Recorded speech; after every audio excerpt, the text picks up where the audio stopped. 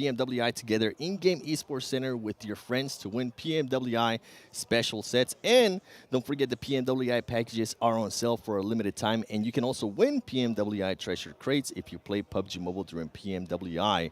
Now, I'm looking at the stats from yesterday in regards to the show matches, and I believe this is the first time that S2G is able to get some eliminations on the board for this matches. So that's good to see, and you can see right there how it happened. Silas being able to get the high ground. One of the other players from R8 Esports didn't even have a gun yet, and he switched it on him too. Wow, okay, Silas. I appreciate that. I appreciate the aggression right off the bat too, even though you guys have so much room. QBU unscoped as well. That's kind of crazy. All right, Falcons here as well. Looting, it's obviously Yusuf and Powerful, amazing players. They've been doing quite well so far throughout the tournament. And as the guys in Des were mentioning, and they were talking about, well, mainly Jason and Kylaris was talking about, they didn't give much talk time to Max in that case. You know, cheering on Falcons and them being able to do well in our main Afterparty Showdown. Obviously, here we are in the show match. Yeah, before we actually got to Saudi Arabia, I got a chance to... Oh, you know what? I'll tell you in a little bit of Rod. They were talking about Rod starting to change it up a little bit. Guess what? It's not going to work their way as Damwon Kia. Fabian being able to get the knock and getting the finish there on one of the Rod players. And Munir is going to just try to back off, try to do the strategy that worked out yesterday for Scout and 7Cs. Played that snake, played that patient role. Now, what I was going to tell you, I got a chance to share an airplane with Kalaris, and he was telling me Team Falcons is definitely going to surprise a lot of people, and so far he has been right. Yeah. And obviously, them being able to do this well without winning any chicken deals, that's kind of amazing, kind of surprising. So that's great, him constantly cheering them on. And obviously sometimes Maxman get to get a little chat here and there. He's been pretty accurate in some of his points as well. I actually liked some of the points that he was making. Also, you know, cheering on Stalwart, cheering on these guys. Yeah. And, you know, I agree. We've seen some crazy things from Stalwart. And actually, they've been super impressive throughout. Also here in the showdown, it's just been insane how well these guys are able to play. Yeah, I mean, we saw what Top was able to do yesterday, just being able to smack everybody that came close to him. That shotgun in Livik is just absolutely insane.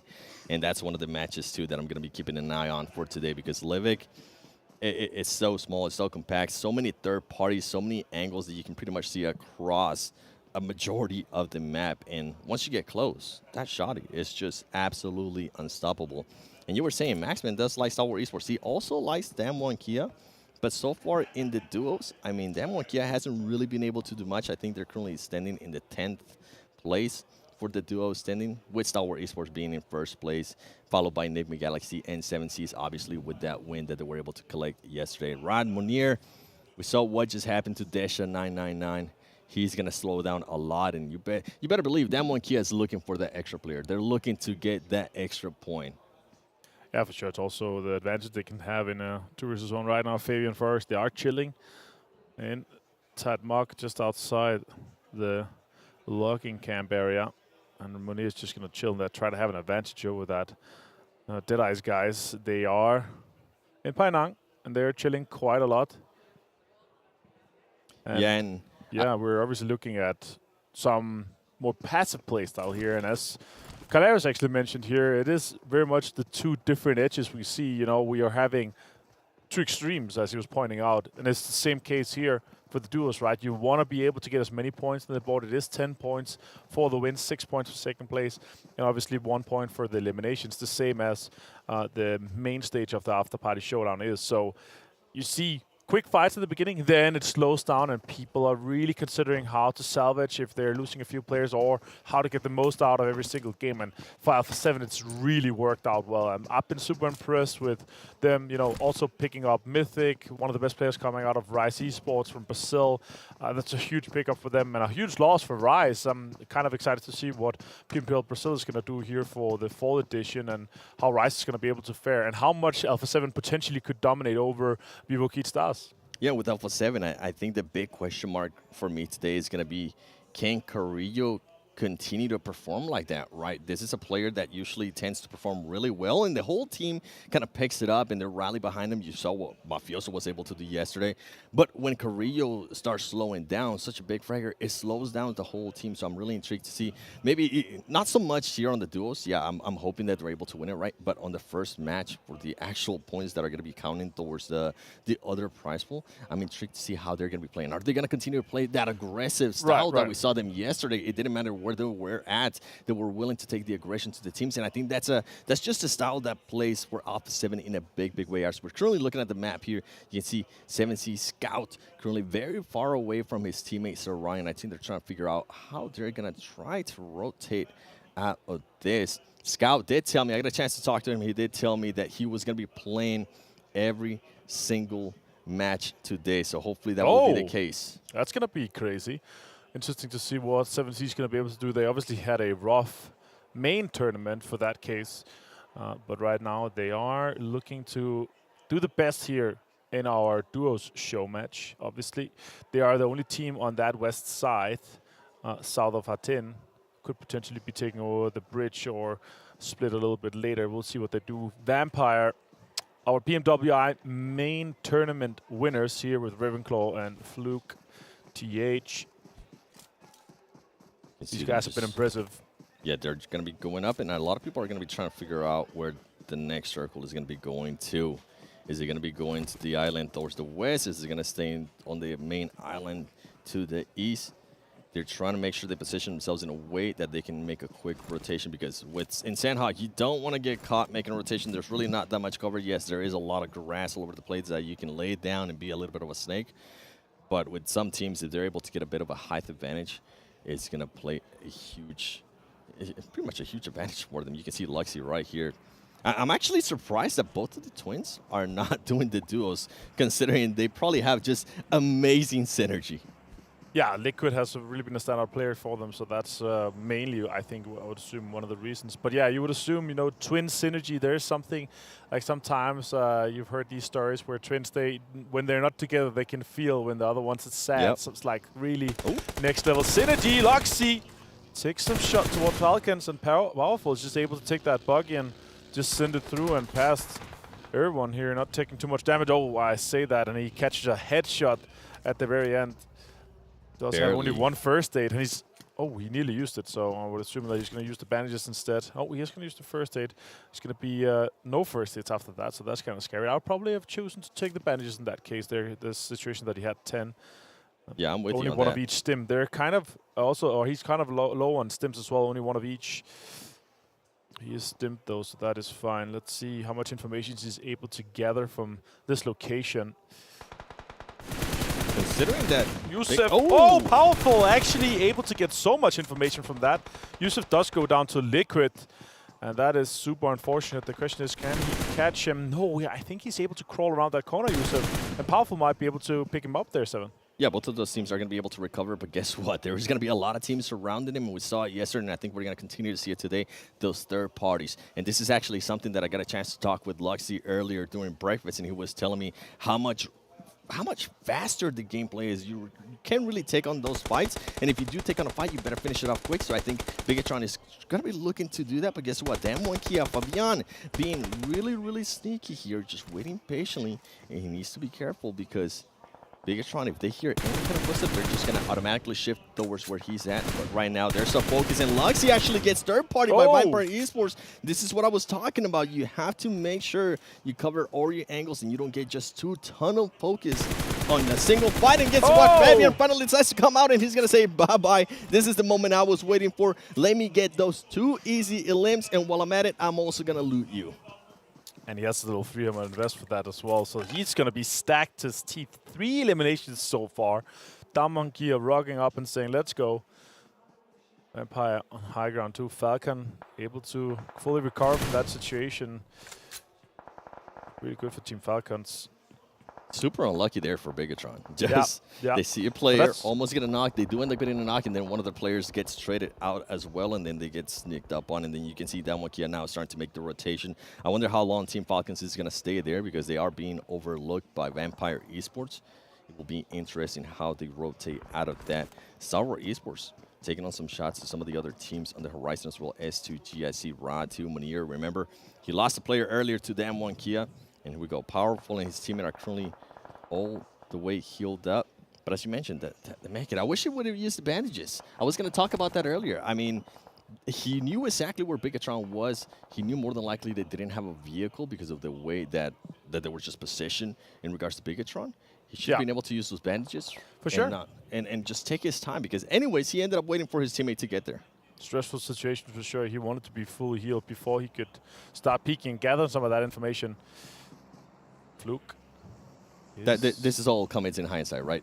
Yeah, this is us being able to just look at it. Some people, when they fly out of ATV in the desert, they think they're going to be able to jump off, but they end up holding on for dear life and end up with a bunch of bruises. Yeah, or personal preference as well, right? Because you come in a situation where you're thinking here, Powerful, he needs to be healed as fast as possible so he can cover Yusuf driving in, right?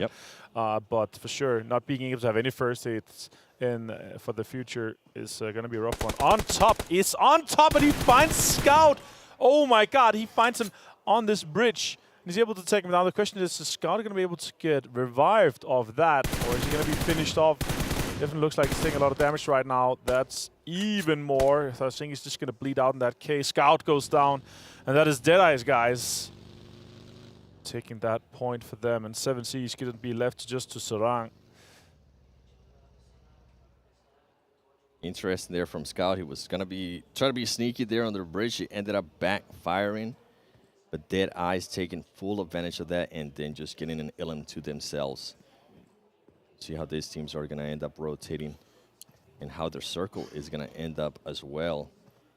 Deadeyes Joker just looking around, trying to see what he's going to happen. And then ultimately for 7C, Saram being so far away from Scout ended up helping him.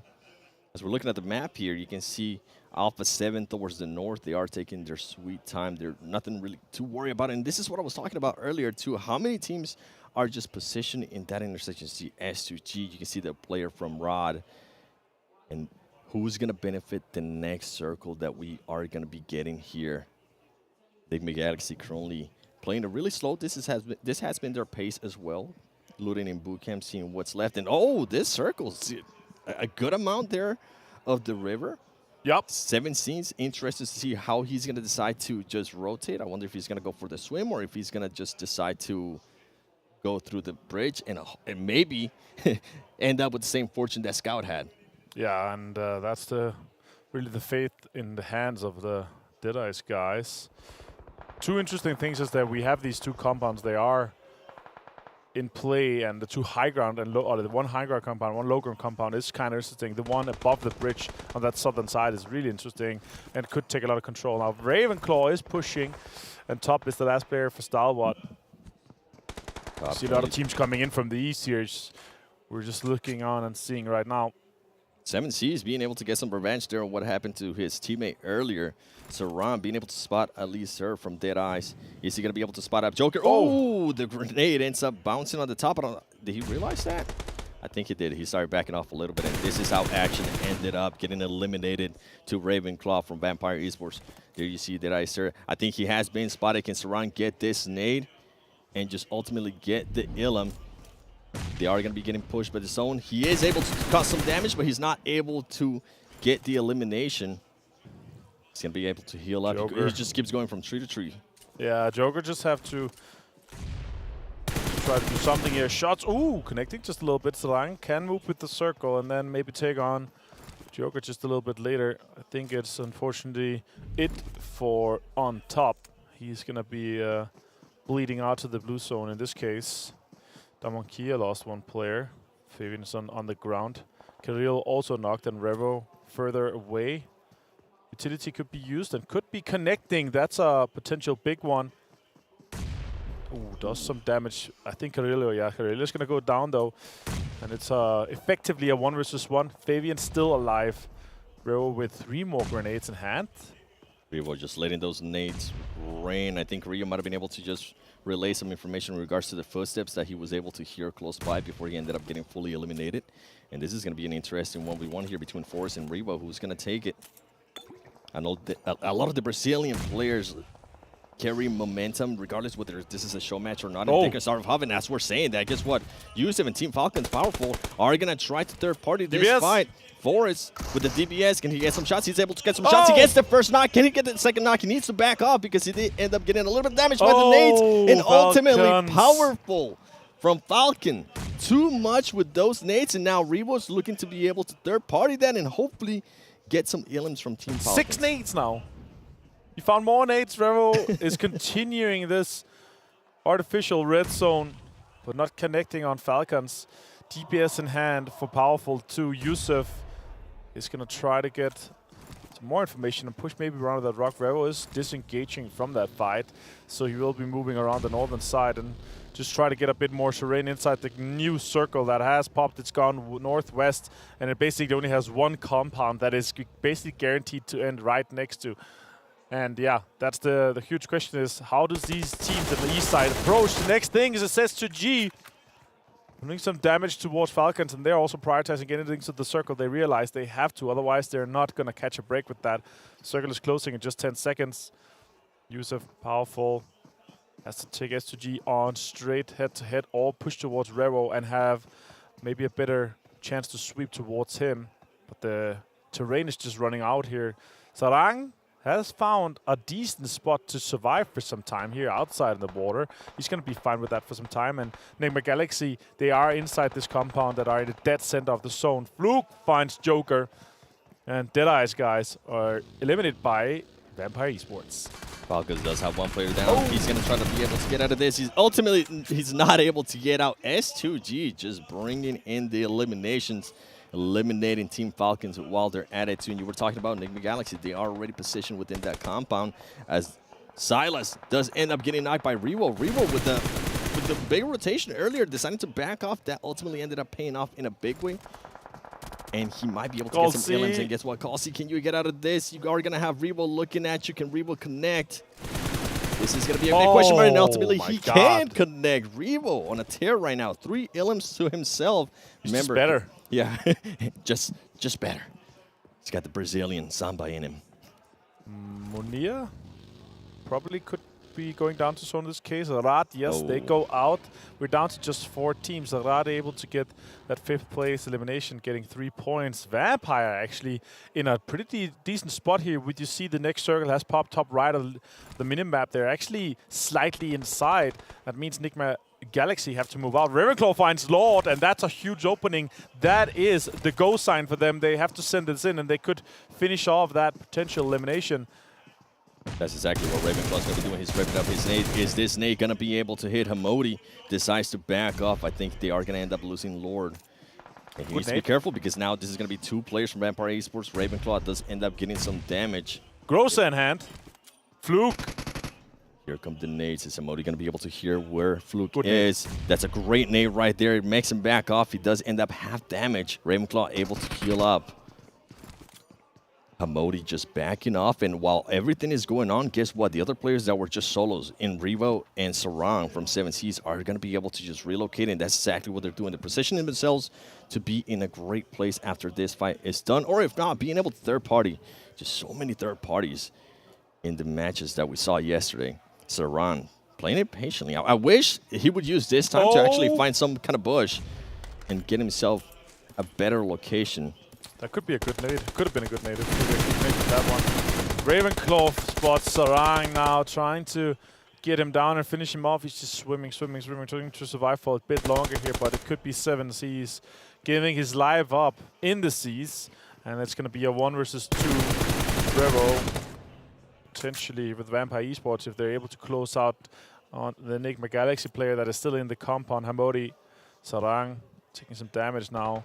More damage. Oh, Ravenclaw is actually going to be able to find that one, so that's a point guaranteed for Vampire. That's 5 eliminations for them. That's 5 points, plus the guaranteed top 3 here. That is also 5th for 3rd place, so it's 10 points for them in this game so far, guaranteed. And they're looking to have the upper hand here. I think Vampire Esports might have heard me. They decided to disengage a little bit there with Hamodi, especially with the new circle that they ended up getting. And keep an eye on where Revo and Sarang was. We saw what just happened to Sarang, and now they're trying to spot Revo. There's going to be a lot of utility use here in regards to grenades, and Hamodi's Gonna pop some smoke grenades and try to get out of here. Oh, Ravenclaw being able to follow Rebo. Now it's gonna be a 2v1. We saw what happened yesterday. We had seen teams and players being able to clutch that 2v1. Can Hamodi do it here? He's not gonna be able to do it. The grow side just way too much. Vampire Esports gets the win on this first show match for day 2 at the Afterparty Showdown PMWI. Wow. What a match there for Vampire Esports, being able to get themselves 17 points. That's definitely going to push them up to the top, because this was a team that only had 1 point after 2 show matches.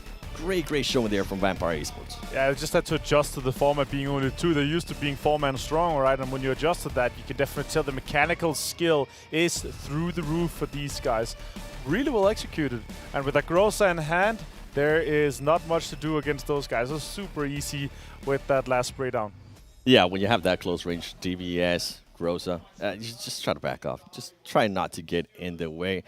But overall, great play. I'm actually surprised Rebo was able to survive that long. He played it out really well. You called out when he started rotating, that ultimately being the best thing that could have happened there for Alpha 7. Yeah, exactly. All right, guys, we are ready to go to the match standings here, sponsored by HTC with our desk. Let's see how much Maxman is going to be able to talk for this one. Well, the correct answer is none. Maxman is currently ill in the restroom, puking. Oh, he's back. No, he is here. He'll be talking the whole time, actually. We're going to go the full other way. So, Maxman, take it away. Analyst and host. Oh, no, everything now? Okay, that's fine. We'll take it. Yes, congratulations to Vampire Esports taking himself the chicken dinner on this game. And not a very easy push to take on to Nigma Galaxy. We were talking about it a little bit before, right, Kalaris? Like, Nigma Galaxy had that compound for the longest time. And yet the fact that Vampire are able to take that location away, remain as a 2-man squad, and keep the other teams at arm's length was a very big achievement for them. So great from Vampire, but we also see that Alpha 7 are still popping off. They still got the groove going. They're just so hot right now. Let's put it that way. They're pretty good. Yeah, they're in every facet, in every phase of this tournament here for the second weekend. But yeah, watching Vampire Esports hold this down, lock this down. I mean, it doesn't help the other teams around them as well that are grosses in hand as you go into some of these final moments. Very difficult to deal with their position. Well, we're past the halfway point, though, for the duos tournament, as we have only 2 matches left to go. One at the end of the day today, one coming up at the start of the day tomorrow. So if you are a team trying to catch up to Alpha 7, well, this is one way to do so, at least for Vampire Esports. So not too bad out of them. Do we have a second page? No, we don't have a second page, I believe. Because under 2 points, we want to see people under 2 points. I will say, though, a little bit unexpected. Oh, we do? Hey. Oh, what? A little bit unexpected that Stalwart 0 points from this game, considering how fantastic they looked to the first 2 duos. So there will be no shift for them. However, yeah, all the other teams going to do a little catch-up. Yeah, I think they were picked up by like just 1 player, if I'm not mistaken. And that's the thing about the duos that's very important. Even if you're in a 1v2 situation, if you have a good kind of weapon with a lot of ammo, you can spray transfer. We saw that with who was it? Fabian, I believe, on down one. On BTR. 1 clip, 2 elims, squad wipe. That's the big issue. You've got to be very careful. 1 player could be your downfall. A huge difference compared to squads, because you can't get away with something like that in squads too easily. Yeah, you can. Well, yeah, I mean, okay. you can spray down 2 people, but there's likely going to be 2 other people looking at you from different angles. But here in the duos, if you spot someone out, and there is the tendency to clump up in the duos because you don't want to be too far away from your teammate, yeah, you can get those spray transitions nicely. Well, we're obviously going to be seeing more of that as well here. Vampire Esports, you know, if we think about outside of duos and think about the whole event in these 2 weeks, doing a fantastic job taking the main event. But going back into the Afterparty Showdown, they've looked a little bit lost. Now, to be fair, there obviously are 7 new teams, but you've had like 3 days of play already. You've had your 18 matches. Sure. Technically 4 now. I think there was glimmers of hope for Vampire when it comes to the squads tournament here for the Afterparty Showdown, because they took such a strong spot in that first Erangel game at the start of yesterday. But then after they kind of like shifted and didn't really kind of transition on the 3-1 split that they had, everything kind of fell a little bit apart a little. I was kind of surprised by it. So maybe we'll see them get some momentum back off the back of this duos for day 2. Yeah, I agree. Or let's take a look actually at overalls though when it comes to duos, so we get an idea of where currently teams are standing. Remember, we had Stalwart at number 1. They're still going to be at number 1, but was it 17 points that last match for Vampire? I mean, they only had 1 point before this. Yeah, I think that was very close to exactly how many they got. So yeah, Vampire, really big step up there from there. But Nigma Galaxy actually pretty consistent. Without a single chicken dinner, pulling somewhat of Falcons here, but in the duos match, no chicken dinner really needed. Just get some elims, some placement points, and you're good to go. Yeah, and because there are so few elimination points available here in the duos tournament, getting a chicken dinner is such a boost across the 5 games that they're going to be playing. I mean, yes, Nigma Galaxy, nice little bump up as a whole, but the fact that Stalwart is still kind of that 10 and 9 points ahead of them, that's actually quite the leap here in this duos tournament. And it's actually really good because when you see a team get a win, typically then a very strong position, right? Very good compound, a good overlook position. And normally breaches are very hard because you have like 4 players taking multiple angles, all like just overwhelming you with like angles and power. That's right. Here you only have 2, so it's a lot easier to shut down those like crashes and to just get the eliminations off the back of it. How do they overwhelm you with 4 Kalaris? He was he did this. We didn't see it on camera where he was doing it, but it was good. It was good. It's true. I did hear the roar as well. By the way, at the start of these highlights as well, the fight in Paradise, the fact that he finished it off with a QBU, some extra tap-in potential at the end, love it, because it's not exactly the easiest close-range weapon to wield. Yeah, and also you did that they won it. They lost it yesterday on the first match in Sanhok. Right, S2G did go out early, so a little bit of vengeance here coming into play. So S2G looking hot yesterday, and also seemed to potentially start off well in the duos. Yeah, and the thing is, right, we looked at Alpha 7 yesterday. Their duos, they didn't fare too well. Obviously, doing a lot better when it came to the Afterparty Showdown.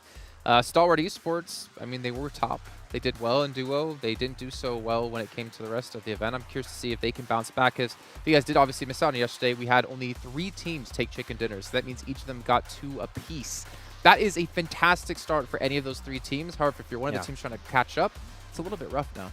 I would say, though, yesterday is a very big outlier. Like, the circles were rough. Like, a lot of the time you would see, like, BT in a good position, R8 in a good position, Stalwart sometimes be in a good position, then hard shift, half shift. And I think that that's something teams need to work on today, is being able to adapt to those rough situations. If so, a win could happen. But I still think we saw some consistency somewhat from Stalwart, right? Getting a few points, but not able to quite get the win. Yeah, if we see the same tendencies today, we said it at the top of today, in fact, that teams might need to navigate more central and try and play from their edge. If we're getting all of these hard shift constantly across all of these battlegrounds, sorry, but there's too many battlegrounds to try and account for trying to go for wide rotates and trying to get into edge circles constantly. So a central position might work out better. You know, one thing we've not really discussed whatsoever, and I want to touch on really quickly, was the fact that in-game leading with all of these new maps coming into the pool, and of course with the change to how the zones work, that is extremely difficult to do. And we saw Alpha 7 just be so consistent throughout the entire day. You got to be an encyclopedia of PUBG Mobile. Encyclopedia. An encyclopedia.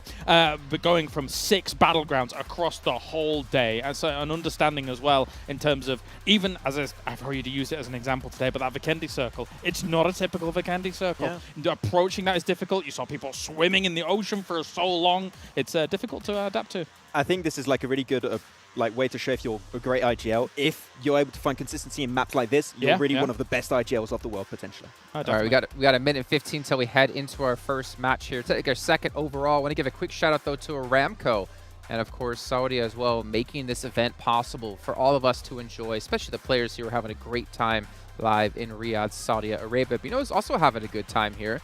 Our 2 commentators. We got Avenger and Seven Worlds Gaming coming back yet again to cover all the action of Erangel.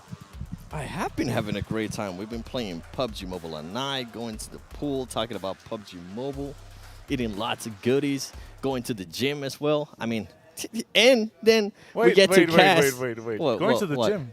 Yeah. I haven't seen you in the gym. I go when you guys aren't there. Oh, okay. Yeah. Wait until you see these gains in PMGC. You go past it, or you go into and they go back out? Or? No, see, what I do is I go inside, grab a water, just to make sure I don't get dehydrated, and then walk out. Oh, okay. Yeah, I think Jason thought that you were just on the way to get your massage there, because that's kind of going through the gym, and then you go in there to get your massage. But yeah, maybe not. Games are starting very shortly. We are on to Erangel here, very shortly 7. And as we see on screen, we potentially could have a spicy plane path. And maybe, just maybe, we could have a military base. But let's see what happens once we get out of the plane and once we start everything. We are on to Erangel, the first and most known map in here. And I actually want a little bit of reiterate of what the guys were talking about here. We are playing these maps. We're playing 6 different maps throughout the day. Really interesting in terms of how you approach the games. And the amount of information that these IGLs, they have to have, like where do the other teams land, their timings, their location. There's just so much information. So the way that you approach the game really has to be hard set from the get-go, or you have to be super adaptive with the information that you're able to gather throughout the game. You can really tell how much and how well Alpha 7 has been able to do here in this so far. Yeah, and I think this is what we were talking about. Just how much faster the pace is. It forces team to be a lot more aggressive, which ultimately Alpha 7 is usually known for being that aggressive team. Right. When the other teams don't really have a chance to think for too long, to react to see what's going to happen, Alpha 7 is able to take full advantage, and you can see it right there. Most eliminations, Carrillo, Rebo. Carrillo with 15, Rebo with 13, and highest damage. We do see action, Rebo being able to sneak himself there in between action and top, and it's going to go on headshots, Mythic. So you're seeing a lot of Alpha 7 players here on this stats, and it's just the aggressiveness. And with this playing path, I was going to say Vampire Esports and Soggy Crawdads would have loved this playing path because they love going to Primor. So, you know, just something to keep an eye on. But going back, just with Alpha 7, so the other teams don't really have enough time to think on how they're going to be able to defend, and Alpha 7 is just able to smother them, able to take full advantage of that, and I think that's what's been working out for them. We'll see what is going to happen here on this one, and you can see Longest Ilum 363 Avenger. That's Yikes. There was almost, or if not more than 70 meters more than second place there for the longest elimination. That's kind of crazy. As you see on the map here, we have an R8 Alpha 7 potential fight. Looks like Alpha 7 potentially could be stretching all the way into North George. I'm not sure if they could reach that far. It looks like they could also be taking a vehicle and getting out of their R8. It's going to be taking South George, and Alpha 7 is going to try to go to North George. 12 teams, plenty of room, but it was a rough playing path. So, yeah, of course, everyone is not going to be completely satisfied with where they get. Of course, again, thanks to Sunixperia for being our official smartphone partner here at PMWI and Gamers8. We have some amazing stuff in store for the rest of the year as well. See Nigma Galaxy taking full advantage of the playing path, going to Pochinki. And while we're at it, make sure we watch PMWI together in-game esports center with your friends to win PMWI special sets. And don't forget, PMWI packages are on sale for a limited time, and you can also win PMWI treasure crates if you play PUBG Mobile during PMWI. I feel like that's why we've been playing so much too, because I want to be able to win some of those treasure chests. That doesn't sound bad at all. That'd be nice. Here, South George with R8 and SK Ton on screen. ID 7 also in there. Alpha 7 here on the north side. They managed to all of them get over there. No problem. And everyone is alive here, and this is where we were talking about, and what the desk has also been talking about before the last game, is of course that we're going to have this very, very extreme approach of how they're playing the game, right? Because they're super hard focused on getting those points from, getting the points from the game that you're able to get into the first prize, which is $60,000, but also focused on your special eliminations, the first T elimination. So you want to be able to be full 4-man strong with your favorite setup, so you can take these players on and potentially take home the chicken dinner, but also all these special rewards that we have throughout here. First airdrop. Most airdrops is kind of crazy too. Team with the most eliminations and most teams eliminated. So really big on eliminations in general. If you're able to wipe a few teams, if you're able to get a few eliminations throughout, as you saw with Damwon Kia yesterday as well, crazy amount of money on the line.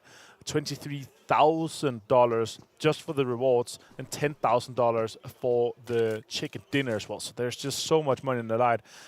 Potentially here, life-changing money for these players.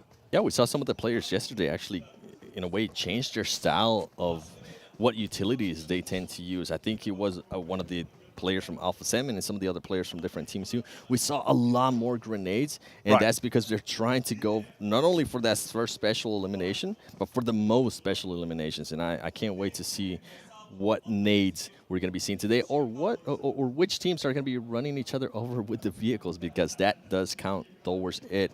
We're currently looking at Nigma Galaxy here. We saw that yesterday as well. Sanhok, with how much they tried to get that runner a kill, but he was just ducking and weaving, getting away and surviving that. He ended up just having to try to get him completely limited instead, and that was actually super fun to see how much they're trying and focusing on it. Of course, it's important. There's a lot of money on the line. Yeah, usually if you go the first time around and so many of the enemy team is right there, you kind of stop. But I think that was in the back of his head. He was like, you know money. $2,000 sounds really nice for this kind of elimination. Ultimately, he didn't end up getting it, but they did end up getting that squad wipe.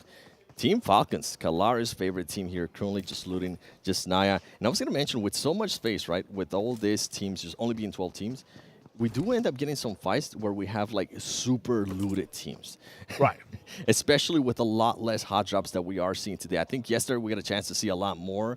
And then these teams went back, watched the VODs, and decided to, you know what, I think, yeah, that first elimination is good, but let's just slow it down a little bit and let's see what ends up happening as we continue on through the game. Maybe go for those airdrops, maybe go for those special eliminations. That's what we're talking about as well. And ultimately go for the 10K for a chicken dinner. You can see Bigetron finally rotating out of their looting spot, which was towards the West Bridge, making a push towards farm. And they need to be careful because 7 Seas is going to be very close to them. Yeah, for sure. And you can see as well here on screen, it's Genfast, Luxy Sucks, and Misery playing. Liquid has been set out for this game here. The question is, how many games does he sit out for? It could be the entire day. We'll see. Maybe you had some insights of them speaking with them at breakfast this morning, but we're gonna follow that closely. The desk can maybe also see how many games. Obviously, it's important. How well are these players be able to do? And you have substitutes with you, right? Yep. You're gonna be able to focus on that. And yeah, S2G on screen. Currently $36,000 after 6 games. That is just crazy. It is literally $6,000 per game.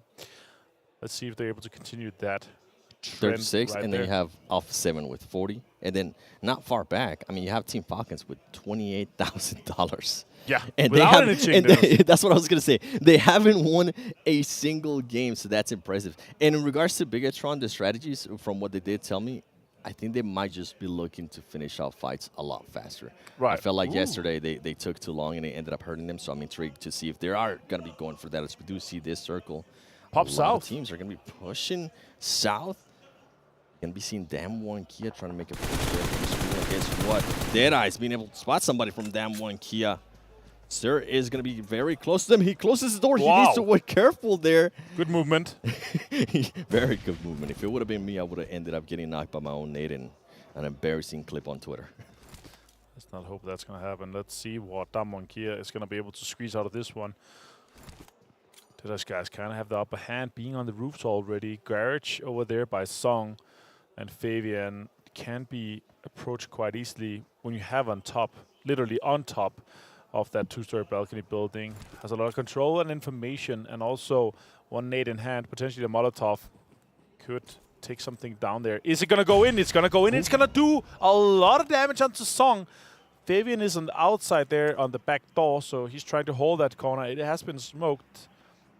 Dam 1 Kia is getting reinforcements. You can see Forrest now starting to move up with this other teammate as well. He went and picked him up, and now they're going to be making this push to make it a full squad. They need to be careful because somebody from Deadeyes is going to be right there. They crash into the rock, and now they're being spotted. Smokes are going to come out. Deadeye top Sir, is he going to be able to blow up that vehicle? He does end up getting some shots on himself, and now you're going to be seeing the other Deadeyes players starting to rotate and see maybe he can get an angle on the players from Dam 1 Kia that are stuck in the middle and out in the open. Pre-needing every corner right now currently.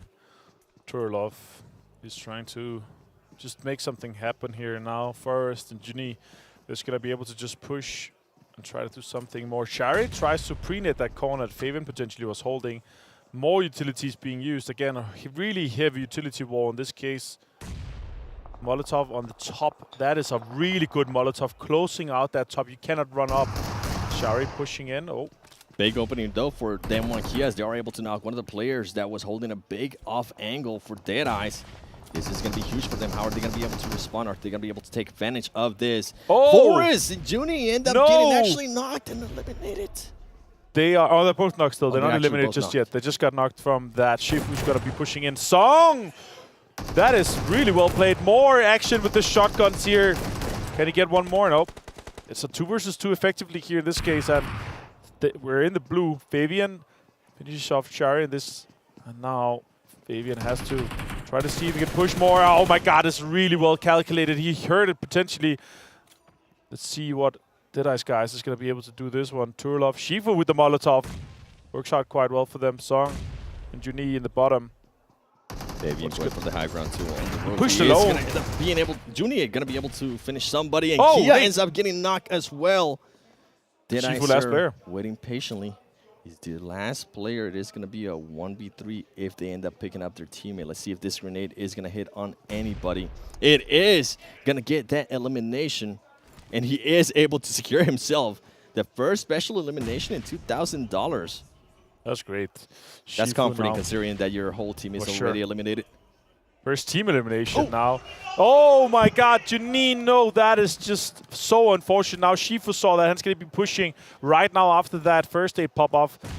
Saiga, oh, that's a good nade by Fabian, really calculated. Now Juni's going to be able to be picked off, and Damwon Kia is able to take out Deadeyes Guys. If Juni is able to knock himself, does that count the worst? Just kidding.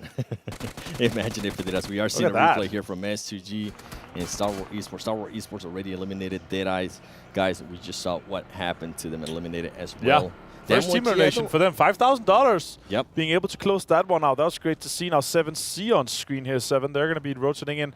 The circle has popped, and it's kind of centered on Milta and the compounds around it on the north side. That's why you see 7 trying to get into those. They have Nigma Galaxy ahead of them. Falcons 2 in the distance. Aladdin a little bit far away from his teammate here. He needs to be careful because all the other teams are going to start trying to get just a little bit closer to Milta, get an angle, and see if maybe they can third-party any of those teams that might be out in the open. And guess what? Scout was right. He is currently playing this match as well. This is the actual non-first show match that he's going to be playing at the Afterparty Showdown PMWI. You can see Nigma Galaxy slowing it down. I think they have realized that Rod was getting an off angle on them. Is Lord going to be able to capitalize on this? He's trying to go for the headshot. Oh, he thought about it. It was lined up. That would have been sick. 7C. Inside the north side of Milta, I kind of like that. They have a good amount of control here. The question is, where does the next couple of circles go?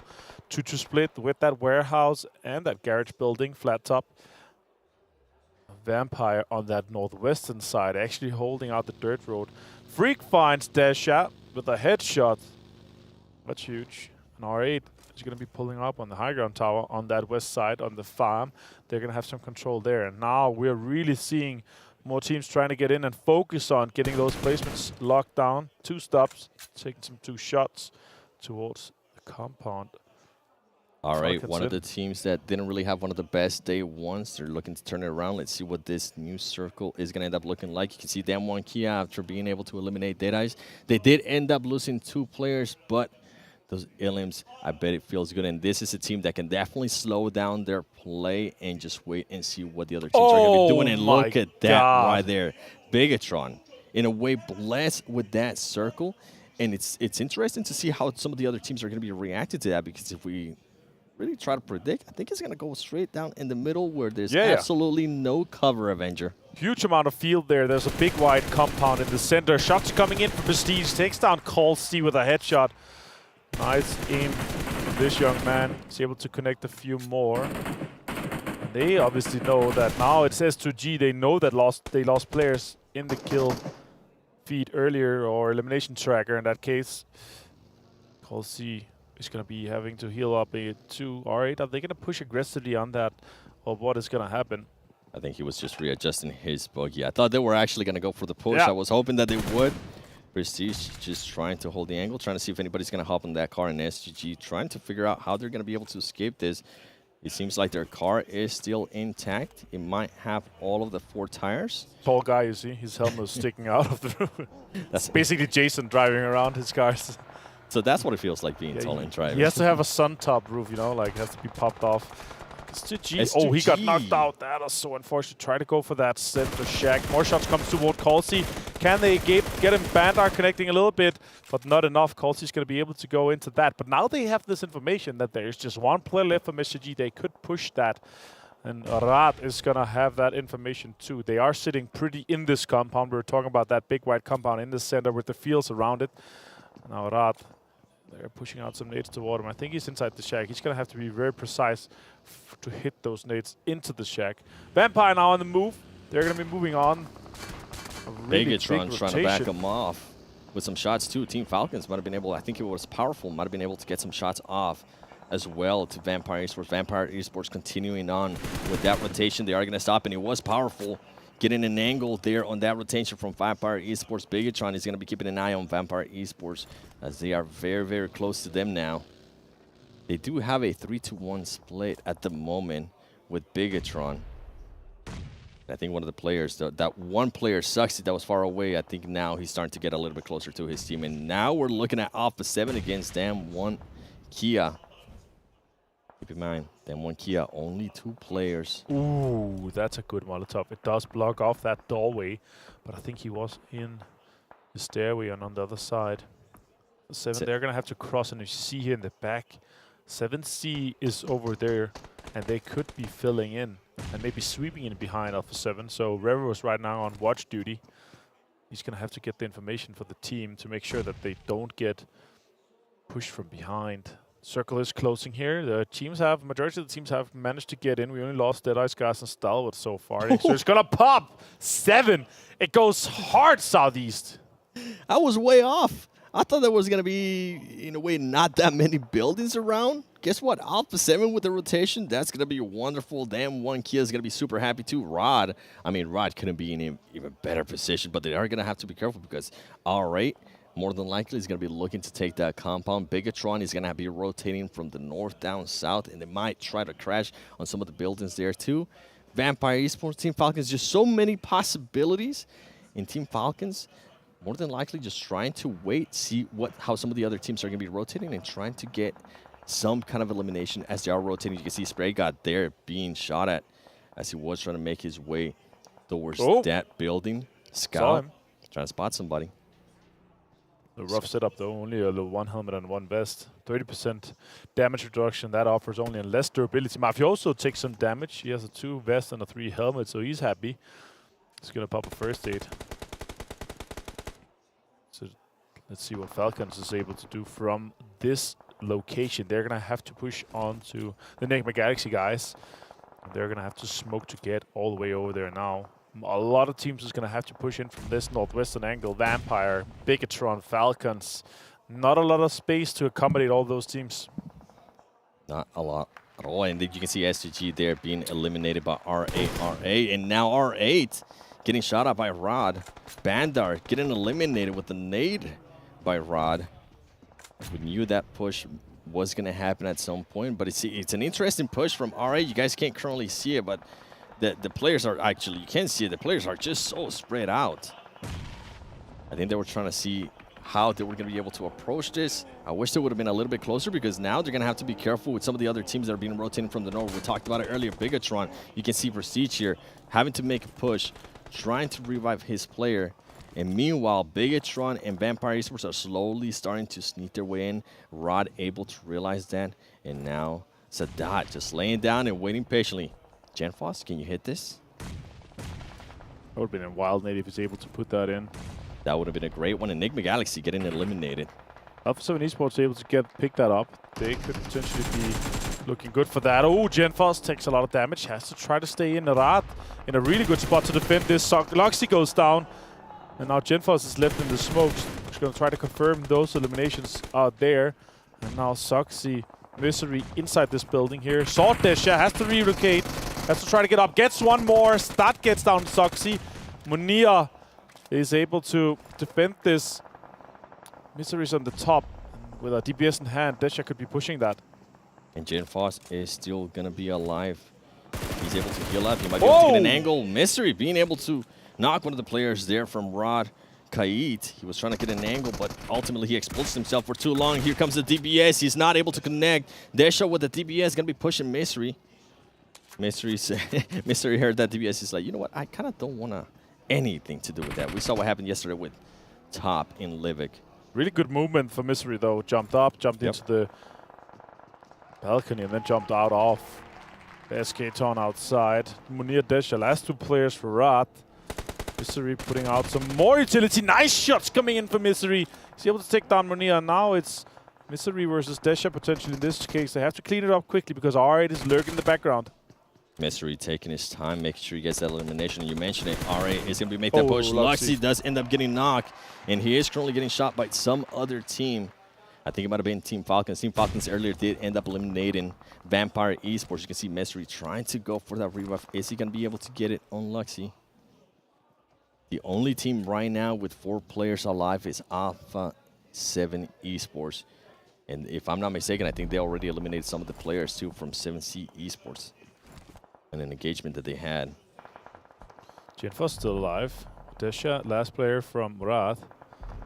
He's going to have to try to relocate a little bit. Genfos takes some damage here from Esketon. Now Desha saw him.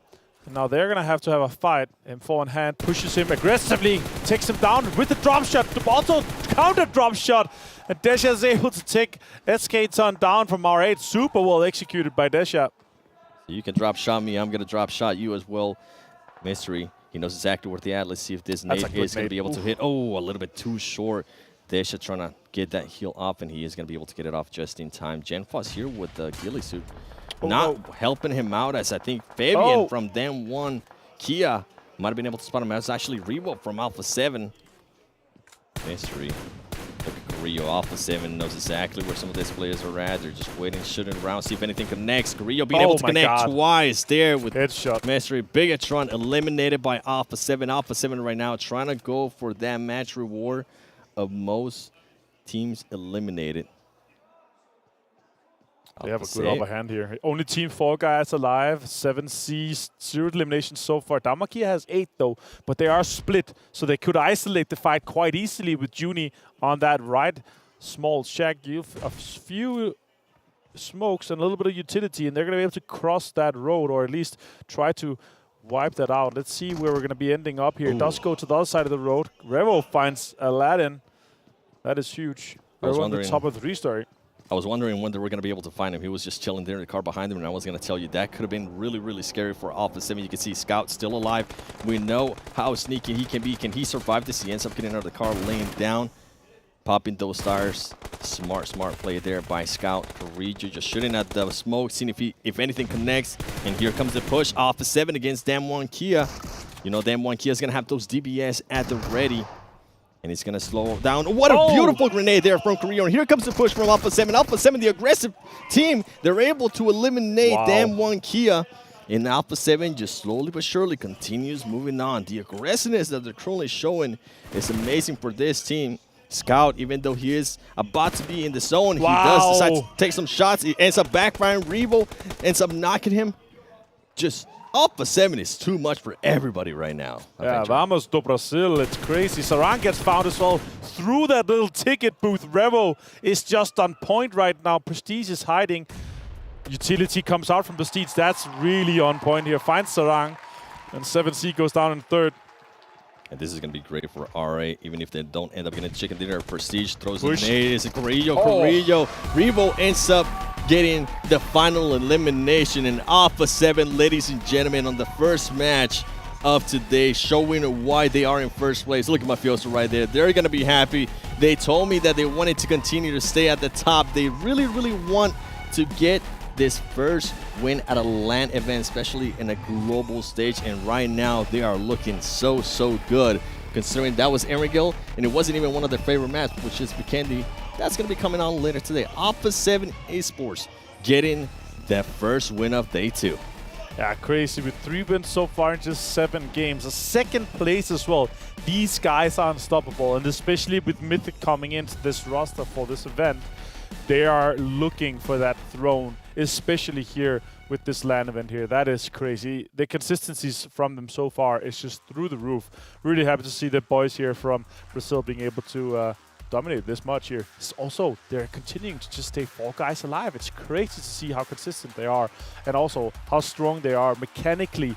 So gifted. Yeah, getting those angles. I mean, we saw the angle that he was able to get on the 7Cs, but ultimately, I'm pretty sure that Des is going to want to take a look at all of this and break it down for us after this break.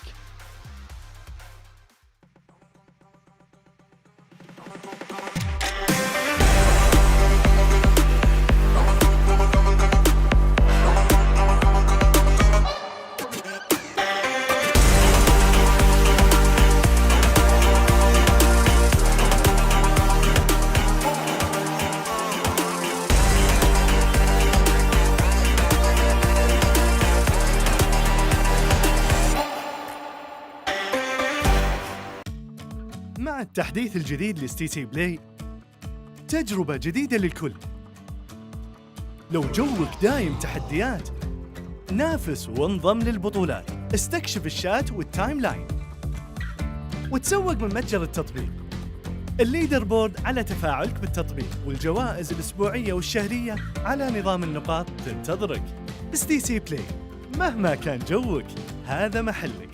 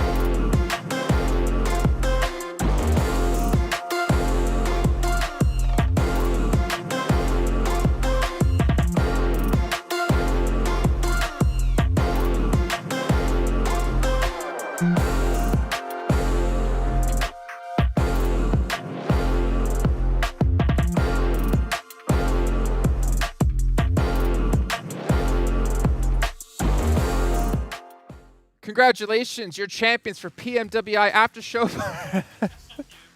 Oh man, the Afterparty Showdown just being completely run away with from Alpha 7. A question I asked you guys before we started, can Alpha 7 maintain the pace we saw yesterday? Yes. Yeah, and we talked about it in PMGC last year, right? They're a team that loves that momentum, right? When they have a high, they just keep riding that high, and they brought it in day 2, which is exceptional, and they got already 3 wins. Like, can you... I think they have like twice as many points as second place now. Like, that is wild. It's not like this game was even easy for them either. Yeah. When you look at a win like this, you're probably like, yeah, they must have been center all game long. Absolutely not. They're chasing circles. I think one thing that benefited them whilst they were up kind of towards Lumbermill and then moving southwest is the fact that they have kind of Milter to transition from building to building. It gives them a lot of hard cover, but they're still blasting whilst doing it here. This team is looking absolute all-star at this moment in time, and it's going to be hard to stifle that progression. Yeah, and the way that especially they were fighting while fighting, what was it, Damwon and also 7C behind them, right? They really dealt with that fight properly. They just allowed Damwon to leave that position, took care of 7C before going for the push afterwards on Damwon, take that position, great smoke road across the road. Yeah. The execution and the way they just executed everything in a row is not easy, but they just pulled it off like almost perfectly, remaining as 4 players too. I will say it's fortunate for them that Damwon Kia came into the final stages of this game a little bit wounded, of course. That's 2 players. Yes. The fact that they had that earlier fight, and of course we get to see the shotgun gods themselves with Fabian as well here, being able to kind of wield these so well. It's not only the DBS is wielding, it's the SK-12 that we're seeing, the M1014 when we get over to Livik as well. Any shotgun, give it to the South Koreans, please, because it's a treat to watch them with it, but it wasn't enough to deal with Alpha 7 here. I like how you mentioned, Fabian, with the shotgun. We're not going to talk about it. I think it was Junie nading himself. I think we decided it was a bait, right? He was intentionally trying to pull Deadeyes Guys. Come get us, and then he just like underthrow. Psychological warfare. Yeah, exactly. Yeah. And it was actually really well done out of Damwon Kia to actually survive that long. By the way, ladies and gentlemen, got to give a shout out here to Sony Xperia 1.4, made in collaboration with professional players here. And it's actually official smartphone partner of PUBG Mobile. We see all the players playing on it, participating on this sweet phone. You know what? I think Alpha 7 would be like, yeah, we're happy. Why wouldn't you be happy? They got 3 chicken dinners. They could buy quite a few of them. Maybe they want to buy some for their favorite desk, which probably wouldn't be us, actually. No, not us, probably be the Portuguese podcast. Yeah, probably them, Yeah. Kaya, if you're out there, hook me up. Let's take a look, though, at the match rankings brought to you by STC. Don't see how many points they got, as well as the other teams around the bend. 21 points for Alpha 7. Ooh. And for Damwon Kia, I think this is actually pretty impressive, again, considering they were down to 2 players off the bat. Not off the bat, but early on. And they were second coming into this as well. So the rich get richer. This is the top 2 teams already setting themselves apart from the... I mean, Alpha 7, obviously, is very much farther ahead. So in terms of your prediction of, like, maybe double the points against second place, not quite, because it was, of course, Damwon Kia that was previously in second anyway. But, yeah, still extending that lead. Yes. Exactly. They still lengthen the lead right now, which is great.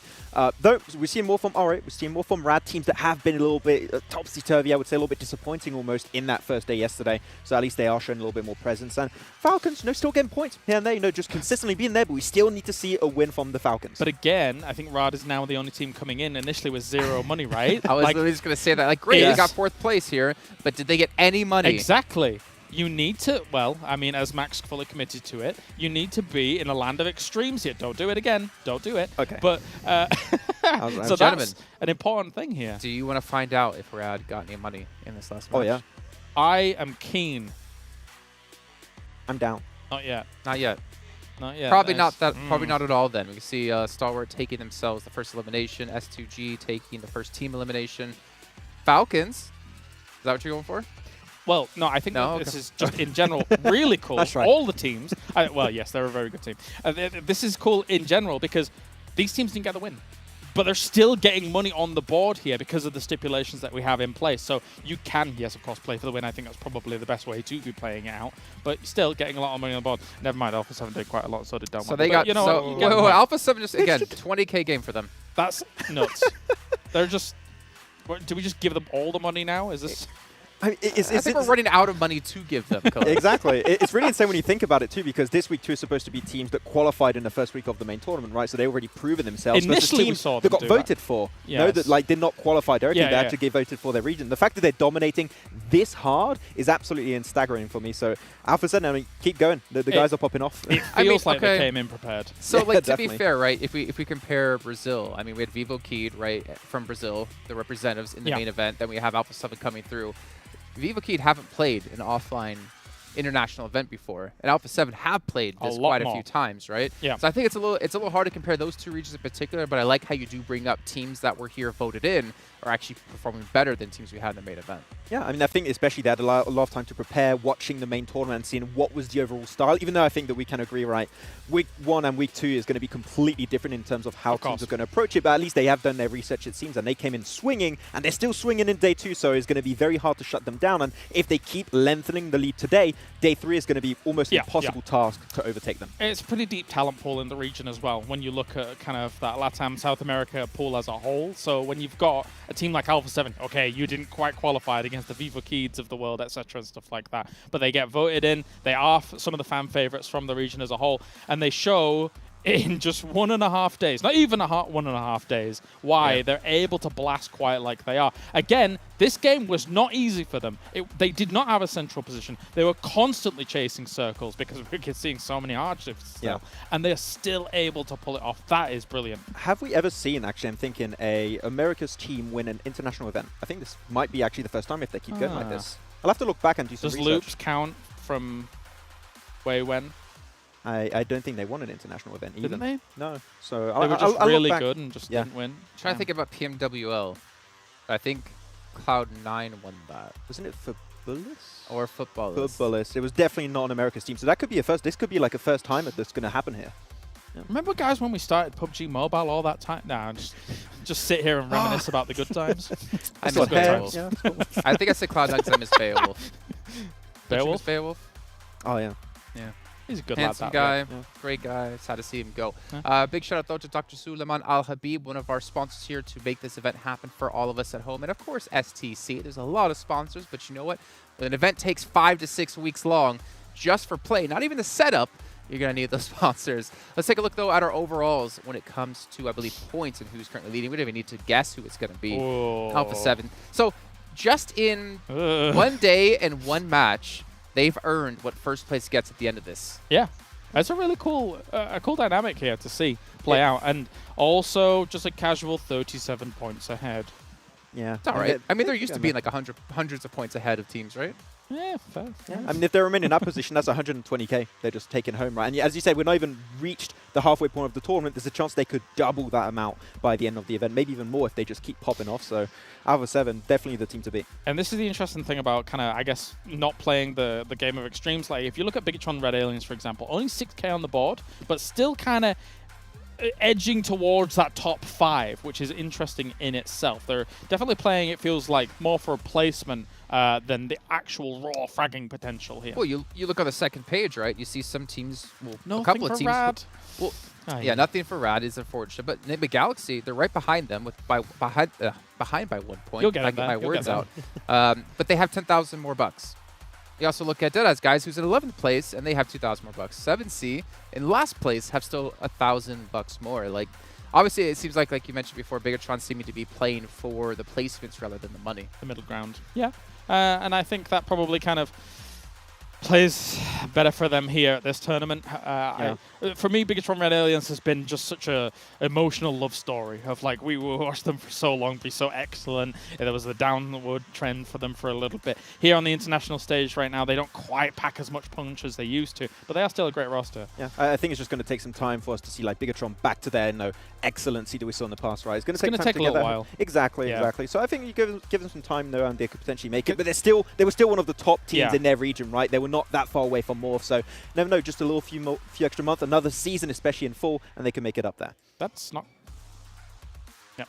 But yeah, so I think it will take a little while longer. But I think everyone kind of wants to see it, right? That's the cool thing. The rest of the world kind of caught up with them around it. And I'm going to offer you a question. Will they ever bounce back to the point that they'll be one of the top teams in the world again? Will it be a completely different roster without Luxy and Zuxy? It's going to be tough. I think we do miss Ryzen though. I think Ryzen was definitely the Terminator, man. Yeah, he was a key player. Having him actually leaving the team definitely hurts a lot. I think Liquid though is a very good pickup that they had. What was it, like 2 years ago?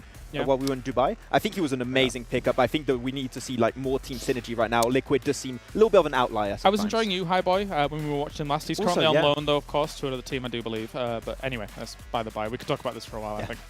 Well, unfortunately, we don't have time to talk about this for a while. As you can see, a minute left to go until we get into the game. But I want to quickly remind you guys at home about the Vibe and Drive event that is going on. You guys can log in and complete missions with your friends and get your hands on a free permanent legendary set. I believe actually us here at the event, I've gotten really close to this now, considering how much Pogi Mode we've been playing the last few days. But also for you guys at home, there's a survey going on. You guys need to go check out a link found in chat or over on Tencent social media. And make sure you guys give some feedback to the show. Maybe it's about talent, maybe it's about format, maybe it's about players, maybe it's about how we need to give 7 Worlds Gaming more boxes until he becomes the tallest man on the desk. However, I think you'll be able to see his shoes by then. But gentlemen, Avenger, 7 Worlds Gaming, take it away. I would be totally okay with that. Except, as you said, you would definitely be able to see my shoes. I will be towering. I just don't picture myself towering over you, Avenger. But you know what? I am happy to see Alpha 7 performing well because this man right here, ladies and gentlemen, do Brazil, is performing really, really good. And I can't wait to see if they're actually going to continue to perform that way. Yeah, it'll obviously be curious to see. They have been dominating so far, and obviously these guys coming out of Brazil, and the performance that they've had has just been insane. But we are going over to Livik in this format here with 48 players. It's obviously a tiny, tiny map the size of Karakin, 2x2. Karakin's a little bit smaller because there's a little bit more water around. But the question is, how do these guys approach it? How do these guys play this one out? It's really interesting to see compared to how they did yesterday, and if they're able to step up. Yeah, I mean, I'm intrigued to see how some of the other teams are going to be performing. We saw the Deadeyes talking about Bigetron and if it's maybe time to get rid of the twins, Lexi and Saxi. No, I feel like that Bigetron without the twins would not be Bigetron. Right. And I am intrigued to see how they're going to be playing. I mean, Alpha 7, that last game alone, they ended up getting $20,000. That is a lot of money just for one game. So Bigetron, are they going to be maybe changing their strategies at some point, trying to go after that money? We are seeing where some of these teams are going to be landing. And I would be intrigued to see if we actually end up getting some kind of hot drops. You can see Alpha 7 going with the full North rotation by State and Stable.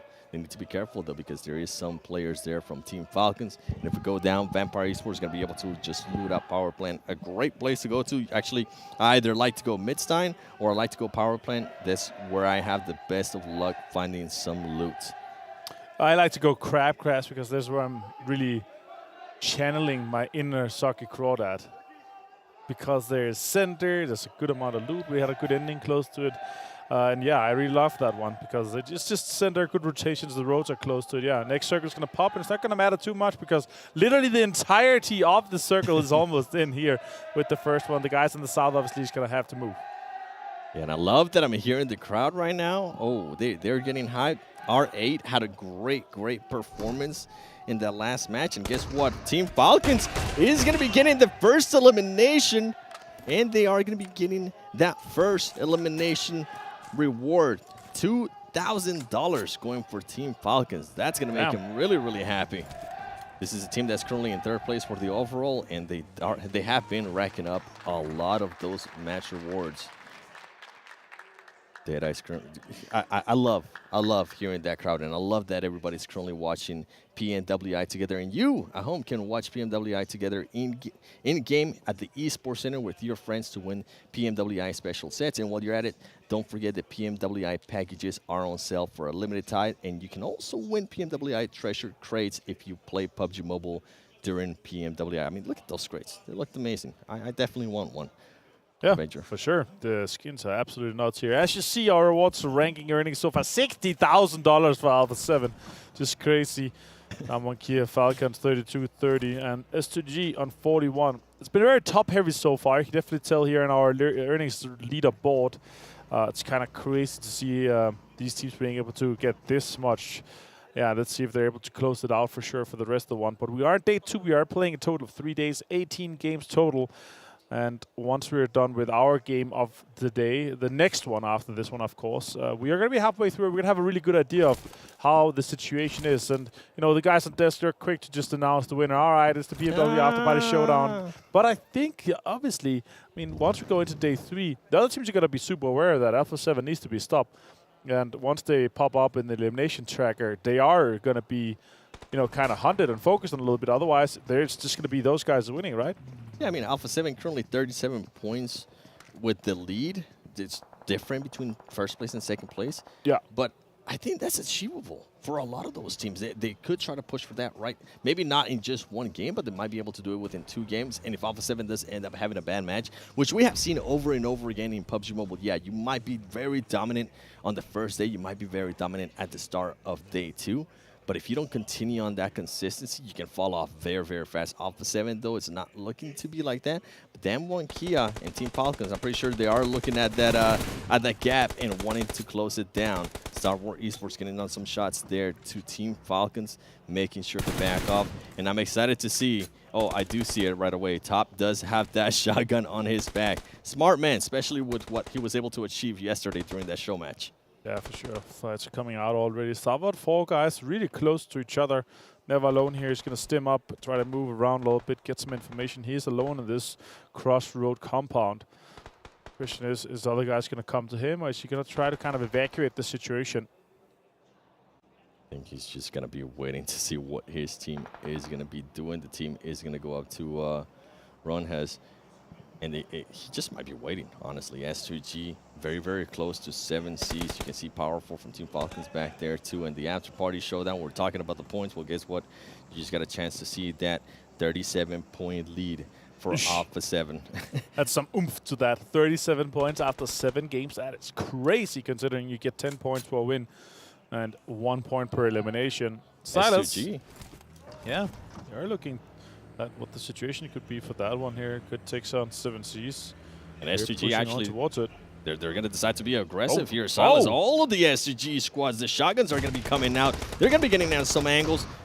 S2G being able to knock 3 players. Now it's only Adeline from 7 Cs. Can he survive? It's going to be a very tough one. S2G playing super aggressive right now. I don't think Adeline has any of the shotguns. This is going to be too much. S2G just coming in and destroying them.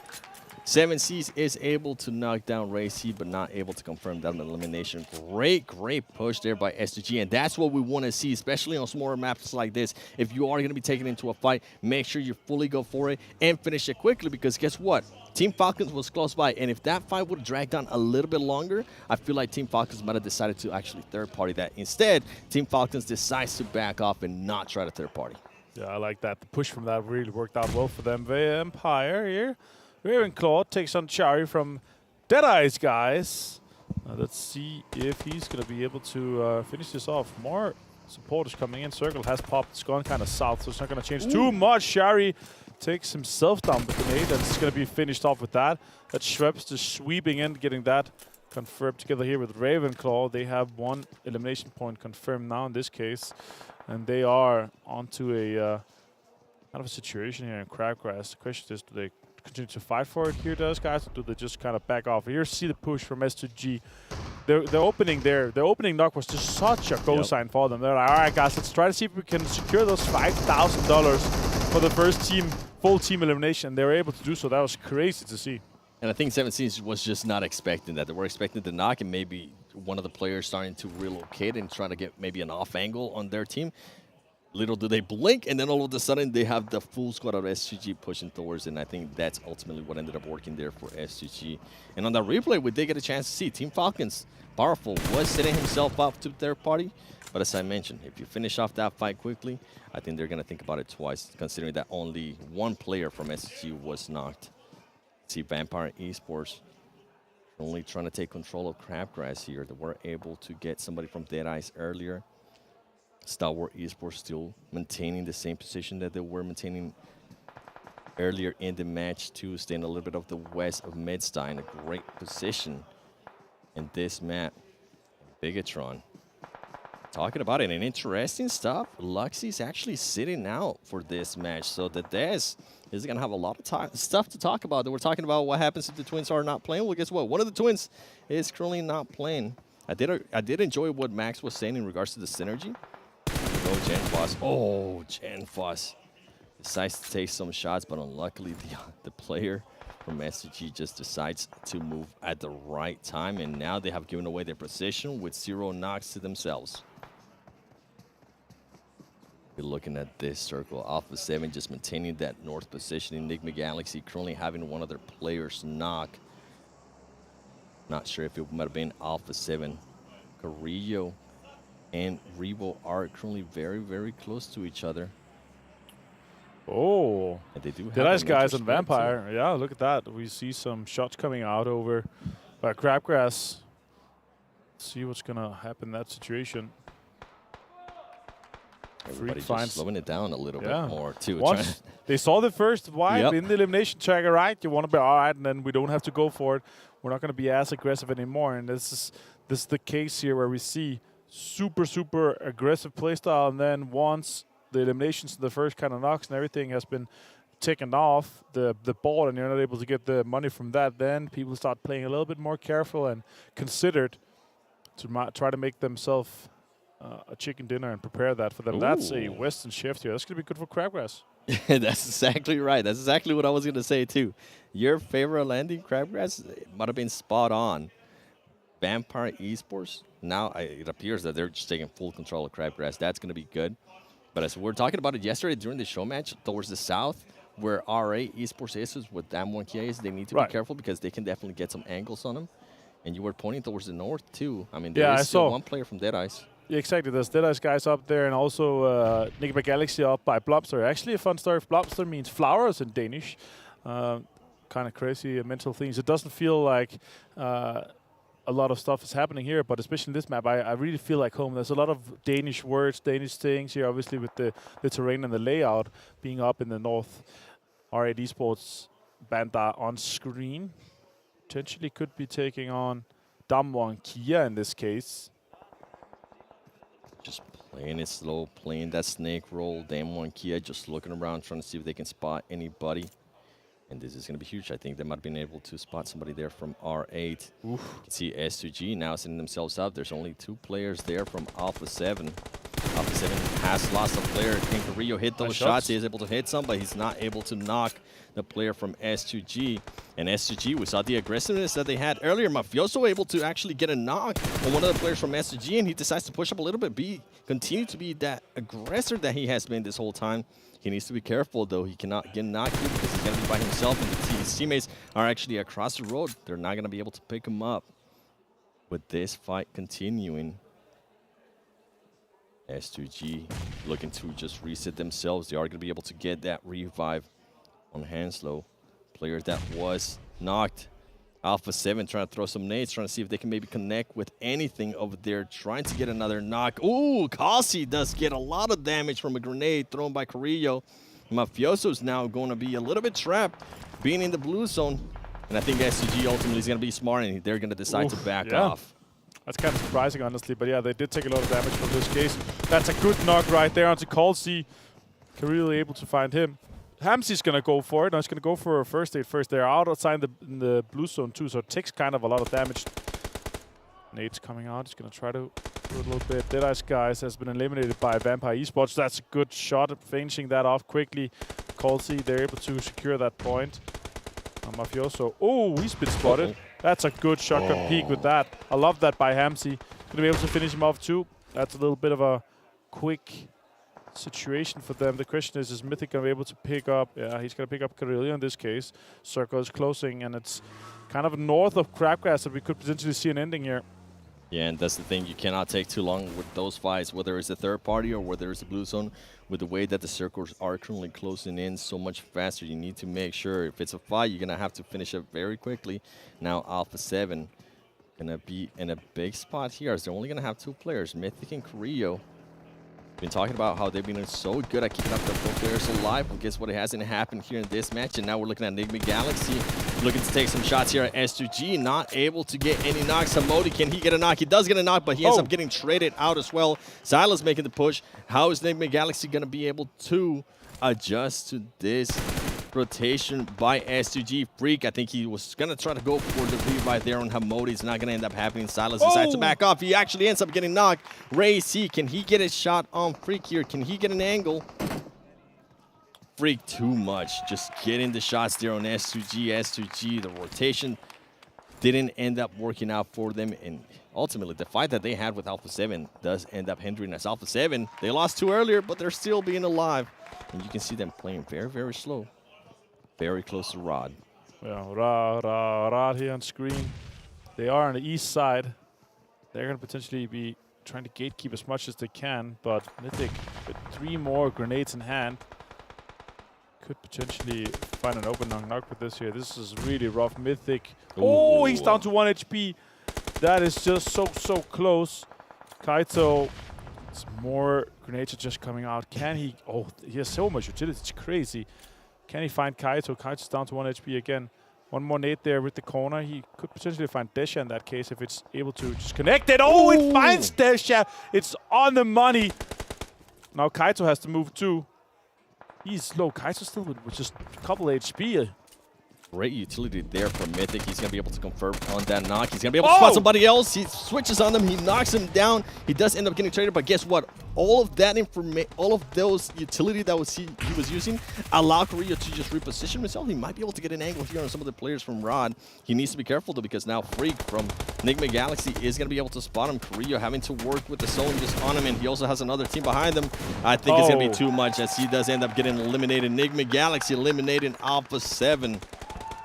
And moving on, and now Rod is going to just finding themselves in big positions here. A lot of other fights have been going on. Team Falcons currently has 1 player down. Bigetron Esports with only 2 players up. And as we're saying that, we see what happened. They have Liquid and Mystery, as the other player does end up getting confirmed eliminated. Bigetron trying to reposition themselves here. They need to be careful because the M1 Kia is going to be pushing up on them. And they also have, as I said, that M1 Kia Fabian getting shot by Lore from Nigma Galaxy. Great spots and powerful returning the favor there for the M1 Kia instead and knocking Freak. This is going to be huge for Team Falcons. That's the knock that they needed. Are they going to make this push? You can see they're all setting themselves up in the car. One of the players actually did not end up getting on. I'm not sure if that was meant to be or not, but Damar, Yusuf, the players from Team Falcons slowly crawling their way up to Bigetron and to Nigma Galaxy. Oh, they find Yusuf, Monkey on that push from the side. Forrest Juni left alive, and he gets knocked. Forrest is left to try to heal, but I think that is that for them. They're going to be going out here in 4th place. Monkey with 4 points for the placement. There were the few eliminations too. I believe it was 2. Now Falcons could potentially pull up that revive. That's a good Molotov to deny, especially that push Freak potentially could be on. Yeah. And now we're down to Nigma Galaxy with 3, Bigetron with 2, and Falcons now with the revive popped off with 4 guys strong. Lord, they have full information here on the Bigetron guys. Freak does take Damar down, and now it's a 3v3 effectively. Are powerful, very close. Great grenade there by him. He's not able to knock off Freak. Pretty powerful. He's going to be able to connect some shots. He's able to see Freak. He is going to end up getting that knock, barely surviving himself. The Molotovs are coming in from Team Falcons, forcing Nigma Galaxy to just rotate in a way that they didn't want to. Bigetron is still alive, just waiting patiently to see who else is going to be getting knocked. And I think Team Falcons is trying to make a push here. Powerful. Playing it very slow, healing up. Here comes the nades. Liquid being able to knock one of the players there from Team Falcons.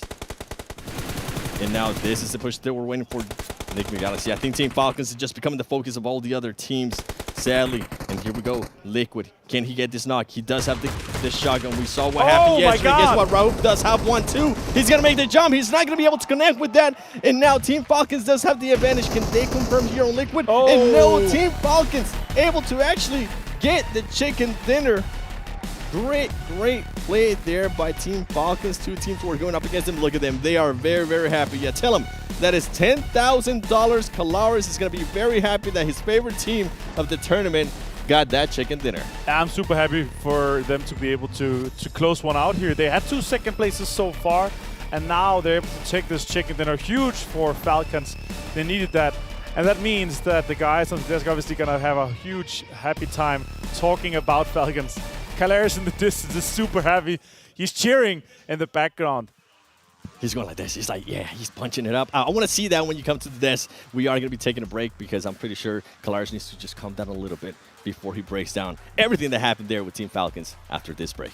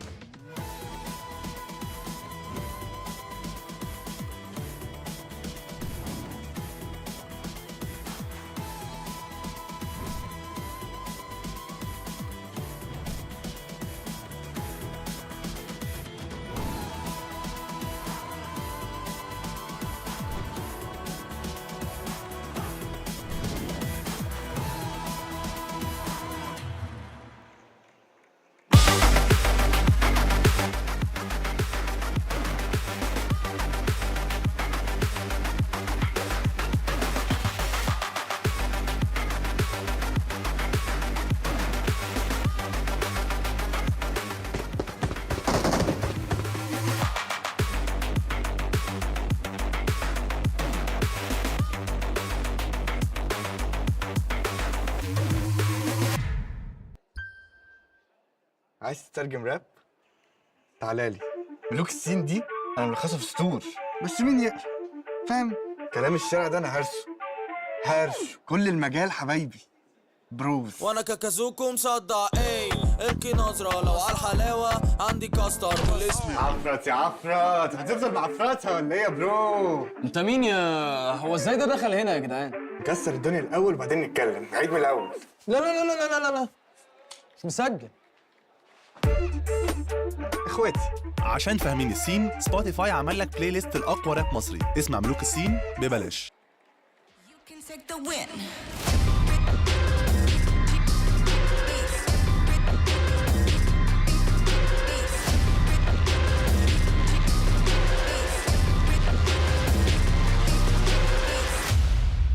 We the future that you run from, hitting harder than a bass drum, and we're only getting louder, and we're only getting prouder.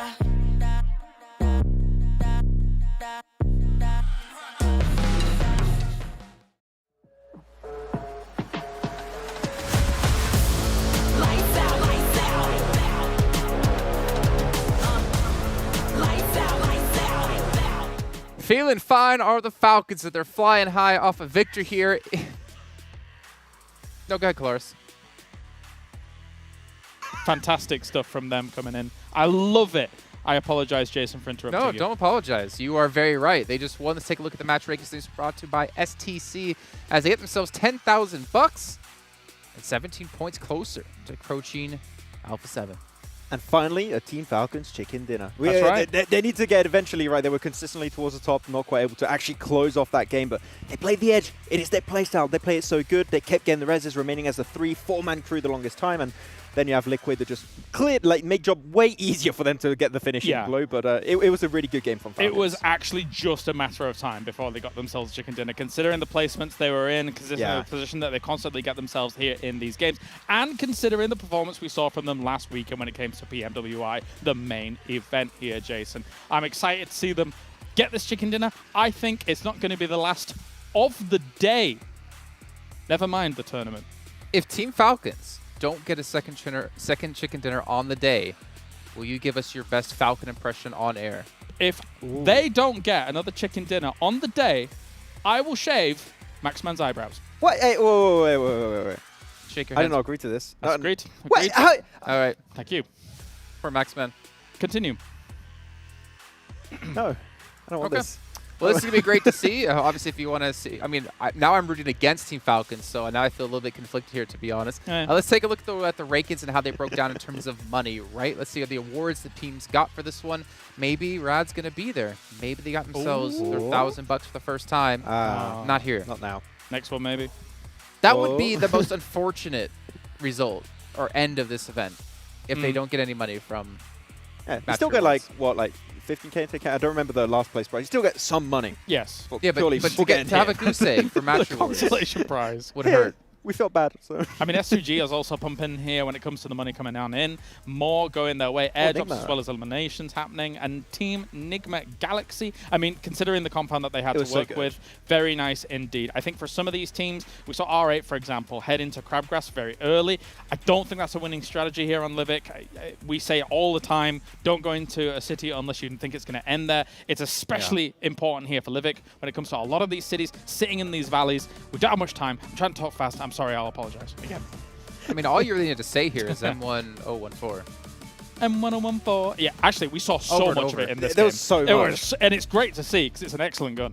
You had what? Nigma Galaxy versus Liquid of BTR taking the M1014 like battle. The drop down. Yeah, the drop down. There is so much happening, right? And there you go. Happens once more. And it's cool because there's so many kind of crashes that go on in this map. There's so much close combat going on in this map. That's right. And I think overall, you're a phone. That's right.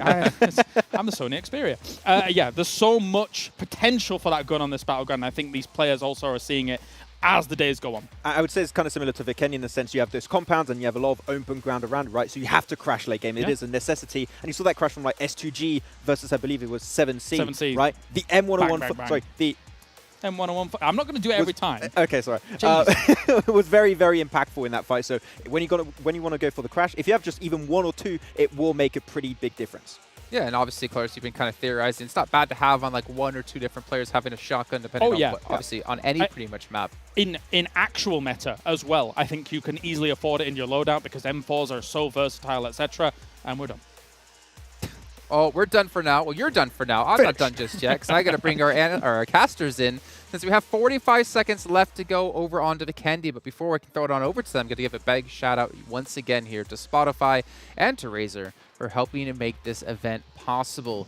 But gentlemen, we have Vikendi coming up next. Yesterday, it was a super northern circle. We're hoping for a castle finish. You know, Max would love it, but not as much as he loves these two commentary. 7, Worlds Gaming. I want to leave you at 7, but I'm going to give you the whole thing. The whole shout out. These 7 Worlds Gaming and Avenger. Yes, please give him the whole thing. And I think you guys should shave Max eyebrows. I second that. How about you? Yeah. Avenger? I mean, I'm fantastic, and I love that segment. I love how there's just the leeway in between and the synergy in between Jason and Kalara is just crazy. It's just leaving Maxman in the dust. And also, you know, it would be nice to see Maxman fully shaven. Just not the eyebrows, the whole thing. The beard, the eyebrows, the hair, everything off. Just complete bald. And he does have great hair, though. Yeah, it could be the next. That could be the next bet we're gonna see from those guys. But we are on to Vikendi. We didn't get the chance to cast it yesterday, and we're off to a really, really spicy one with the plane path being super far north here, as you're gonna see once we go into the game. The stage looking amazing here in Riyadh, and as you see here, we are going really far north. So we're kind of hoping for this next one maybe to go on the southern side, right? Because that'll be really hard for the teams to try to traverse that. My favorite drop here is Dino Park. The amount of loot in that place is just through the roof. You get so fast looted. Also, custom is also nice, but it usually gets contested when I play it. Yeah. All right. Let's see. Is it going to be a castle ending? Are we going to have some crazy things happening? And it's the triple Alpha 7-7. Most eliminations, 18, 18, and 13. And then guess what? When we go to top players, yeah, I'm not surprised to see that there. Nice Revo damage. actually, I'm intrigued by that because That's far. Revo is being able to edge off Carrillo. And as I mentioned yesterday, there's players, yes, they might be in the same team, but they like to be competitive with each other. They do like those bragging rights. Sure. So, and 5 headshots from Mythic. That is crazy to see. Yeah. And knockouts too. Also triple 7-7. yeah, it's just Alpha 7 just dominating so far. Crazy. Can they continue on with this kind of performances? And Nate Illems, guess what? We do get one of the twins there, Luxy, with at least 2. And nobody has been able to surpass Jen Foss with that longest elimination of 363. 73 meters longer than Race. That is just crazy. It's obviously super hard to get. Oh my God, we're gonna get super far east for this one. Actually, not too bad. As you see on your screen here, there's a lot of teams already dropping.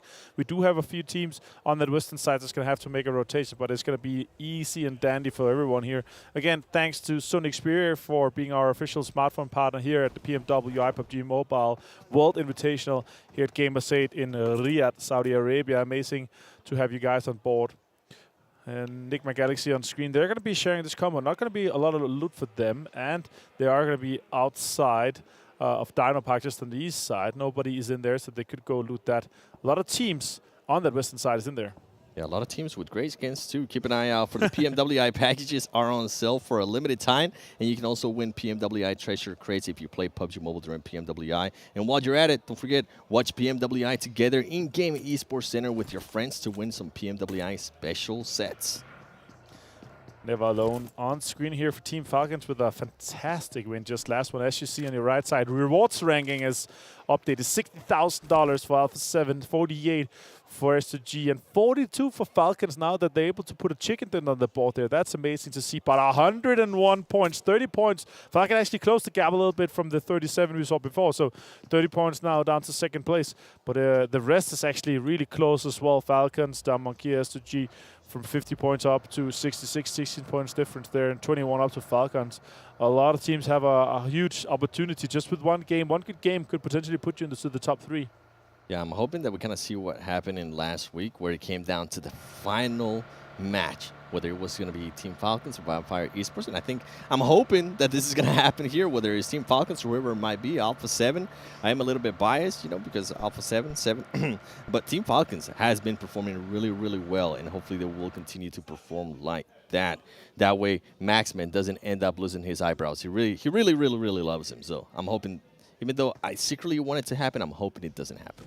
The worst thing you can do is shave one eyebrow, because it takes so long for the other one to grow out, right? It's just, it does not look good, and it takes so long for it to grow out. Like one of the slowest growing hair or places of hair that you can grow out, except for your eyelashes. Eyelashes, exactly. Those are also pretty slow.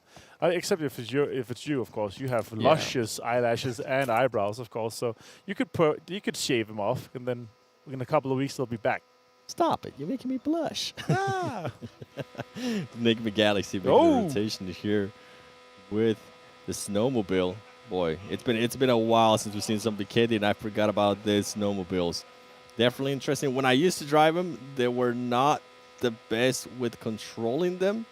And yeah, they're better off-road than on the road. Yep, yeah, definitely, 100%. That's you can the big see them one, right? switching off there with one of the snow bikes. I don't even remember what this one is called, to be completely honest. But I know that one is, to control it is even worse than the snowmobile. You can see Bigetron right here just taking full control of the compound.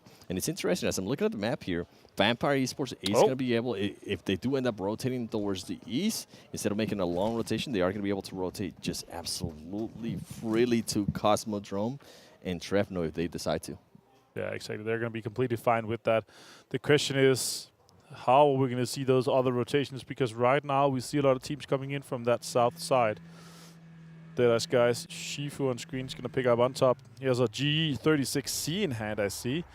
Maybe he prefers playing that. I actually kind of like it as well.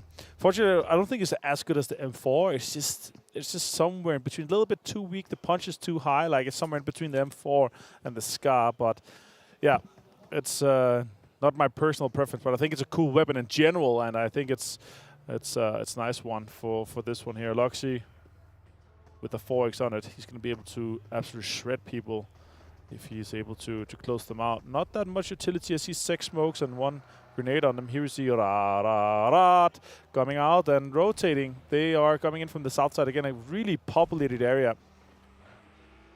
Going to be trying to make their way up to the north by Cement Factory. And I was going to point out, 7Cs is still so far out that we're in Double Maestro. And with that You know why?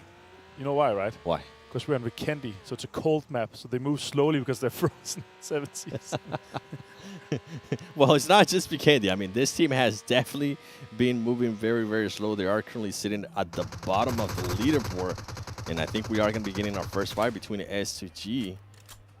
Oh, no, it's actually Deadeyes and Bigetron. Deadeyes making some of the players there from Bigetron back off. I did end up seeing some of the S2G players, and we know what S2G has been able to do. If they do see an opening, they are going to make that push, especially if they get that knock. But with 7Cs, this is a team that has been playing very, very slow. They are currently sitting at the bottom of the leaderboard. Yes, they have been able to win some of the earnings, but I would like for them to become a little bit more aggressive and not playing so passive. They have the skill. We saw what Scout was able to do yesterday. Yes, it was during a show match. Yes, it was just against 2 people, but I do want to see a little bit more aggressiveness, as we do have Rod here against R8 Esports, who's going to be getting the first knock. We haven't had a nail in yet, and somebody's going to be looking forward to it. Is it going to be Rod? He's going to be wanting to confirm that. You can see Rod being the first one to eliminate right there and getting $2,000. Oh, he goes down as well. Getting knocked from behind. Yeah, and Rod actually looking pretty damn good here. That was impressive. Rod being able to take down R8 Esports. Super impressive of the guys coming out of Egypt here. Kaito on screen. Well played by them. Now we have Deadeyes Guys. More G36Cs in action. Smoke come out. I think Shifu's going to be completely done here. Yeah, he's going to bleed out. That's unfortunate for Deadeyes Guys losing a player like that. That is Luxy confirming that one. And now the circle is closing. Luckily, it's kind of center. It's going to be kind of easy here for Peshkova. We could see a potential urban ending with that. Peshkova is actually kind of nice with that road that's going through the center and all the open buildings. A lot of fights with that. And as you're pointing out here, a lot of teams are still not inside the circle, 7. Yeah, Nigma Galaxy very separate from each other. I think they're looting. I'm not sure exactly what's going on with that team. Maybe they're trying to get some of the heals. Hopefully they're not trying to go for a heal up. Team Falcons making now their push towards the east. And then you see Damwon Kia just sneakily making their push towards up north. Right. You need to be careful because they might end up running into Alpha 7 because Alpha 7 is going to take that full control. So I think 2 teams that had the exact same idea, interested to see what's going to happen there if Damwon Kia does not end up just changing their rotation. Overall, though, most of the teams now in this zone, Bigetron set themselves up perfectly. I'm glad that they didn't end up losing anybody earlier to Deadeyes, as I think they were scouting to see if they wanted to take that compound. Deadeyes did back them off just in time to stop everybody else. And Bigetron is currently playing with both of their twins, Luxy and Suxy. So I think it might be just that Luxy doesn't like Livik. I'll have to ask him and I'll find out for everybody tomorrow.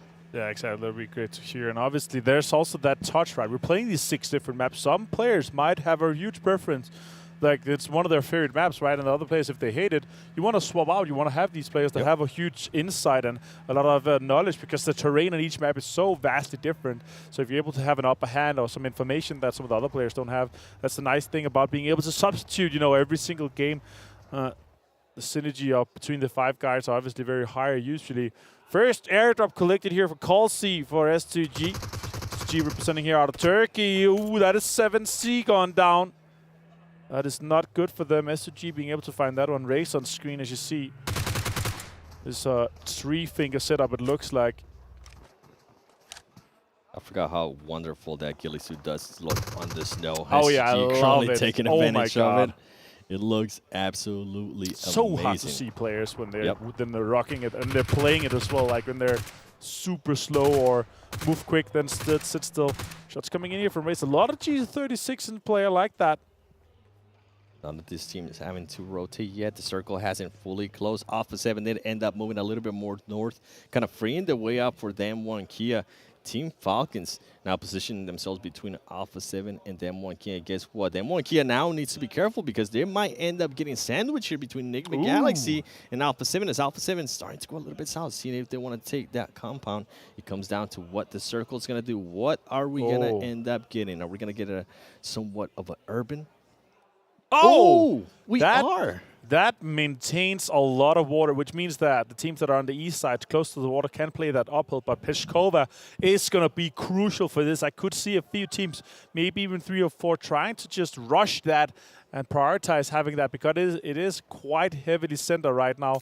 More teams are trying to rush into some better angles. Right now, Nigma Galaxy outside the zone here, 7. It's not looking good for them. They have a far way ahead of them, and they have a few teams that potentially could be gatekeeping. Does Fabian know? I'm not sure. Fabian is just running in the open here. Rove could potentially take some shots, but he's waiting. Fabian could turn. He is inside the zone right now. Shots up. They're 3-2-1ing that one, and Freak and Raouf is able to take down Fabian quickly and disperse with that. Meanwhile, the last 3 players from Damwon Kier, they're going to be rotating into the zone here on the southeast side and try to prioritize that. They're going to have to be careful. Alpha 7, Mafioso is going to be holding an angle there for his team, and he might be able to spot some of the players there from Dem1 Kia. Dem1 Kia already losing one of the players from Nigma Galaxy. Great action that we saw there from Nigma Galaxy, waiting for everybody to be on the same page. Now, Stalwart Esports stop getting knocked by S2G. S2G, we talked about this ghillie suit. It's really, really hard to spot. Can he take even more advantage of it as he was able to knock top by surprise? Scree getting knocked as well from S2G. This is going to be a full S2G advantage as they do have the numbers. We saw one of the players also trying to get it, one of the angles too. Hamsi, Pika slowing down a little bit. Action there with him too. What a beautiful grenade there. Pika almost getting knocked, and there's going to be another nade going his way. He needs to be careful. Oh, almost 5 HP. The only thing that's currently holding him off. Molotov's being deployed for Colsey. He has a 3 vest, of course. Being able to get that airdrop really closely early on. That's a nice push here. That's a sweep around the edge for S2G. They could be pushing on that, trying to take down Scry, confirm that one. Meanwhile, see just a few players left. That is it for that. That is super well executed in that situation. Stalwart has to back off, and it's just action now. Get together with Pika inside the smoke. Action finds Raze. That's important. Action with some more pressure onto the S2G guys, helping out Pika. It's unfortunate for Stalwart, down to just 2 players now, not being able to... Oh, that's a big situation for them to take that one out. That vehicle could be crucial for them. Colsey with the Mark 14, so strong, even up close range. Pika trying to nade that corner 7. Yeah, these 2 teams are fighting for so long that I'm wondering if 7Cs is very close by. Are they going to decide to make a push and try to third party this? It was the aggression that I want to see out of 7Cs, but I don't think they're going to be doing it. You can see Hamsi picking up his teammate right there. Action and Pika, though, ultimately being able to hold it off for a very long time for their team, and they're still trying to find some of the other people. I think they have spotted some of the other players there from S2G, hoping that they can get some kind of elimination. We do end up getting a new circle, and it is going to go a little bit towards the northeast. I think this is going to be benefiting in a big way. Vampire Esports, Alpha 7, and Bigetron is going to have to decide which way of the road are they going to want to be. Are they going to want to be with Vampire Esports, or are they going to want to be with Alpha 7? As the fight between S2G and Stalwart Esports does continue. Stalwart Esports action currently getting shot from the back by players of S2G. You can see Pika currently laying down Silas. Action goes down to Hamsi. Now Stalwart Esports, Pika trying to figure out what he's going to be doing here, waiting for the right moment. We do start seeing now 7Cs slowly but surely starting to come up. Are they going to want to participate on this? And honestly, if I'm 7Cs at this point, just continue on to the zone. It is too late. You don't want to third party this. Focus on the zone, get to the safe zone. And Rod, meanwhile, they absolutely send it towards the ocean, and great thing they did, because they only ended up just getting one of their players. Now you can see Carrillo currently shooting at Ravenclaw. Is he going to be able to connect? He's not able to get that knockdown. Now this is a huge play by Alpha 7. Them being able to take that compound. They just saw the circle go north. Nobody was in there, and they pushed that, locked it down. All 4 guys super strong in this situation. Damwon Kia could potentially take one of the Riyadh players down. They're trying to defend this off, and that's going to be a dirty fight there on the east side. Meanwhile, Bigetron is coming in on the south side. I think they're going to be fighting Falcons. Yeah, you see right now on screen Nigma Galaxy just gone down here to down Monkey. Such a good play from him. Yeah, wonderful grenades, and that's going to help him for that match reward. Don't forget, special eliminations. That's going to be huge, especially with the most special eliminations as well. Yeah. Team Falcons just playing it very slow, coming out from a Rough great circle game for here them. with so much water, 7. It's crazy, right? Indeed. S2G playing it. Now S2G is trying to figure out how are they going to be able to get into this zone and where are they going to end up going because of that fight that took so long between them and the Stalwart Esports is going to put them at a huge, huge disadvantage. Team Falcons, Yusuf able to spot Sluxy right there, not able to get the knock. Decides to back off a little bit more. And guess what? Sluxy is able to spot Powerful there. He does get some shots very, very low. He's going to be throwing the Molotov. Just decides to back him off. Great Molotov from Bigetron right there. Meanwhile, Jamfo's relocating himself, trying to get some angles. Oh, look at that. Falcons push down here on the lower ground. It's going to be hard for Bigetron to defend. Lux is still knocked. Genfos also in a situation where they can't get the res off. Lux is going to go for Luxy right now, and they have very little time. Falcons going to be pushing up aggressively in this. This is a super good execution by Falcons. Kalsi with the mark 14 now, pushing Genfos. Ooh, a lot of damage coming out here. It's a dangerous gun. 303 was as well.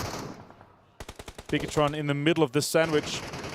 Falcons just went in patiently. There is some killings that are going to be end up going to SG. SG, we saw the aggressiveness from them earlier. They are going to be pushing on Bigetron, and Bigetron is going to get eliminated. And now SG is going to have to switch their focus to Team Falcons, and that's exactly what they're doing as they're going to be trying to get one of the knocks. Guess what? Damar is able to start the engagement. He ends up getting knocked there on Kalsi, and they're able to trade out somebody too because Hamsi from SG just went down as well. And Team Falcons, the aggressiveness out of this team is just great. Silas is able to get some knocks. Can he confirm on the other knock too? Powerful decides to lay it down. Silas with the M4 looking to get those headshots. He's not able to. Powerful able to remain alive and just go and help out his team. Now they need to worry about how they're going to make this rotation up north towards the circle. Damwon Kia currently swimming. We saw it yesterday in the other Vikendi, super far northwest circle. Now we have a super far east circle. So much water in play, and it eliminates so many compounds. That's why we have these wild situations where you see so many teams trying to push for the same compound. Third-partying so much. Alpha 7 here trying to deny the push from Powerful. Team Falcons trying to just get a foot inside this circle here. But Alpha 7 says no. Team Falcons just barely being able to maintain themselves alive right there. They do have a lot of the other players that are going to end up rotating, but guess what? Alpha 7 is just not having any of that. They're looking at all the angles. They're trying to find just any other players from Team Falcons to knock them and eliminate them. That way they can move on and focus on what's ahead, which is going to be Rod, Damwon Kia, and Vampire Esports. But here we go. Never Alone gets to get some of those shots in. Connects a few onto Rero, but now he has to heal. Ticking slowly down now. He has 5 first aids. A little bit too early on the pop of the first aid. Powerful tries to push, but instantly denied by the UMP by Mafioso. Sadat finds Powerful, though, on the other side. 2 guys here from Rad, Stath and Munir. They are on the edge of the zone inside, but they are going to have to make a move as well. Damwon Kia, 3 players inside the circle, too. Also have Vampire inside that circle here. Next circle has Pop, and you can see here on your screen, top far right minimap, Vampire has just this little compound that they're able to hold on to. Meanwhile, the guys on the south, Alpha 7 and Arad, they are going to have to move in this situation here. Falcons eventually is going to go down to the zone, trying to blue zone heal right now. Good shots coming in from Vampire. They have to deny this push here. Never Alone finds Rero. That's going to delay them, and that's going to be really crucial for their further campaign in this zone here. It really is. There you go. Never Alone gets eliminated by the place. But Alpha 7, as you mentioned, it just getting hindered by their rotation, and they are going to have to push on Rod here. Is the only way that they can rotate. They don't want to take on Vampire Esports just yet. Mythic is going to be able to get the revive right there, and now Damwon Kia, they went from swimming to trying to figure out if they want to push the action a little bit towards Vampire Esports, playing it super, super slow, and this is the right way to play. And we also see Rod, they do have a DPS at hand. Alpha 7 needs to be careful when they get to very, very close range. Yes, they do have those UMP, but I mean, the DPS is just way too powerful when you are that close. Here we go, Carrillo, who's going to be able to see each other first. Rod, Seda, not being able to get at least one of the knocks there. Can he get another of the knocks? He does end up getting a finish there on Mythic. Seda by himself ends up getting knocked down by one of the Revo nades, and now he comes down to Munir. Can Munir get any of this? No, he's not. Rod is going to get eliminated by Alpha 7. Alpha 7 ends up losing Mythic to the DBS.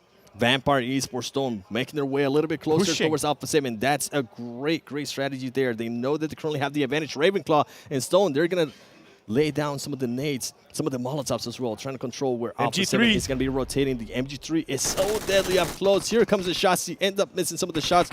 Now Alpha 7 does have all of their players up. Revo trying to heal off. Who's going to win this engagement? Vampire Esports, I think at this point, just decides to back up a little bit more. And they need to be careful because the zone is not going to be on them. The zone is going to be on them. Kia Juni currently actually getting knocked and eliminated by stops from Vampire Esports. And meanwhile, Alpha 7 just being able to rotate, thankfully, to that Rich that is right there for him. Yeah, it's a really bold push here from Vampire. I like the strategy, trying to push out and finish that. Take advantage of that situation with Alpha 7 having a few knock players. More shots coming into Mafioso. There's 2 stops. Nearly being able to knock him. The zone is still in play here. And Alpha 7 is able to traverse this super hard and rough terrain ahead of them, while Damonkia is holding that rock lower ground. Shots are coming in. Carillo finds Ravenclaw. That's huge. That is going to be huge. Can he get that elimination as well? Vampire Esports now in the defense. They're only going to have 2 players. They are in this zone, and they're going to have to be careful between Alpha 7 and then Mafioso playing very risky there with that jump. I thought he might have ended up sliding all the way down. That would have been just absolutely unfortunate. Then Kiana playing it slow, and I wonder if Alpha 7 is going to be able to stop this revive here. Vampire Esports just might be able to pick up their player. This next zone here did go super hard towards Vampire. Oh my god, Stone finds Carillo as well. This is going to delay them. That's rough. The question is, are they going to be able to swing over and get him?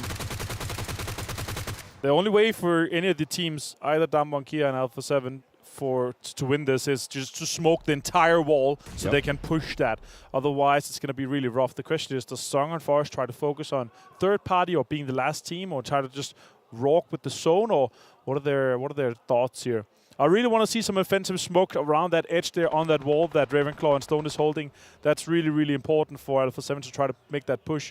Forest has a car. The question is, how long is Damonkia going to wait until they try to push the Vampire compound or try to third party Alpha 7? And with the terrain here that Kia has, it might actually end up working out. Ooh. I don't think Mafioso would want to get up and take some shots there on that vehicle. And one of the other things that they need to be careful with Vampire Esports is if Kia does decide to make that push with a vehicle, they need to be careful, because if Stobbs decides to shoot at that car, Mafioso is going to be able to counter stand up and see if they can get some kind of knock with that. Revo, Carigi just playing it super slow right now, which is the right thing to do. You can see Vampire Esports was able to pick up one of their teammates. They are a full 3 now, 3, 3, and 2. Then Kia is going to end up making this push. They are in the vehicle. They do have some smokes out.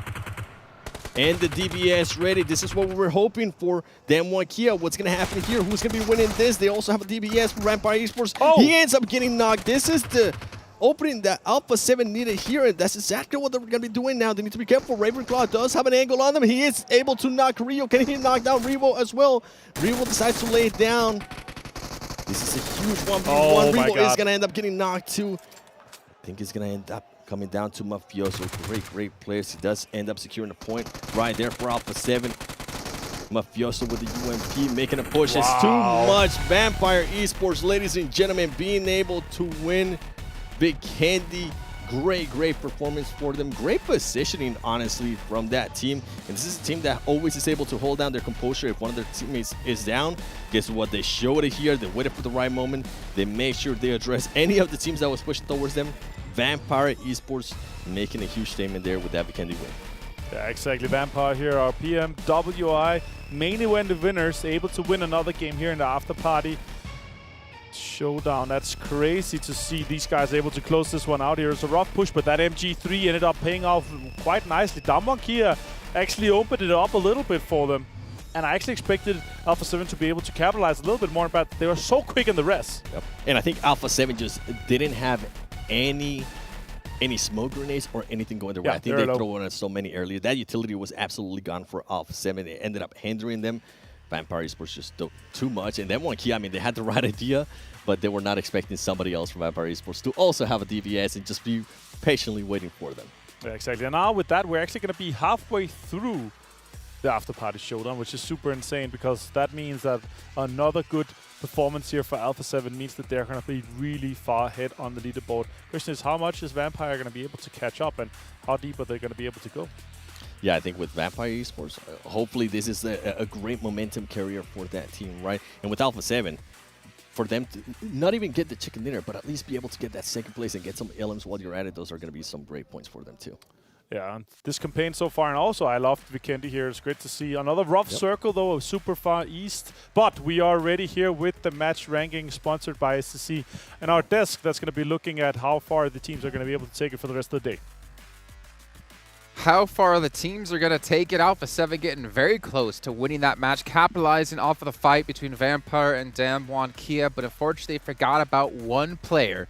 And Vampire is able to close things out and get themselves 20 points. However, Alpha 7 able to still build up a lead against quite a few others. We got Maxman and Kalarisman on the end to talk about this last match. And I guess we can start things off talking about how we had another rough zone going far east instead of north this time. We're not going to get a normal Vikendi game, I have the impression. No, the first time I'm seeing Vikendi back in competitive, and I feel like I'm robbed in some way. But it's still working out great. Rob you of your eyebrows at this rate.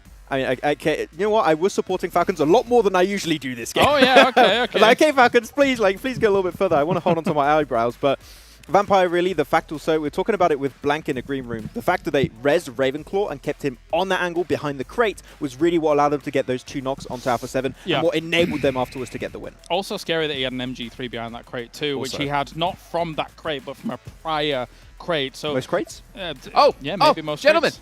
Ah! Rod got money. First team white. Well, they did, $5,000 I remember that, yes! We're happy for that. But yeah, the MG3, high fire rate. Back to the main story. Scary to kind of make a transition against, especially when it comes to that. But I will say Alpha 7, the timing at which they did the transition was good. As much as it looked hard and as much as they did get gunned down, it was still a good push. You try and push when those knocks have come in. You know that that fight's not completely kind of been recovered from against Damwon Kia. It's the good time to move, even though it's a hard move to make. I believe there were 2 teams that had the same idea as them. I think it was BTR and Rad, if I'm not mistaken. And the fact is that Alpha 7 are so quick on their feet when they have an IGLing call out. They just instantly act upon it. They're super snappy. Other teams are a little bit slow, and Alpha 7, that allows them to get to those positions early and alone. It's exemplified by just how consistent we've seen Damwon Kia and Alpha 7 here be every single game. And again, this is again, on a Vikendi, not an easy circle to deal with. The fact that we've seen 2 coastal circles on Vikendi is such an anomaly. Normally you have these kind of central circles with these compounds, not castle. But the coasts, very kind of uncharted territory for some of these teams, I would say. Well, we did get to see, though, quite a few teams capitalize off that moment, right? We saw it go eastern. I think it was around like zone 5 or 6, and we saw Alpha 7 immediately push in towards that zone, take a compound. Vampire did the exact same thing. Damwon went for a little bit of a dive into the water with some hypothermia. But we saw the teams realize that we have to make a move. We have to make a play.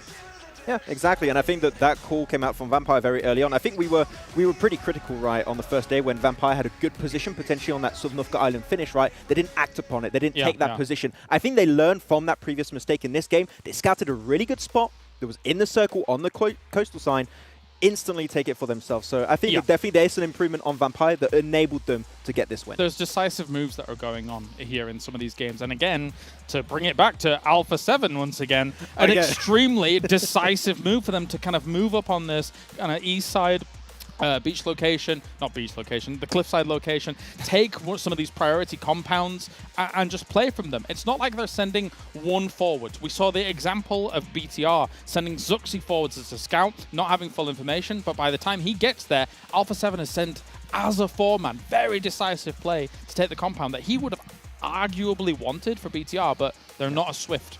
I mean, the thing about Alpha 7 is, and I realized, yes, it's just Korea left over from that Loops roster, was that even back then, we've seen Korea and Loops just be very decisive in their decisions. When they make a call, they all go for it. When they smell blood, they go straight to attack like a shark in the water. And they did it right there.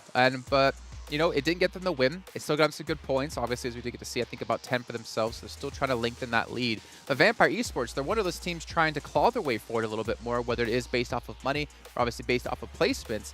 And I want to check out their player stats in this last match to see if anyone really stood out. And I mean, Stone or Mike in game, or no. They actually changed it back to stoned, I guess, here on our sheets. He's officially stoned here on All ours, right, yes. that is good. Yes. 610 damage. Yeah, he's been definitely doing some really big work for his team this time around. It's really interesting because it is a completely different duo from the duo show match. Like Stone, I think I expected actually Stone to be in the duo show matches. I don't know what you think, Kalaris, but yeah, he's not there actually. It's Ravenclaw and is it Schweppes? I'm not sure. It stops. I'm not sure. Maybe. I mean, he's definitely a standout player, right? Like, yeah. So that's what you're trying to get at here. He's definitely a standout player. We saw it in the main tournament. We're seeing it here once again, and so you were able to put him in a position where it's very, very impressive. Yeah, very impressive indeed. I really enjoyed how they were able to speed up the process of this game. But hyped to see if they could try and replicate it, right? A lot of teams have been on that high, like Damwon, like also the likes of Alpha 7.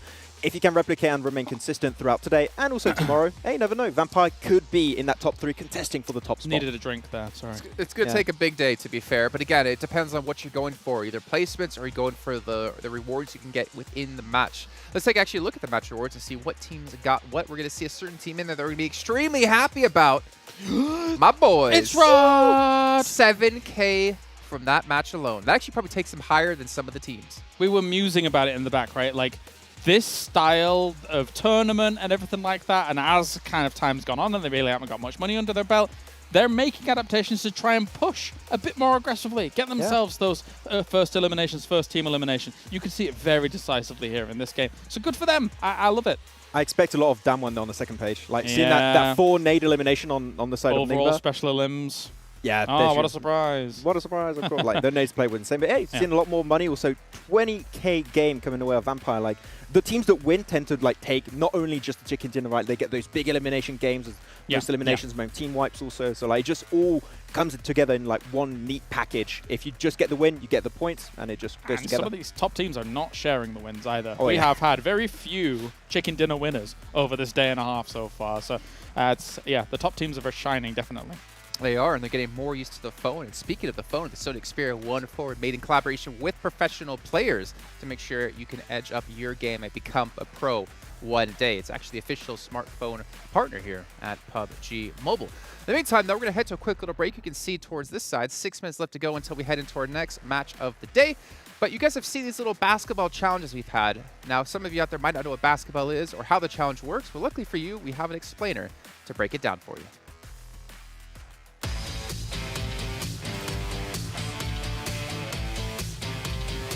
So you're probably wondering why the players are playing this game of basketball, this fantastic game. All right, so here's the breakdown. 45 seconds is all you got to get as many goals as possible. You have 6 falls, 5 on the reserve, and 1 right here on the launcher. You gotta shoot the ball into the net. It's not as easy as it looks, but you keep going until you run out of time. If the ball bounces and goes in, it doesn't count.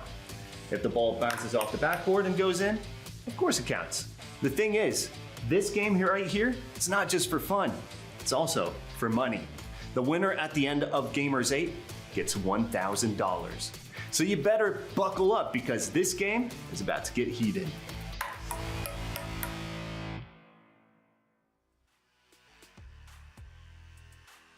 I bet Mads thought that actually went in towards the end, and hopefully everyone cheered like it did.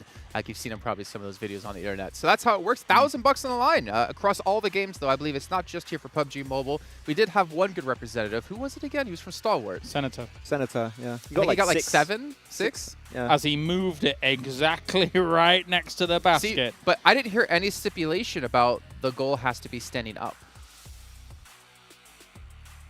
What are you wanting here? Or be on the table. What- Maybe what- you can move it, so you can just hit it and then try to catch it with the You can't basketball move hoop. the post. You The can move shooting. around like where you're shooting from, yeah. Yeah, It has to be on can the you table. move but can you move the basket?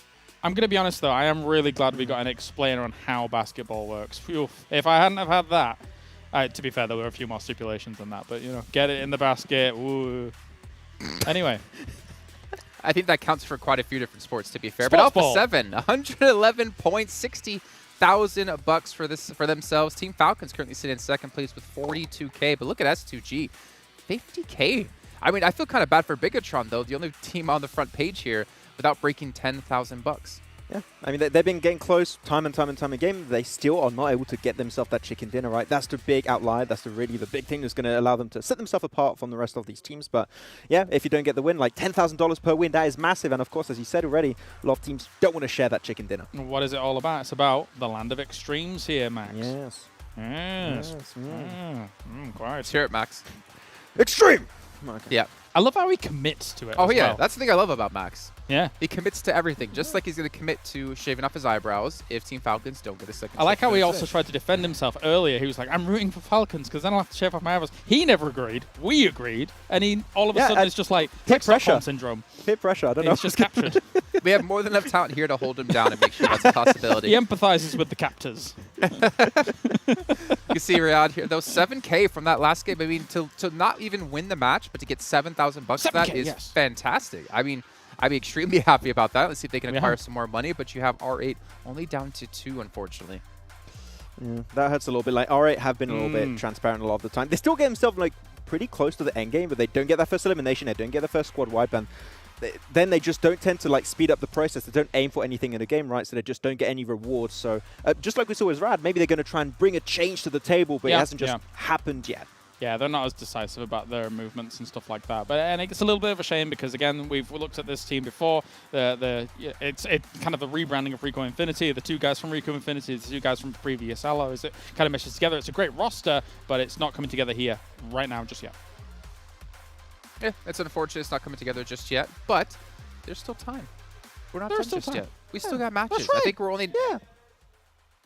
Did Mickey Mouse just join us here on No, the show? yeah, there's time. Woohoo! Let's take a look at the match rewards rankings, though, to see which teams will be sitting in first. I'm pretty sure it's going to be Alpha 7. There we go, 60K for themselves. But S2G, 50K. I mean, again, this is a lot of money to win, only being halfway through the whole event so far. Yeah, this is the most money you could ever win in PUBG Mobile Esports history in a single game of PUBG Mobile. Like, it's clear that now that's what the teams are aiming for. So, yeah, of course, Alpha 7, S2G, they're all running away with the money, was down one also. But so there's still a chance that some contenders could rise up on the last day and make a pretty decent amount. I think we're trying to make some other teams outside of China be able to equate to how much Nova have won over the course of their history. It'll take a Come on, while. some team catch up. You can see our second page, though, is around things out. I mean, it does fall down to obviously 2K, but still some decent money being won from all these teams. And there's still more money to be won as we have the next map coming up, Karakin, in just a minute's time. But before we can hop into that, we got to talk about MasterCard as one of the sponsors of this event, as well as the Saudi Investment Bank, making sure we can have this event happen for all of the viewers and obviously all the teams as well. But we do have more challenges for you guys. We need to take a screenshot of the best PMWI moments and post them on YouTube or Instagram and tag hashtag PMWI best shot, and you can win some cool PUBG Mobile statues. So if you guys want some more information on how you can do that, make sure you head over to the PUBG Mobile Instagram to check it out. Also, we still have the survey. We'd like to hear what you guys have to say about the show, about the commentators, about the talent, about the players, about the format, everything you could possibly want to give feedback to. Make sure you guys head over there, and you can check that out over on Tencent social media. But as the sound comes on, the music comes through, Karakin is 10 seconds away with our commentators, John Allen and Blank. It's eking ever closer, Blank. Game 4 of today of the Afterparty Showdown. As Avenger said at the end of the last game, we are past that halfway mark now. It's only going to get all the more tough from here on in. Absolutely, and these teams, they need to get a Karakin on with getting these points on board during these matches. Trying to earn themselves a little bit more money, a little bit more of those in-game rewards for themselves. Alpha 7, you know, they're way ahead of everyone else in terms of points overall. 111 at the top. Goodness me. Good stuff from them. But we're heading over towards Karakin, a very, very small map with, you know, quite minor compounds towards the center. So a lot of these edge drops around the coastal side will be able to loot up a little bit. We saw some cheeky stuff yesterday with teams heading directly into the tunnels and kind of snaking out towards the end. But you're not earning the big points like the most eliminations over here from Revo as well as Carrillo. 5 ahead of the third place of Never Alone there with 14. But already, we're getting a little bit of a hot drop going on across the map.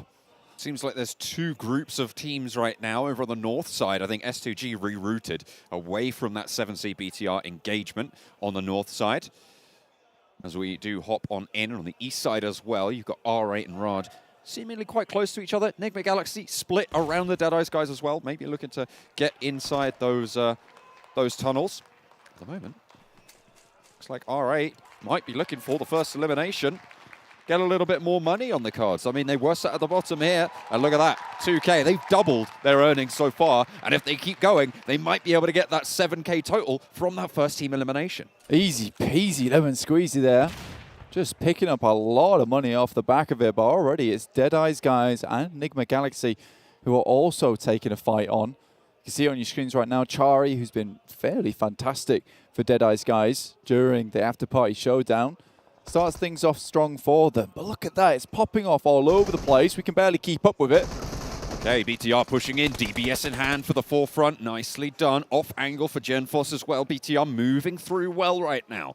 7C, not really getting too much to hold off. Spray God needs to hold the stairway, gets one, but traded off. Beautiful result for Liquid, as he can now start up that res, getting that flush as well. The team elimination came through from Stalwart in the meantime. Plenty of fights going on across the map, but Bigetron still on this push. One of the big hitters in S2G already going down. Zuxi, though, just surrounding them. Molotovs that sent through. Try and stop the push, but Genforce has got a pretty good idea where this player is. Underneath, now we'll relay that information back. Aladdin's in a tough spot, will drop the shot though, and that'll be him out, but immediately there's a refrag there. BTR are with it this game. Greedy, greedy, greedy there. Aladdin succumbs. And will get traded off. Sarang, though, last player standing for 7C. Door shut in his face. Maybe looking for this res, but out comes Zuxi. It's taken care of. Not quite good for the second. Liquid is going to be able to clutch this one out. All four of BTR stay alive. Quickly get the reses back on board, but it's Stalwart 4 eliminations and BTR with the same. So 2 team eliminations there. Stalwart will still hold the most team eliminations title for the current time. Considering it's based on time, whoever gets it first will hold on to that little place on the podium right at the top. Vampire Esports trying to bring things back. Had a great game there on Vikendi. Some really interesting plays that they pulled through. I think Schweppes jumping into the water. You know, as an info play, it was good, but I think he took things a little bit too far. Even so, Stone and the rest of the team were able to back him up and take that victory home for them. But now it's Stalwart versus Vampire Esports, hoping to get a little bit of revenge. But what happened in the PMWI, I think everyone was thinking that Stalwart was going to really be right at the top in terms of the standings. But Vampire Esports came out of nowhere and just continued blasting in that tournament. I'm not too sure what happened to S2G there. Did they go down first? I thought they'd managed to get the first team elimination, but I think I was mistaken on that. No, they were the first team elimination. Oh, well, that's the opposite. Felled by Stalwart. Ah, okay, right, okay. That's fair enough. To be fair, S2G have had a lot of money so far. I think they were at 50K at the start of this game. Yeah. They are doing absolutely fine for themselves. So, you know, spread the wealth. Share exactly. You know what they say, sharing is caring. Like so, all these teams hoping to take home a little bit of brass by the end of it. Should be very nice to add to their totals, especially the teams that did qualify directly from the PMWI, our top 5 from there. And it is BTR who starts this game off very strong, but it's Stalwart who have remained consistent, I would say, throughout both tournaments. They're still yet to be at the top, and with the current streak that Alpha 7's on right now, this team is looking good, but Stoned, as I say that, will knock one of the players from Stalwart. Very, very long shot, though, so unlikely they'll be able to flush that. Action seemingly the one to move. Top on the far side. Very, very resable there. Will just slow them down on the northwestern side. The circle really not posing a threat to anyone right now. Alpha 7, no one really in front of them at this stage. Should be pretty much a vibe. Rad, with only one player left, though, potentially getting pushed on. Was that another knock onto Action? That was the guy going for the res onto top. Now Scry has to reposition. Pika's there left. The last person trying to suppress this angle. Excellent hold from Vampire Esports. Deja vu, I think I've been in this place before. Scry tries to head up to get the rest, but Stone's having absolutely none of it. Take some shots.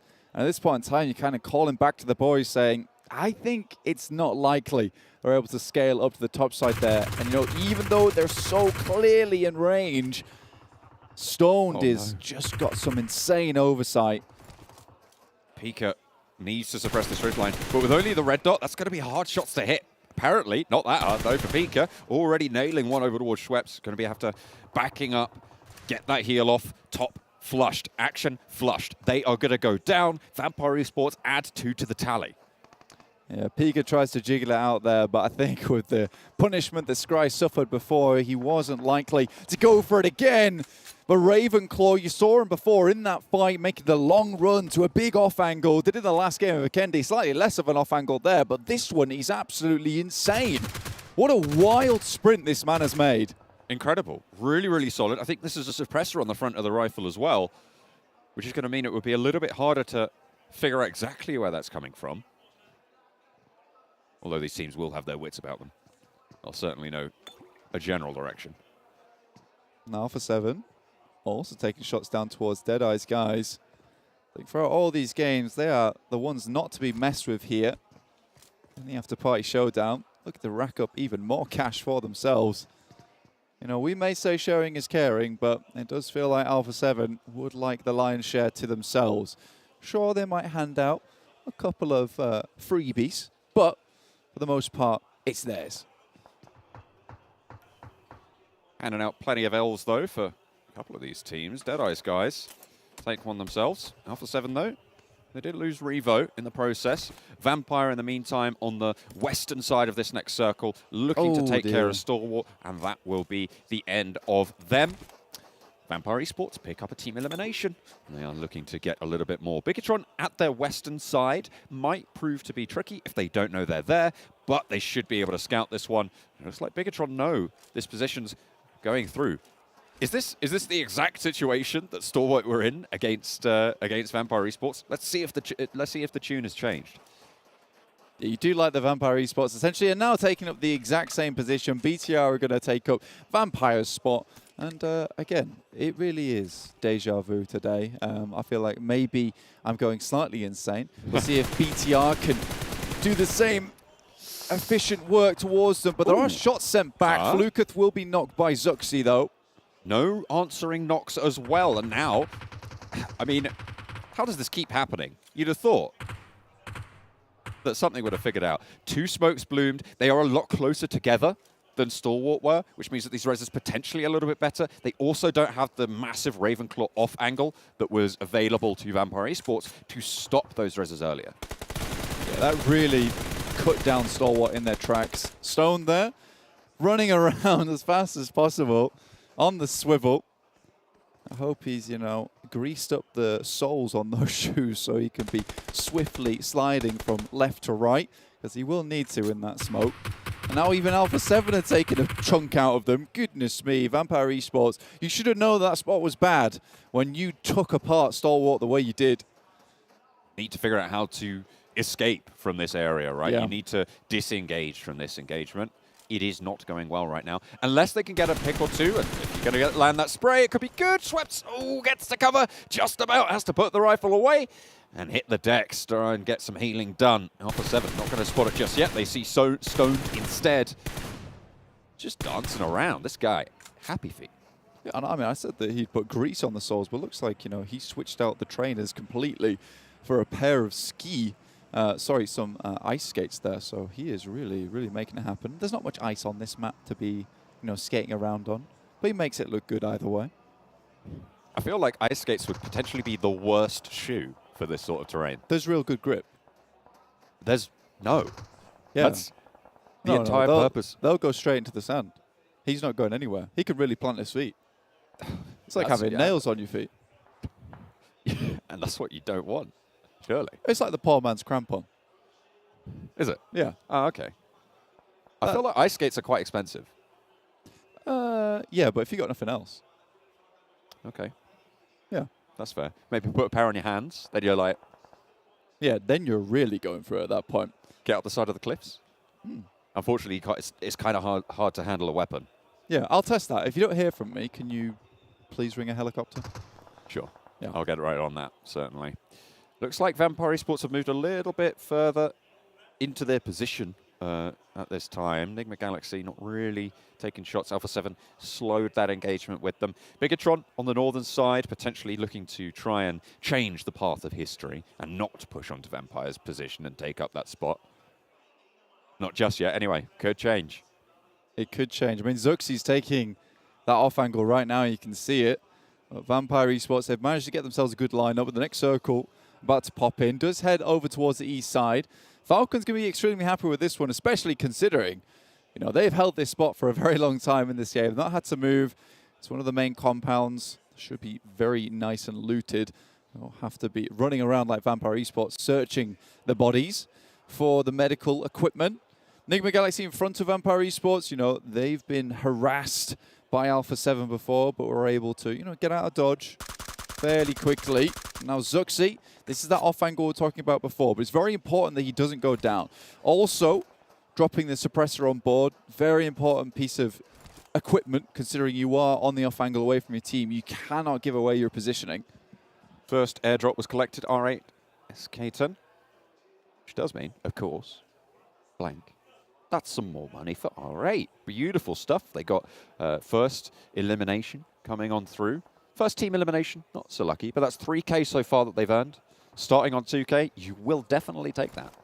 It's going well. If you want to continue to stay up to date with all the money these guys are able to put in the back pocket, you can join in for the PMWI Watch Together. So you can watch together with us in-game over at the Esports Center with your friends to win some PMWI special sets. And if you want the gun skins and the outfits from the PMWI, there are PMWI packages on sale for a limited time.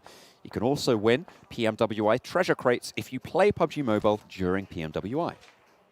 It's always worth it to crack out the phone and get a little bit of PUBG Mobile done on the fly, perhaps in between, on the breaks. Though the guys on the desk, they are very interesting.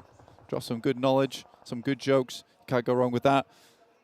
Well, there's some good ones. Good jokes. There's some good jokes. Yeah, absolutely. Some good jokes. Yeah, that's right. Some of them are awful. Horrible jokes. Did like the explainer. Sometimes you do need an explainer, though, for the desk when it comes to playing basketball. Some interesting tidbits that I'll bring out next game. I mean, we are all massive nerds here in the broadcast team. So that, I think it's fair enough to try and explain any sort of sporting reference. I have basketball facts. They're coming up. So you have to wait till the next game to hear about them. So stay tuned here for the Afterparty Showdown. Oh, I'm excited now. Maybe I'll find out what basketball is. Who is a Kobe? That's right. Who knows? Very, very famous, though. Vampire I think Esports. You should know. That's fair. Vampire Esports is quite close to Nigma Galaxy right now. They're down to 2 players as well. Alpha 7, they're in a spot of bother of their own. Bigetron going toe-to-toe with the Titans of this tournament so far.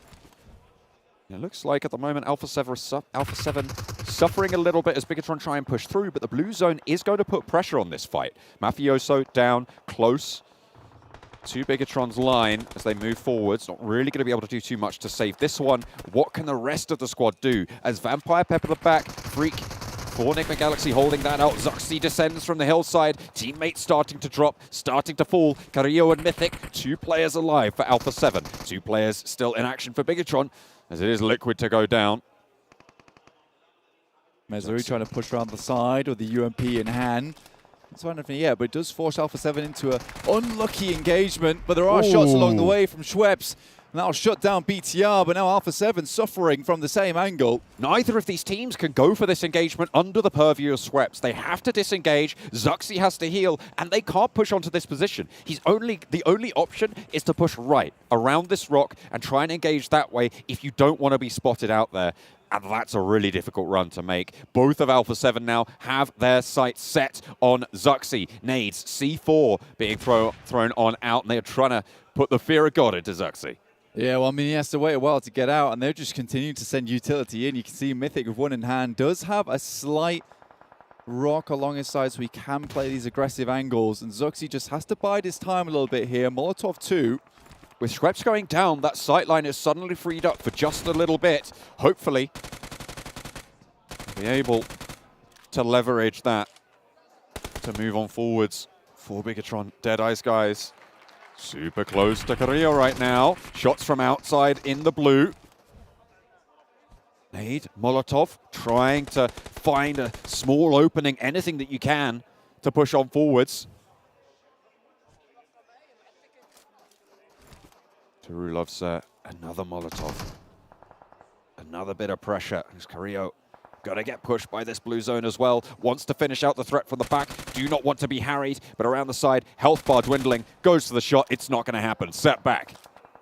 Carrillo dealing with that on the side of the circle there, right on the edge, and somehow Alpha 7 still making it through. You see D77 though off in the distance. Just dropping the first aid kit in. But Carrillo still has this on lock. Slowly taking out players, but it's Zuxi. Spots him out first. And he's managed to make his way in. The sticky bombs, they were not enough to stop Zuxi. This guy has been on tears before, and he doesn't likely stop anytime soon. Mythic jumping his way into the circle, but D77, that angle that maybe they'd not found out before, sends in the spray, but absolutely whiffs every single shot. How does he get that 180? How does he survive? And now out of the blue zone, he can turn his attention to that ridge line, needs some crucial shots here to land, and makes it work. What a turnaround for Mythic. But he's the last player standing now for Alpha 7 into this engagement. Nigma Galaxy versus the last remaining player from Riyadh. It's not over yet for Mythic, though. And with D77 painting a rainbow above his head in bullet marks, I don't know, man. Mythic really shouldn't have got away with that, but blessing his lucky stars right now. Oh, that's rude. That's a little bit rude, that. Go on. Trying to get himself back in the action. Riyadh, though, again, doing pretty well here. They got some money off that last game and now starting to try and increase that bank account. Mythic makes the long run across and no one spotted him nor stopped him. Zuxi's still going as well. But Falcons, I mean, they dominate the zone right now. It's really a question of who comes second in my mind at this stage. Riyadh eliminated. Freak. Now the last player. Only 4 other players in this lobby, other than Team Falcons. It's 4v1, v1, v1, v1. You got a lot of snakes here. Time to team together, take down Falcon, but already they're picking them off one by one. Mythic and Freak still playing. Around the side, dueling it out. M249 is just too much to handle. Mythic falls. Nigma Galaxy stay alive. 3 teams now remain. Zuxi's chilling. He's looking for that second place. He wants to bump up those points. Currently in 6th, you know, it's not a bad idea when 6 are limbs on his side as well. Good stuff from him. So that's 6 points total. I mean, you can't turn your nose up at that. Certainly can't. Freak. The M249. Again, trying to push forwards. Really low on meds. No boosters. That health bar is only going to get topped up by the bandages. Zuxi, on the other hand, has a little bit more. Panzer, potentially? No, not going to be seeing it here. Freak eliminated. Now, just Bigetron. 1 versus 4 for Zuxi. I mean, is it going to happen? I don't think so. It's a cheeky heel off. Now I just want to see Yusuf send that rocket flying. Let's go. And just, you see if he can hit him. I don't think he will, but Falcons, with the position, they started here, it's ended here. It's a nice win for them, and they'll take the 10K either way. If they don't get this elimination, I feel like Bigetron Red Aliens might get most eliminations. If it goes down to the blue zone, potential for them to be pipped to the post. I mean, they'll take the 10K for the chicken dinner, sure, but... Oh, Panzerfaust potentially spotting it. Yusuf, he's on the broadside. I think Zuxi's seen it. Just send it in. I like the Never Alones there doing the same emote than what they did in their team parade send out. It's true.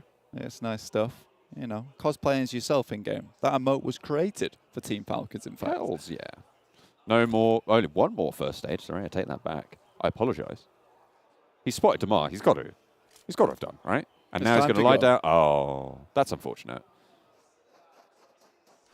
Yeah, he's not getting back in. Sticky bomb on the floor. Time to go. See you later, boys. Boom, boom. What an ending. Team Falcons take the chicken dinner on Karakin. Excellent way to earn yourself 10K. You do like those. You do like those. Yeah, dominant win as well. They didn't really have to do too much on that northwest edge because, you know, it was all popping off over there. Team Falcons just kept it nice and chill over on that northeast edge. They wait for the rest of the teams to come over towards them, and that was the end of them. I mean, absolutely. I think this might be the first time, potentially, that we see the non-chicken dinner team not the chicken dinner team not getting most eliminations in the game as well. They didn't have to do. They just waited it out. You know, they played it safe. You know, even had one player there with the Panzerfaust in hand. it's good stuff. They were real chill that game, and the Falcons, they'll take that 10K home. But a few other teams managed to get there towards the top. Absolutely did. We'll have to see how that all falls after the break.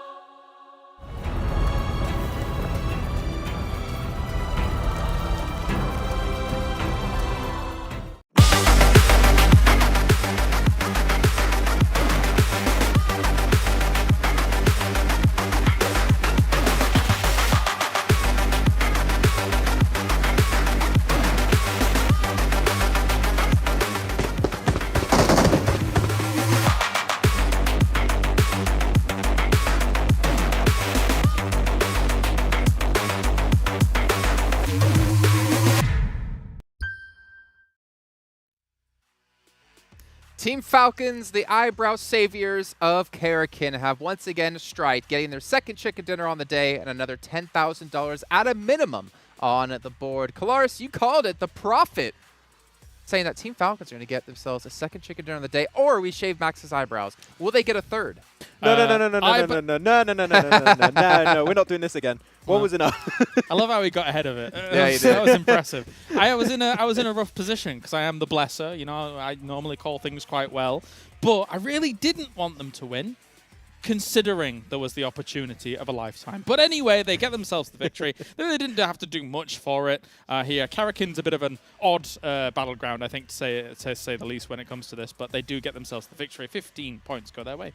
Yeah, our match rankings by STC here showing that they dominated the board here. But to be fair, Bigetron Red Aliens able to at least heal out, get 6 limbs, get 12 points, Max. It's still not a BTR win, so we're still not able to see it this time around. And they committed to the heal heal off very early. Right? Hashtag BTR almost win. Oh, yeah. I think it's a bit long. Doesn't roll off the tongue. I know social media. I don't think it would hit the mark too well, but it's a good attempt. But wait. Oh. Hashtag 2022 BTR almost win. Hashtag BTR too soon. Oh. I think good. Yeah. That is why you're the social media master. Let's take a look at some of our highlights, though, brought to you by Sony, and kind of recap what did happen in this one. Obviously, a lot of teams fighting it out. I actually really liked how we had a 4v1v1v1v1 at the end, which is, if you're a team looking for money, that's a lot of potential tasty morsels to pick off. Yeah, a lot of potential squad wipes, because squad wipe is when you eliminate the last player of a team. There was a lot of solos there, so you could have got, like, what, 3, 4 extra squad wipes in the last few seconds. That could have been huge for Falcons. We'll see if they actually won it right there, but in terms of action, you know, a lot of teams trying to go and fight for those high ground positions, and Falcons, of course, had the high ground position at the end. They got the information. Teams pushing their way. Not much you can really do. I was really keen for them to try and even just peek over and see where they were. Maybe they could have got that Panzerfaust off, maybe a cheeky shot, but you know what? It's not going to happen. Yeah. Can you give us a more extreme version of that sound effect, Max? Boom! Okay. He really does commit. One thing, yeah. I don't know why you keep testing me. I don't know. I like this. That's why I know. If for sure Falcons didn't get a second chicken dinner today, you would have for sure shaved your eyebrows. Maybe not. Maybe I would have done like the hair, but eyebrows, I don't want to. I don't know. Because I've never done it. I don't know if they'll regrow. I don't want to stay like that They forever. take a long time. they They will take a regrow. long time to regrow. Exactly, that's what Don't do it. Thank I you. can see I'm by not the end of speaking from PMGC. experience at all. Well, we can see our rewards here. We do have, well, it's Stalwart Esports. I feel like we haven't been able to talk about them much today, to be fair. They got themselves in a rough spot here in this game. I mean, Yeah. they took high ground kind of expecting to be able to control it, but they had a few just shots coming in from, I think Vampires actually was one of the teams that was dealing with it. There was a funny moment where I think it was Ravenclaw threw a sticky bomb over Richard. It's like, it really was kind of rubbish. But you know, they don't really go that far, so you can't really use that. R8 cleaning up, though, at least in the money section. They didn't do too well in the game, but that is a team that we talked about being one of the lowest, on the lowest end, if not the lowest end on earnings so far. Yeah, I mean, you've still got like a few games to go today and also the entirety of tomorrow, right? So you need to do a little bit of a change of pace if you want to get some money. I think a lot of teams, they're not aiming for that first spot, right? They're aiming for the money increase and get as much as they can. So I think they need to make changes to and bring changes to the table here. Yes. Yes! 40 seconds left to go here, but before we can hop back to our commentators and drop into Sanhok, once again, have to give a shout out to the Savvy Gaming Group for making this event possible. And for you guys at home, to remind you guys about the Vibe and Drive event currently happening, just make sure you guys log in and complete the missions with your friends and get yourself a free permanent legendary set. I know Maxman is looking to accomplish that. I think all of us are looking to accomplish that while we're at the event, playing some Pogi Mogi after the show is done. But John, Allen, and Blank, we got Sanhok coming up next. Take it away. Pogi Mogi time. Let's go.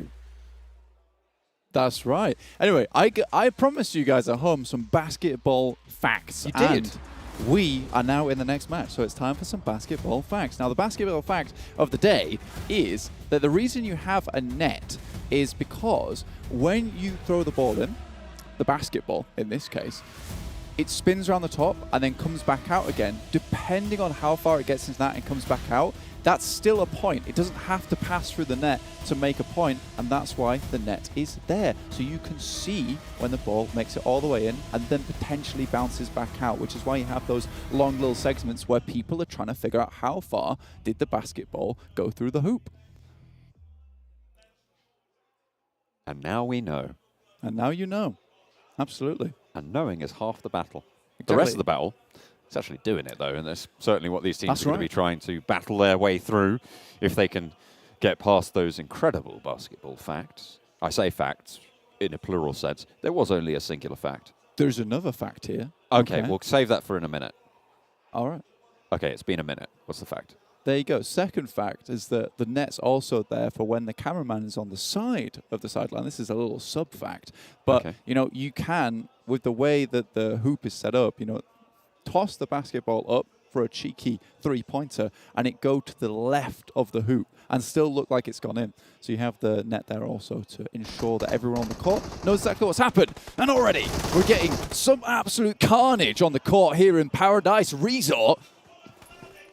There it goes. S2G, 5K in the bank. Easy peasy, lemon squeezy. Not only that, first elim will have been going over to them as well. 7K for that fight alone. All right, then, S2G not happy about how the previous game went there and just immediately wanted to take the fight to R8 Esports, and they've absolutely done such a thing. And Silas gets that nice little team elimination right there at the end. Very cool. And solo loot in Paradise. What could be better? What could be better? Let's talk about Paradise. the circle for a second. This is a pretty hard shift for a Sanhok. It's fairly extreme, you know. Some might even say extreme if you were Maxman on the desk. I'll tell you what is extreme. Okay. Is the fact that if you watch PMWI together in-game with your friends, you can win PMWI special sets. That's pretty wild. That's pretty extreme. I will say that your segue was less extreme than what I was expecting. I'll give you extreme in a minute. Right. Well, you can have extreme in a minute, but only after you've picked yourself up a PMWI gunskin and outfit. Oh. Those PMWI packages are on sale for a limited time, just as limited as how fast this fight went for S2G. And you can win those PMWI treasure chests if you play PUBG Mobile during the PMWI. Very good, very good. Painan, occupied by Deadeyes Guys, potentially, well, they will have to leave it fairly soon. Alpha 7, occupants in Camp Bravo on the northeastern side. No one really challenging them very, very locally, but you've got Team Riyadh up a little bit further north. And that's really the only team that's sort of in their proximity. Central, Boot Camp, Stalwart. Do you know what I'm really liking about these lobbies at the moment? It's just the splits that's coming through on Sanhok, purely because we only have 12 teams. A lot of these players are much more comfortable to take extreme splits at the beginning of the game so they can get as much loot as possible. You can even see Vampire Esports. You can't right now, but when the map feed does come back up again for you, but I will tell you because I am nice in that way. You got Vampire Esports holding 2 towards Camp Alpha and also towards the Confluence, and then 2 down towards Tambang and Ruins, which gives them really, really good control over 2 of the major areas on the map, that's Southwest and also Northwest Islands. So really good stuff for Vampire Esports. They can kind of determine where they want to go as the game progresses. Right now, I would probably assume that Vampire Esports Stoned, as well as Fluketh, are going to be moving up from Ruins and Tambang to regroup with Schweppes and Ravenclaw. That would seem to be the optimal position, and I feel like this is exactly the situation that this position shines in, right? And that's exactly what they're going to be able to operate on. Huge stuff coming through from Vampire Esports. We've praised a lot in general, even during the main tournament last week. Their seeming game sense in terms of these rotations, in terms of these positions, and knowing when and where to be. Seems like they are carrying that over quite well into the Afterparty Showdown. Certainly well in this game. Yeah, the macro is turning out to be very important for a lot of these teams, and Vampire Esports have certainly been able to cash in a chunk of money just with the macro that they've been displaying, getting those chicken dinners, that 10K. It's a lot of money for a chicken dinner. So, you know, a lot of these teams are searching out for it because you can get special eliminations, you can get the team eliminations on those very first elimination of the map, but that 10K, that is a consistent. That's always coming your way if you do play the game out very, very strongly.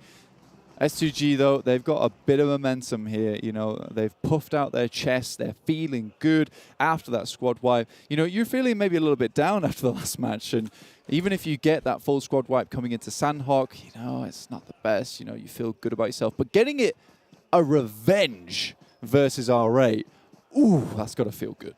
Certainly does. I'm looking right now at another way that one could feel good in this lobby. The airdrop over on the northern side, close to down 1 Kia, under the purview a little bit of 7C. But if S2G swing around, they might even be able to get the first airdrop. You can see it on the top side of your screen. Sung, though, has got that info, baiting out the 1K bounty for it, potentially. I think that right now we're starting to see more and more DBSs through the lobby. And it might be a DBS showdown for the loot crate itself. And all props to Fabian for really popularizing this method in the PMWI. He had some sick matches over towards Miramar with that weapon. And, you know, we're all happy to see it. Kalaris is super happy to see it. Do you know what DBS stands for? No. Da Big Shotgun. Da Big Shotgun. That's right. Of course it does, yes. Is that in your head or, you know, canonically? I choose to not answer that question. That's okay. You know, no comment is a comment in of itself. Damwon Gaming, Damwon Kia, just down this side, holding strong. Really just baiting. Everyone's baiting out the airdrop. I mean, $1,000 is nice, but, you know, if you can get the most team eliminations, you know, that's a big chunk of money there. So you really want it to be very, very safe before anyone heads out to even touch this airdrop. You can see teams surrounding it. Over on the northwestern island here, Vampire did get spotted out. I don't know if that was by 7C or even Stalwart or Deadeyes Guys on the south side, but Ravenclaw did get knocked. I imagine it's in this engagement because you can see another knock coming through from Vampire Esports down the hill towards the Deadeyes Guys as point break will be Fluketh on the south side of the formation for Vampire Esports. Ooh, that is a nasty one, but it will play out nicely for Vampire Esports should they be able to get this player back up in an action. It looks like Deadeye Guys have taken a little bit of damage for themselves. Sliver of HP left on, I believe that's Chari who's getting red there. Spotted out on the hillside. Fluketh still raining down pain on Deadeyes Guys who are right with their backs to the blue on this next zone. They will have to move. And Vampire Esports, they're just going to have complete control over this terrain. I think Fluketh, we talked a lot about Stone and how he's almost that star player for the team, but I think Fluketh and in fact the whole team is very, very good. But I think Fluketh as a fragger is kind of, you know, we don't talk about him too much, but even in that first day of PMWI, on Erangel, where they got a ridiculous elimination score, I believe it was 24 total. Fluketh was one of the main contributors to that, and I think he has really supported Stone very well in that regard. It's fantastic to see. You know, they really do have all their own little roles on the team, and you can see them being played out as well. There's some very, very consistent gameplay coming through from Vampire Esports, and they know the drill. I mean, those off angles from Ravenclaw, just time and time again, coming in so clutch in those fights. It's a very well-coordinated team. As you say, their macro, their rotations, their positioning, some of the best in the world. That loot crate is still just poison, by the way. No one wants to head towards it. I think we need some kind of taste tester from the lobby to head on over. And another one drops in the location as well. So there's potential here for one team to quickly pick themselves up. The first airdrop and most airdrops in the lobby, but down one Kia. Oh dear. That's bad for business. 7C though. Love and life right now. Fabian about to get flushed. Aladdin actually pops on out. Shooting the railings, not going to do too much though. Back into the pickup. Hit the deck again. Control the bridge. I like this spot from Aladdin. He is slightly lonely out here though. But realistically, he just needs support from Scout, Sarang, and Madman off in the distance. He just provides info, hits a few shots, and is very safe inside that pickup. Difficult to get to him in there unless someone takes high ground on him. Alpha 7 going at it again versus BTR here. BTR down towards the south, just the west side of Paradise Resort, and Alpha 7 making their wrap over this side. Nigma Galaxy as well as Falcons also starting to approach the circle. It's Nigma Galaxy who have made the big run through the Western Island. They're right behind Deadeyes Guys now. Certainly are. Vampire Esports did move up a lot further north, so that traffic jam has shuffled along. But it is, you're right, the Hamodi has now leapfrogged the position from Deadeyes Guys. They're on the compounds in the northwest. No one really in those exact compounds to challenge them. Can Vampire Esports get the bead on them, get something done? Those loot crates, by the way, those airdrops have still yet to be touched. Like I said, man, they do have spikes on them. You got to be careful because getting too close to an airdrop can spell the demise of your team. Nigma Galaxy, though, I think they really do have to be careful on this approach. They've all taken up compounds on that northwestern edge, as you can see. And I think this is where they start to scout out, figure out where all these players are rotating into. But this circle doesn't really have a definitive area on either side of the island. That bridge is still in there. Vampire Esports fairly happy with the current spot that they're holding. I feel like it is looking more like a Northwest Island finish, right? I mean, you have only got a fairly tiny chunk of that mainland, but we've seen crazier things happen, right? Certainly plenty of hard shifts going on today. So on a hard eastern shift, there is still potential. But those crossings that were made early, good news. Things like Stalwart moving across from boot camp, it feels like they've made the right decision. 100%. 7C, though, still being our fishermen's in the lobby. Throwing the long line with the airdrop being the bait here. Like those team intros. A lot of these teams are very, very smart with it, I suppose, the best way to play it. It's a tricky fish to catch. A lot of these teams being intelligent in this game. S2G, though, they have moved out with the boat, and it looks like Madman was able to hit a very, very dirty spray. Silas, though, tries to take the shots, and Madman is having none of it. I mean, the boat's up in flames. It's swimming for pretty much everyone in the water. Two of them are knocked out there, Raze and Hamzy. As that Raze knock did just come through. Are they looking to try and get these reses? It's going to be difficult, but they got one.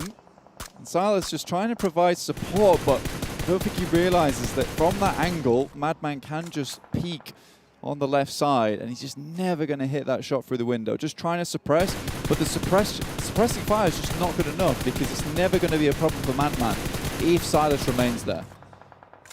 Were they trying to go for the loot crate? I think they might have been. But it feels like S2G really have kind of shot themselves on the foot. Maybe they were just trying to look to cross more accurately. There's another loot crate up here as well. It's all happened in the same location. It's out in the water, so you know, it's very, very dangerous for these teams to even attempt it. So I think right now it's the chicken dinner that's on the cards. Maybe towards the end, you have a little bit of a leisurely swim when there's less players in the lobby. Falcons, though, they've come in very late to the circle. And Nigma Galaxy, they've already taken up position. Oh, straight on past, down the hill. Hard cover from terrain, but the push comes through. Nigma Galaxy move forwards. Auto Shotty, not going to be strong enough. Lord, able to get the side swipe. Powerful, back behind the rock. Needs to cower behind it. Not really too much to do here, other than try and just hold out, hold on for dear life. The flank comes through. There's an off angle from Nigma Galaxy. The pan to add insult to injury as Ralph swings in for the back angle. Goodness me. Has he been fried? Is he easy over? Who knows in this situation, but he's certainly out of the game. Never alone, tosses the nades over the top. Try to find some damage. It's really good onto Hermodi, though. One more might do the trick. There's another player heading towards that location. This could be very bad. Oh, good damage. Modi managed to get the heal off there. Never alone. Spots it, handles business on the swivel. Ralph now on the back angle. Could have been pivotal there, but didn't slow down the push from Never Alone. Looking to turn this one around. Team Falcons with 3. Nade in hand for Powerful at the back, but one's popped over the top. It will suppress the angle and has the backup for the rest of his team. Up the top of the hill, there's Freak, and Deadeyes Guys are starting to chime into the fight as well. Never Alone, finally taken care of. Deadeyes Guys handle the back lines, and it is all falling apart for Nigma Galaxy. They've been ripped to pieces in a fight that they thought would be easy, and now it's all down to Ralph here. Does confirm one, and Lord and Hermodi making the long crawl across. It's Deadeye Guys who have their sights focused over towards Vampire Esports, so you know, potentially there's a chance here that Nigma Galaxy gets at least 3 players back up on their feet, but maybe not with Shifu, who is actually moving around the side of the coast here. I believe S2G might have managed to pick up one of those crates out in the water in the meantime, but you have to think that Deadeyes Guys have made this choice consciously. They were ahead of both Nigma Galaxy and Team Falcons in the queue on that western side. They have chosen to stay behind. They have chosen to be at the back of the queue. Damar, that's a nice long-range shot onto them, and even so, Deadeyes Guys were able to make a nasty little bit of damage over to all these teams. It's not been good, and Deadeyes Guys have really thrown all of these teams into the cauldron. It's starting to boil now here on Sanhok. Bubble, bubble, toil and trouble. Not easy in the cauldron on the northern shore. Alpha 7 making their way to land, and will be able to do so. Rad trying to challenge position potentially. Carrillo trying to shimmy up the cliff and get the UMP out. Close range spray. Asada moves out of the line of fire, but unfortunately, barrel-based fish for the players at the back. It's easy pickings for Alpha 7, but they are right on the edge at the moment, so they'll have to start to pick their moment to head further in. And surprisingly, Sung and Forest are still going, despite the absolute awful experience they had with 7C. They were able to put an end to their 4-man team there, dropping them down low to just 2. Rex off in the distance, not able to support the rest of his team. Alpha 7 crawled from the waters. What? Okay. There you go. Alpha 7 managed to get the elimination across the way. In the meantime, I believe S2G have managed to get another crate on Kelsey, the last player standing. 5 eliminations for the team after getting that first squad wipe over in Paradise Resort. They have got a healthy tally and a healthy earning from this game already. We might not get the chicken dinner, but we will get those match rewards. And honestly, with the amount of money that's been pumped into every single one of these matches, you know, you take that cash where you can. And I fully respect S2G for playing the game they did here. Shifu. Ooh, close auto shotty in hand. Powerful has the UMP, but neither of them going to shoot off rounds aimed at either. Lord is traded off. Deadeyes Guys, though, managed to find Nigma Galaxy as Ralph falls as well. Proving to be a little bit tricksy. Aladdin close to Zuxi. Oh, he knows. He knows. Oh, he knows. And he is going to shut it down. Liquid. Genfos at the back. Still crawling in. Should try and get a little bit closer here, but the blue zone will tick away. Aladdin repositioned to 7C. Hold out the east side of Hudson. That could have been very bad there. Alpha 7 able to shut down Damwon Kia. Just came out of the water very, very speedily. Falcons, though, still in this, despite having a rough start towards the end of this game. They're going to have to maybe bring this one back. Circle finally sent us landward, as we will be spared the swimming antics that S2G have been operating under so far. Deadeyes Guys, Molotov onto Powerful, eliminates Team Falcons. On that northwestern side there, you can see just picking up the pieces for Deadeyes Guys, bring themselves back up to their 3 total players that they have remaining after the res. Liquid swings past, bops his teammate on the head, you know. Get back in the game. We've got to win this one.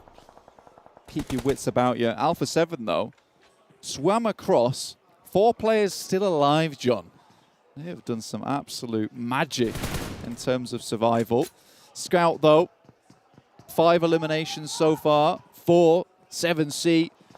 I think Scout has an idea of where these players are. And Alpha 7 now have to make a long trudge over towards 7C's compound. Great smoke walls. This has been a classic move coming through from Alpha 7 throughout both days of the Afterparty Showdown.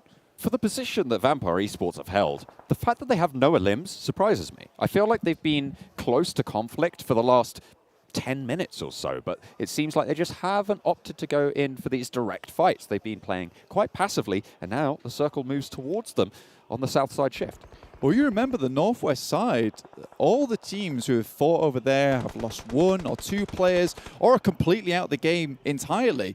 And they've decided to wait and bide their time, swing down towards the south side after this circle centers up just a little bit. And this is going to work out really well for Vampire Esports.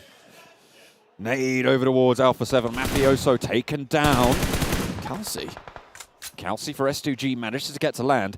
I mean, this is what loot crates can do for you, right? That's what the airdrops are there for. Get that ghillie in, and especially on Sanhok, could prove to be absolutely crucial. Mythic moves forwards to Mafioso's position. Scout suppressed on the roofline. And they will have to reposition, push further into Hut-In. Kelsey spotted by Carrillo. They do not let any gunshots go unanswered.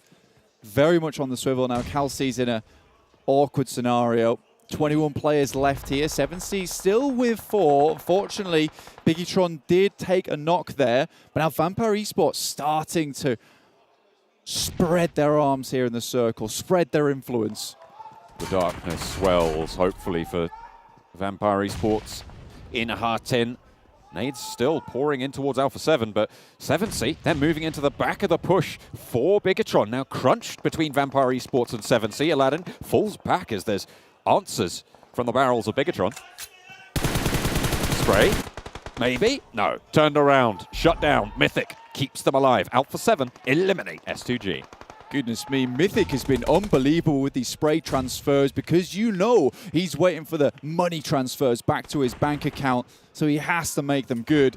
There's no way that anyone's getting behind this team with this player with Alpha 7. Stalwart, though, do take down Revo, and they're in a rough scenario at this moment. They're not quite in the zone yet, and it has been absolutely unbelievable that they've been able to get this far in the first place. Liquid 1 versus 4 on the push against 7C. Repositions, new side of the warehouse. Do 7C know that he's made this position, made this push? Looks like they're still nading on the left stanchion, but in comes Scout. Looks to be the front man. Pushes into the position that they think he's in. He turns around the side. Liquid needs to get a knock or 2 as it is getting suppressed from the sidelines. 7C losing players on the off angle, and Liquid repositions yet again. Aladdin wants to go for the push, but Sarang around the side. Excellently executed, but Madman's down. Can 7C pick up the pieces?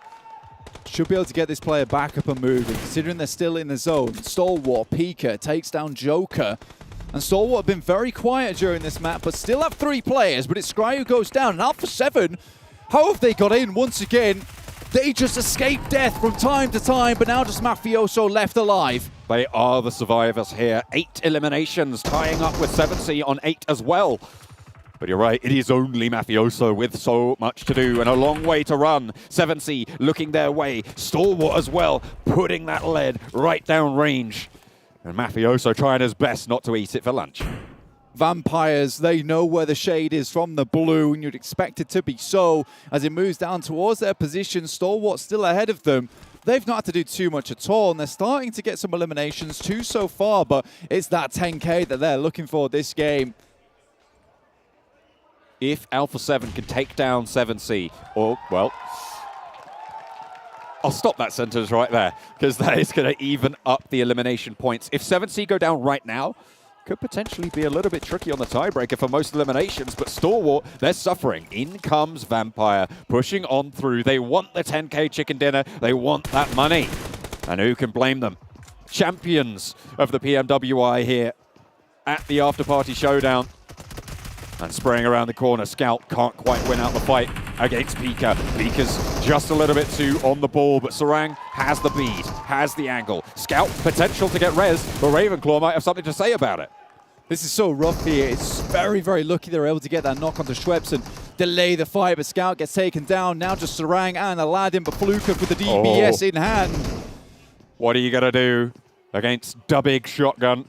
Pushes on in, no Sarang out of the building. Aladdin down, one player left. They know exactly where he is. 7C to fall under the gaze of Vampire Esports, taking the chicken dinner on Sanhok. Vampire Esports, they may have been slow in the beginning like a turtle, but towards the end with the DBS, they were showing the shells to 7C. They're out of it, and Vampire Esports will take home the chicken dinner and the 10K for that one. Beautiful stuff overall. You love to see it. They were just seeing the future, man. Absolutely, and Alpha 7 staying in super late, consolidating their point lead. I mean, it feels like this team, at the moment, nigh on uncatchable on the points totals. Honestly, I am incredibly surprised how heated it's getting here in the Afterparty Showdown. Every single team is looking to earn money wherever they can at the moment. S2G as well, you gotta love it from Galaxy. He was like, right, no one's picked up on these loot crates. I'm going to grab them myself and get a little money on the side. But Vampire Esports, 7C, India and Thailand going out towards the end. It's a beautiful way to finish that match. What a game on Sanhok, but we've got a little bit more for you, so don't go anywhere. We'll be back after the break.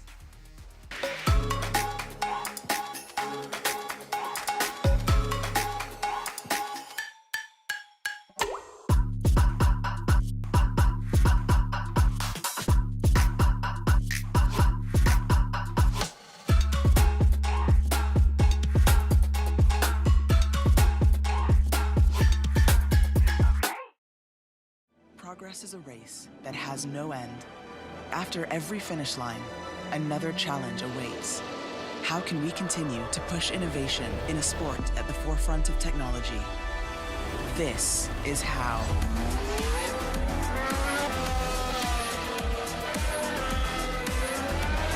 Discover how Aramco and the Aston Martin Formula One team aim to meet Formula One's sustainable fuel targets.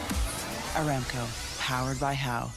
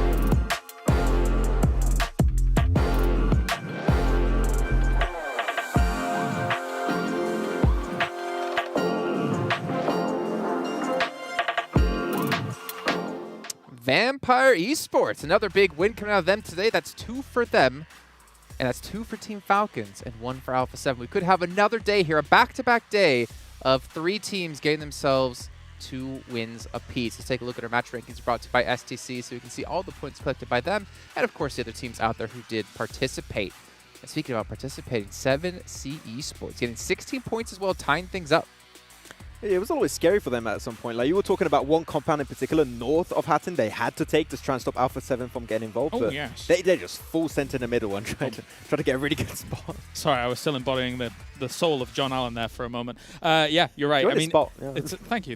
It's ultimately, yeah, there were moments where 7C could have really kind of held out positions, but yeah, it's crazy in those urban warfare moments where you're trying to move from wall to wall, trying to go from compound to compound, and then with all of But Vampires played it excellently to deal with 7C at the end. That compound movement was indeed brought to you by Sean 7C. Allen. John. Sorry. Sorry, continue. But you were talking about, actually, while we were watching that 7C, maybe making some missteps there, actually, with how they were dealing with Alpha 7, because Scout was on top of the roof before they transitioned in towards a different building, so he was keeping them zoned out, but then when they transitioned, they didn't go directly to the location that you were looking for, Kalaris. I suppose. I mean, ultimately, the blue was pushing them. It's difficult to stay where they were, and then they could have potentially been vulnerable had it been kind of a roof-to-roof situation. So not exactly the easiest situation to be in whatsoever. Yeah, and I do believe also that there's a situation where Alpha 7 do actually win that, right? I think that 7C got a little bit lucky, quote-unquote, because there was Kelsey from S2G that was like took down 2 players from that location. If they go in there as a 4-man, I think there's a clear chance they win that game. And the cool moment is because Kelsey is trying to salvage some money in this game because SGG gone down so crates, early. yeah. He's swimming around, getting crates. He comes up on the shoreline, has a ghillie as well as an MG3 during all of that. So, yeah, it was difficult for them to spot him, and then he becomes this proper spoiler for them to try and move up forward. I wonder what would have happened if he wasn't spoiling, because I think he got a knock and a flush onto at least one member of Alpha 7. Yeah. And then it was Mythic that was able to finally finish him off. But one team I did want to talk about here is the team in 4th place, Stalwart Esports. Where have they been today? To be honest, this entire Afterparty Showdown they've been pretty transparent, right?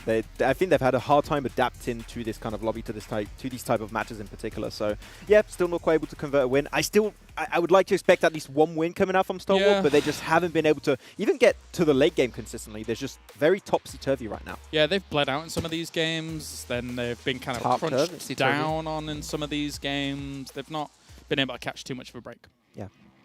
Yeah, well, hopefully in duos they're able to do so as they were leading at the start of the day. Let's take a look at some highlights, though, from this last match. Maybe we will see Kelsey channeling his inner mermaid, swimming from box to box, crate to crate. Yeah. I wish we had that on camera. I do have a video of it, though, Max. Don't worry. Oh, no. We can post it up on Instagram. Don't blackmail social me media.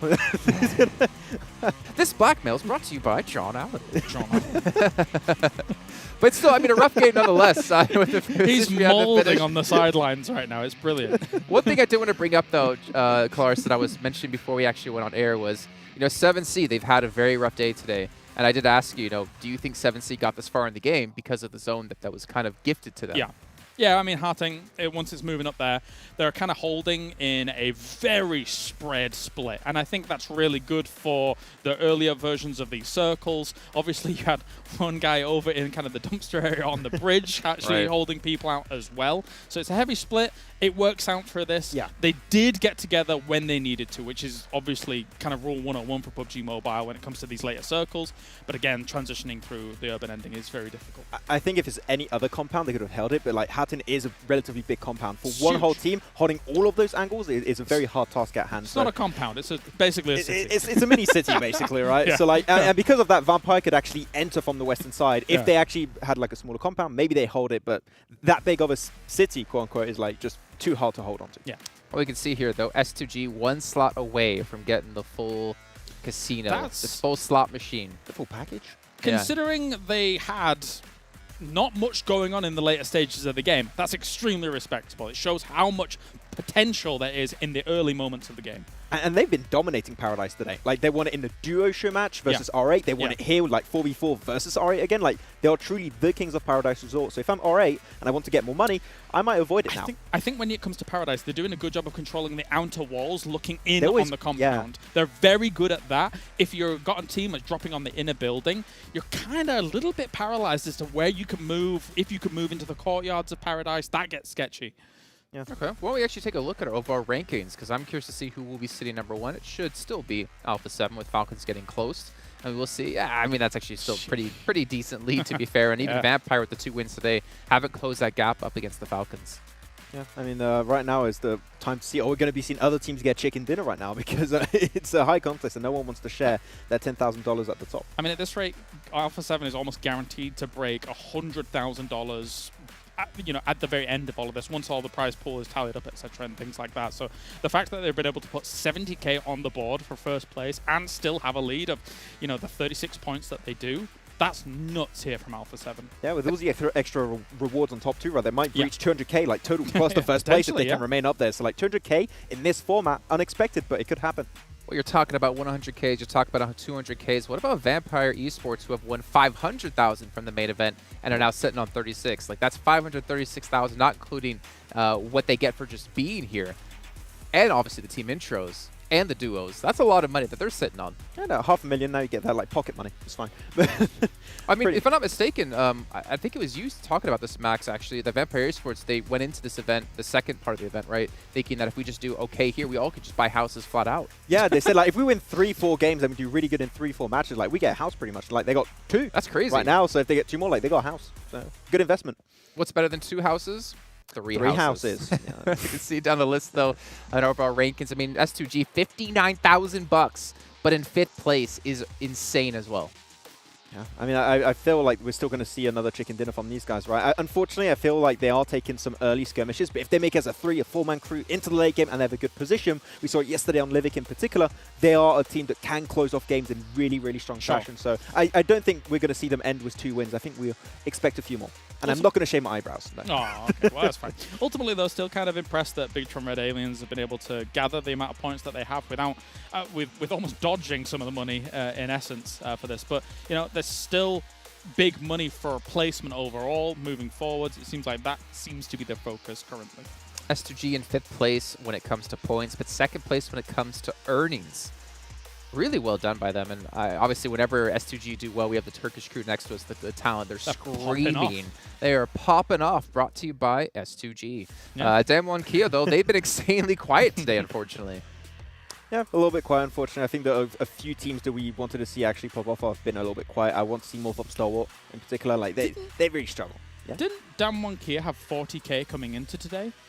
Correct me if I'm wrong. But if that is the case, then they're still at 40k. So it's really I can tell you in a second when thank you. Actually take a look at a head-to-head matchup here between the Falcons and I believe, if I remember correctly, You're stalling for time. The team, of course, that has done exceptionally well today, Vampires. That's not I just sometimes talk really slow. Okay, cool. Yes. So where's Here's Vampire and Team Falcons, 2 of the That's what I greatest said. teams. As Jason continues to stall for some more time, Max, what have you got to say about this? They're 2 amazing teams. They're great teams. Brought to you by John Allen, of course. This entire segment has been brought to you in part by the man himself. But yeah, I think Vampires, we've seen from them here, very, very well done in terms of even the movement into the Hartin area during all of this. Because again, coming in from where they did from kind of south-west with all of the teams congregated around that and it being very open to get into there as well. It was quite impressive. And seeing for Team Falcons here, they're playing like pretty much every Battlegrounds, the edge play. And it's been working great for them so far. They don't really try and play central. They just play the edge. They go to the eliminations. If they still have the numbers in the late game, we saw it early on Livik, they can close off games too. So Falcons, happy to see them actually stepping up on day 2. No healing attempt in Sanhok this time around. Maybe it's due to the fact that the blue zone ticks harder after the 5th zone. But we're still seeing people try it anyway. Yeah. I mean, the thing is, right, you talked about muscle memory. Teams kind of get into that mindset of, like, play it out like the way we normally do, and they're not really taking those changes into effect. You know, you've been talking about this graphic being brought to us by John Allen. Actually, it's brought to us by Aramco, one of the sponsors here of this event, making sure this event can be possible, as well as Saudi on top of that. And not to mention Dr. Suleiman Al-Habib. Fantastic. The man himself. The man himself. The man, the myth, the legend, making Yeah. this event happen for us. You can see we have 1 minute and 10 left to go until we head into our final match with Miramar. But remember, we do have our screenshot, our best moments of the entire event, and you guys can win rewards at home. Make sure you guys are taking screenshots of your favorite moments over on YouTube and Instagram, and tag PMWI Best Shot to win a cool PUBG mobile statue. If you want information, make sure you go check out our social media to find out about that. But we are heading to the final match of this part of the event. We obviously have the duo show match thereafter. But the question is, can Alpha 7 pick up a victory and yet again in back-to-back days have only 3 teams winning every match? So on over to our commentators, though, of John Allen and Blink. Felt a little bit personally attacked in that last death segment. I don't know what's going on. They're just getting a bit aggy with it. I think so. To be fair, Kalaris does a really good impression of you, John, to be honest with you. It's very much your likeness. My name's Kilaris. I've got square buttons and I stand on a box. I don't know. What do you think? It wasn't that good. Do you think? I think it was perfect. I think it was spot on. I don't actually sound anything like it. I feel like Kalaris actually does a really good impression of you. I mean, if you ever need to do any voiceover work, you could just hire Kalaris to do it for you. But I don't really think you bring that same talent for doing Kalaris. Do you not think? No, I'm really sorry. Oh, well. Do you want a basketball fact? I would love a basketball fact right now. Okay, so there was an interviewer who went to a high school game in America, and on the first try of sending the basket in, first take, by the way, got it in, and then all the people, all the staff at that high school event took him out for dinner, and he had a great time. And everybody clapped. And everybody clapped. You can find the video online. What if I can't? Well, then, you message me and I direct you in the location. Whoa, okay, Alpha 7. Dear me. I'll direct your focus now to the Afterparty Showdown, most eliminations and highest damage. Alpha 7, it's all them all day, every day. I mean, nothing really stopping them at this stage. What was it, 70K so far in earnings? Rubbish headshots, though. Oh, I thought you meant the pictures. I was like, what, you're being so mean for? No, they're just rubbish at headshots. That's all. No, I see what you mean there. I do see what you mean. Although, wasn't it an Alpha 7 player at the top? It was Mythic, but they didn't have all three up there, so I'm disappointed. Oh, okay. That's fair. And they need way more Nadalims than that. I mean, come on. Yeah, two's like one sucks. Less than the top guy. Oh. Rubbish. Appalling. Unfortunately, we still have the very charismatic Damar here, 343 meters, which we're all happy about. Unfortunately, A7 are not so happy, but you got to love the smile on Damar. What a cool guy. He was always smiling on stage, as well. He looks like a really sweet guy. I saw him down the player lounge, and he just looked extremely happy. And I think that's how everyone should approach PUBG Mobile. No, I think great sadness. What do you think? I think you're wrong. Yeah. I think I'm going to go hang with Damar now because you are bringing bad vibes to these games here on Miramar. Good vibes only on Miramar for this game. The last of the main 4-player squad games today, match number 6. Of course, we still have the duos game later, so make sure you stick around for that. But if you are sticking around for that, you might as well watch in-game, watch PMWI together in the in-game esports center with your friends to win PMWI special sets. I'm Sean Connery now. Okay, then. Unbelievable stuff. I like that a lot, yeah. Anyway, if you want to also look good in-game, not quite like Sean Connery, more like Indy. Harrison Ford. Everybody knows that guy looks very dapper. You can also look dapper with a PMWI gun skin and outfit. So those packages for PMWI are on sale for only a limited time, so grab them whilst you can. And you can also win yourself some PMWI treasure chests if you play PUBG Mobile during the PMWI, which you should all be doing. Because right now, these games are getting me fired up, hyped up to play some matches over on Miramar, over on Erangel, even Sanhok, Karakin, Livik. We've got it all here today over on the Afterparty Showdown, as well as tomorrow. So make sure you remain tuning in. I've got a question for you, Blaine. Okay. If you had to do an impression of one of the other talent. Tell me what you really think about me. Can't be me. Okay. Who would it be? Who would I do an impression? Yeah. I'll put you on the spot here. Well, Max, actually, because, Do you think? the producer, Addy, who is a beautiful, lovely guy, reminded me that at the start of the day for me, I did a great Max Extreme impression, so I probably would do Max. That's fair. Yeah. Common Tuple 2. Oh. Oh, no. Oh. Savla. I didn't think it could get worse. I didn't think it could get worse. Com7C Com Sa. That wasn't terrible. Yeah. That was uphill slightly, but to be fair, rock bottom only has upwards trajectories. Yeah. It's kind of my French is not great, unfortunately. Tu ne parles pas français? Je ne pas parler français. Je parle en français un peu. Oh. Habla espagnol? Non. That's still French. No, Addy, I cannot speak German either. Sprechen Sie Deutsch? Yeah, I know this is a multi-language stream. Unfortunately, I'll have to keep it to English because it's the only one I can do justice. If I start doing other languages, I will have people shouting at me in Instagram or all over. You know, they'll be very angry. Oh dear. Madman on the road, cut across by Kato, but Sarang's there for the backup. It's a three-way engagement on the positions here for 7C versus Riyadh. Looks like no one's really going down just yet. No one quite landing those shots, but Rex cut off from the rest of the squad. Oh, and also shots taken from Madman. Not happy about this one. The MIDI 14 comes into effect with a big result. Here you go. Here's a fact. Another European language, albeit a dead one. Rex in Latin means king. Well, good for him. 7C though, Sarang continues to harangue Riyadh over here. Kaito comes in, there's a nade that comes through. I think both players had the same idea there. First aid kit. I don't think you need it right now, laddie. Maybe later, though. Kaito losing the teammate. 7C managed to get that first elimination bounty as well. A swift 2K. Looking for a little bit more than that as well. They want the squad wipe. Kaito goes down. Madman able to find it flush from Sarang. 7C moving as a unit. 2 players left for Riyadh. Yeah, looking a lot more confident as we head into the latter half of the day here. You love to see it. There's the earnings on the screen. Alpha 7 firmly at the top with 70k. You got the A7 and the 70k in the bank. I know that makes 7 Worlds Gaming happy to see. S2G underneath 159k. I mean, those guys, though, they've kind of been scrounging some money where they can, and I respect it, man. I respect it big time. You know, if you can't take the chicken dinner, take what you can elsewhere. I mean, S2G, yeah, right.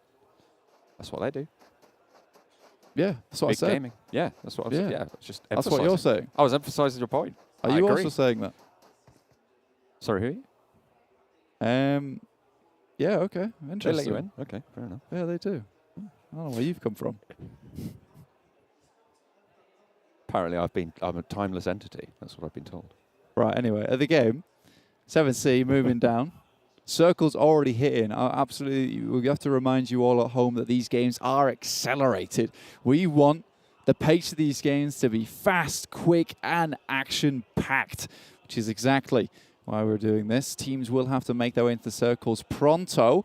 Los Leones on the western side do have Deadeyes Guys, and all the teams didn't have a lot of time to loot up, but there is a fair few decent paths of rotation to get into this one. A few of them using the eastern roads. That's R8 who are still making their way down. D77 though, he is a bit far out. He's still in El Azahar. The rest of this team, you know, asking him if he can hurry up just a little bit. On the back foot, maybe. Hopefully boosters on the cards from Mafioso. They'll need to heal up. You can see got one energy drink there in the pocket and a little bit of a booster there still on the bar. See, still in the first phase though, so might need to get a little bit more, and they're still a way out. 3 first aid kits though, they will be absolutely fine. It's still early circles. Western side looking a little bit more open than the east right now, though Nigma Galaxy do have that west road on lock. The closest engagement, I think you can see right in the middle there, just near power grid on the south side, Stalwart and 7C. Very, very close to one another. Yeah, one of the players there rotating through. Rod's in front of A7. Revo immediately spots this and careens off to the right-hand side. So that drops out for just a second, maybe to take some shots, but decides against it, realizes, you know, they're just in as much trouble as Alpha 7 is right now, trying to get into the zone itself. But we are heading down towards Chumacera right now. Nigma Galaxy rotating dangerously close to Dam 1 Kia. Not actually taking any shots as of yet. I think both these teams concerned with their own well-being, and this is a gentleman's agreement that we shall ride into the zone itself. I take it back. Lord, you are a very naughty man. This is not how this is meant to go down. That's against the code, unfortunately.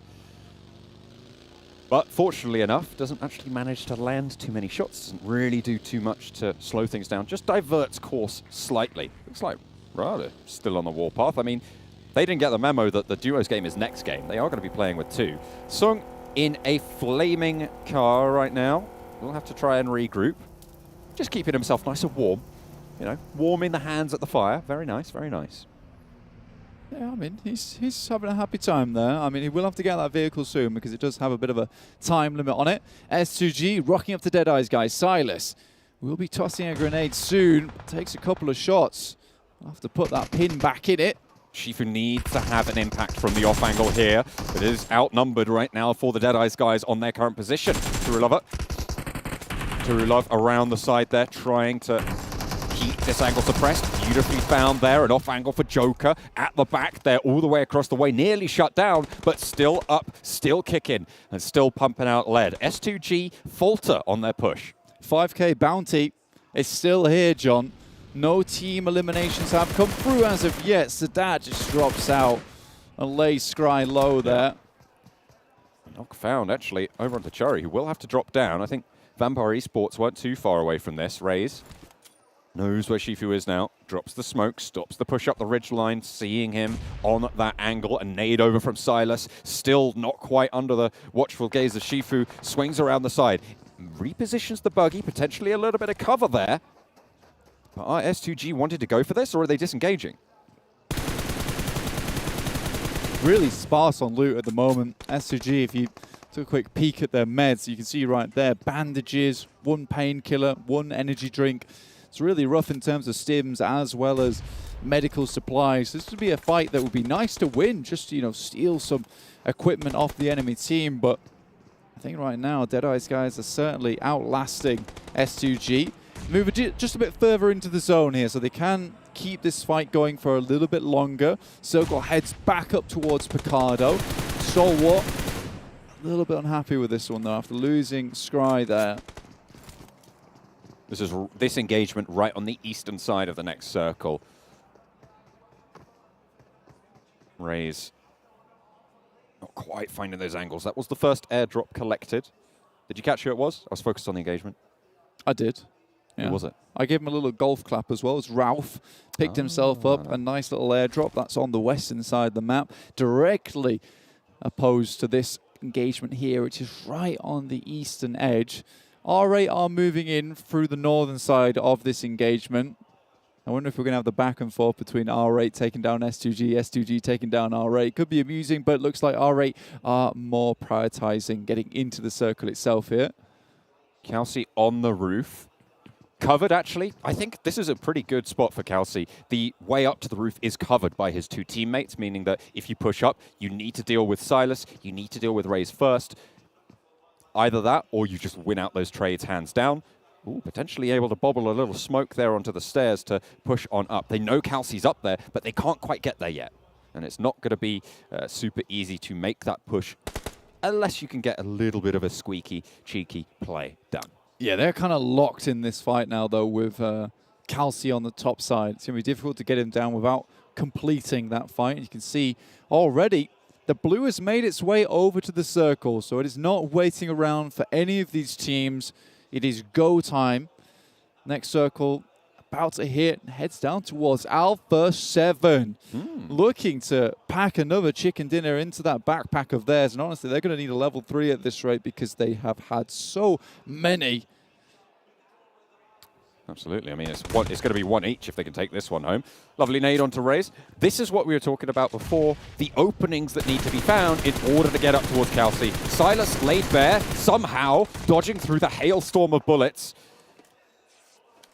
Staying alive for the time being. Hang on a minute. Who's this? Someone else coming into the engagement potentially? No. Shifu does get spotted. Kelsey shooting on down. That's where the bullets were coming from. Now they're looking to try and mount up this pressure. Nades potentially popping out through the windows. Kelsey trying to swerve around the side, and Silas still going out in the open. I mean, they're not making it easy for Deadeyes guys, I'll tell you that now. Kelsey, though, with the UMP, continues to send Deadeyes guys further down. At some point, Deadeyes guys will have to leave. Kelsey can almost sacrifice himself here for the greater good so that potentially Silas is able to leave. Maybe trying to look for another way, but seems like the only one that's going to work on out. Deadeyes guys really getting slowed down here. Trying to evacuate their location. Kelsey takes a nade, and that is the end of the Castle King at the top of the building. Los Leones must be left now. Silas still alive, but on the northern side and alone for S2G. Yeah, there's your sacrifice made by Calci. Silas drops him the salute. Starts to run away here, but he has locked them down. Stalwart Pika, top, action. Still in this one. They're only lost Scry earlier on, so 3 players still up here, ready to go. You can see Alpha 7 off in the distance, but they're very central. They'll be waiting this game out. Damar, nice shots down towards Aladdin. Nicely found. Shots to the back of Scout. Coming in, potentially a third party. I think that might have been R8 potentially chiming in, or maybe even Rod. But 7C suffering heavily right next to Stalwart. That is not the place where you want to take a couple of unfortunate knocks, and that is the end of Stalwart. A nice nade over the top. Oh, it was Vampire Esports who chimed in onto Scout. Look at the number of teams that just got those limbs onto 7C as we tune on in with R8 and Falcons. Yeah, Bandai got knocked on the approach from Yusuf with a very nice nade here. Falcons only have 2 players, but so far they are sending this 4-man unit back. Yusuf keeps popping down the stairs. They're very low HP, not really having opportunities to heal off. As of yet, you can see Prestige tries to pop the first aid, but it's just too little too late. And now Never Alone, the clutch maestro, hits one. You can't jump those gaps when Never Alone is on the case. Unfortunately, the blue zone is too much to handle. And R8, with 1 player left, are still going, but they lose that swiftly. Vampire Esports take them down, and now just Yusuf is there. I don't think you can res in this zone. Yusuf just needs to heal, if he can. Ooh, Vampire Esports and Alpha 7. They've been going at it with the fisticuffs at the moment in these games. Coming off Vikendi, where it was one or the other there to get the chicken dinner. And now they're both inside this circle. It could go either way depending on the next shift. But Nigma Galaxy, they're in already. Revo goes down to Lord. Excellent find through the doorway. Lord up to the wall. Will be able to get this first aid off. Closes the door. Stops that vision. Nicely opened onto the engagement. Revo smoked out. Mythic wants to try and get his teammate to safety, but you can't make that break. Not yet. Not until you get an off angle. Not until you can suppress the position for Nigma Galaxy. Hits Revo very hard there with the grenade, and it's unlikely to get their boy back up again. Now Alpha 7 once more down to 3. Nigma Galaxy causing huge problems. Vampire Esports have problems of their own though. As down 1 Kia swoop into the compound underneath them on the south side of the circle itself. But they'll have to cross the road, so it's really interesting. There's 3 very good compounds inside this circle, but all depends on this next shift where it goes, especially with the crossroads right here. How do you get across these open zones? It's brutal. Open ground. A couple of ridges to play around, but the speed at which you can traverse them, super low. Rod try and crash straight on in, and it's all going to be a part of the seams, but finally they stitch it back together. Fortunately, there's an off angle for top, and they will be able to stay in with 3. That's the kind of response time you want from your teammate. The enemy team falls, and just as that happens, action rolls up and the bugging is immediately getting you back up on your feet. In this case, you don't get a rest playing with Stalwart. You are constantly in the game. Fortunately, Stalwart now drawing attention. Vampire Esports sending shots their way. I think that was shots coming through from Bigetron. Really far away there. And shots from Alpha 7 as well. Schweppes taken down a peg. Hopefully Vampire Esports can get that one back up. Here's a replay of the crash that came through from Rod. Pika does go down, but it is that angle from top. Yeah, action was coming in hot there. He had the sirens on and everything. A little bit unfortunate for Vampire Esports. They do push out just a little bit, but now it's time to recoalesce. This is a fantastic shift for them. And down 1 Kia's compound's just about out. It will give them some survival time. Turulov looking to hold on here. Last member of his team for Deadeyes Guys, but surrounded by the aliens. Bigetron with GenForce trying to pop a nade in. A little bit left on that nade, but might do the job. Just a slimmer HP left. But they know where he is now. GenForce pushes up to the vehicle, takes it away. Bandages, only the 1 for Turulov. It's not great. He's going to be really struggling. Just try to get as many points as possible for himself. Now Alpha 7 will have to deal with the rest of Nigma Galaxy. They're ahead of them here in their rotational path. They're absolutely stacked though. Good smokes. Once again, the train comes through.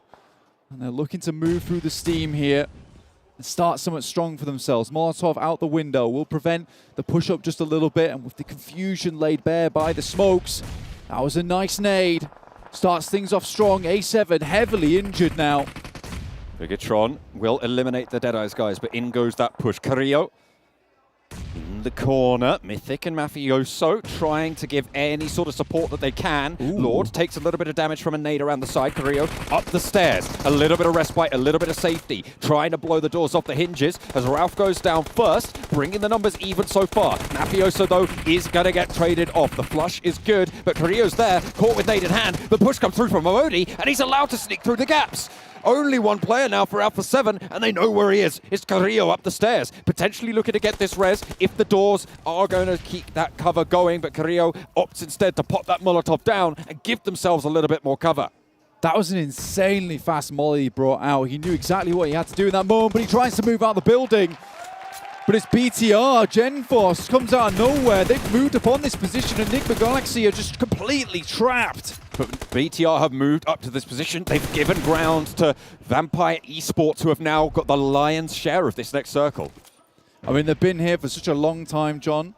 It's been very difficult for them not to take all this space, but they're starting to push out. Ooh. Once again, the cloak of the Vampire starts to envelop the rest of these teams. It's a question of whether they can continue to dominate in the circle. Lord's still alive, though. They're controlling Damwon Kia on the south side of the road. They are moving into position to block out Bigetron. With Genforce down already, they're locked in this engagement. The ridgelines are so bare, so barren for them on this Miramar.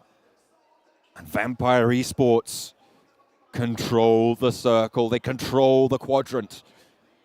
They're gonna have another chance to take home another 10K. This will be beautiful stuff for them. They'll be happy with the money that they've earned.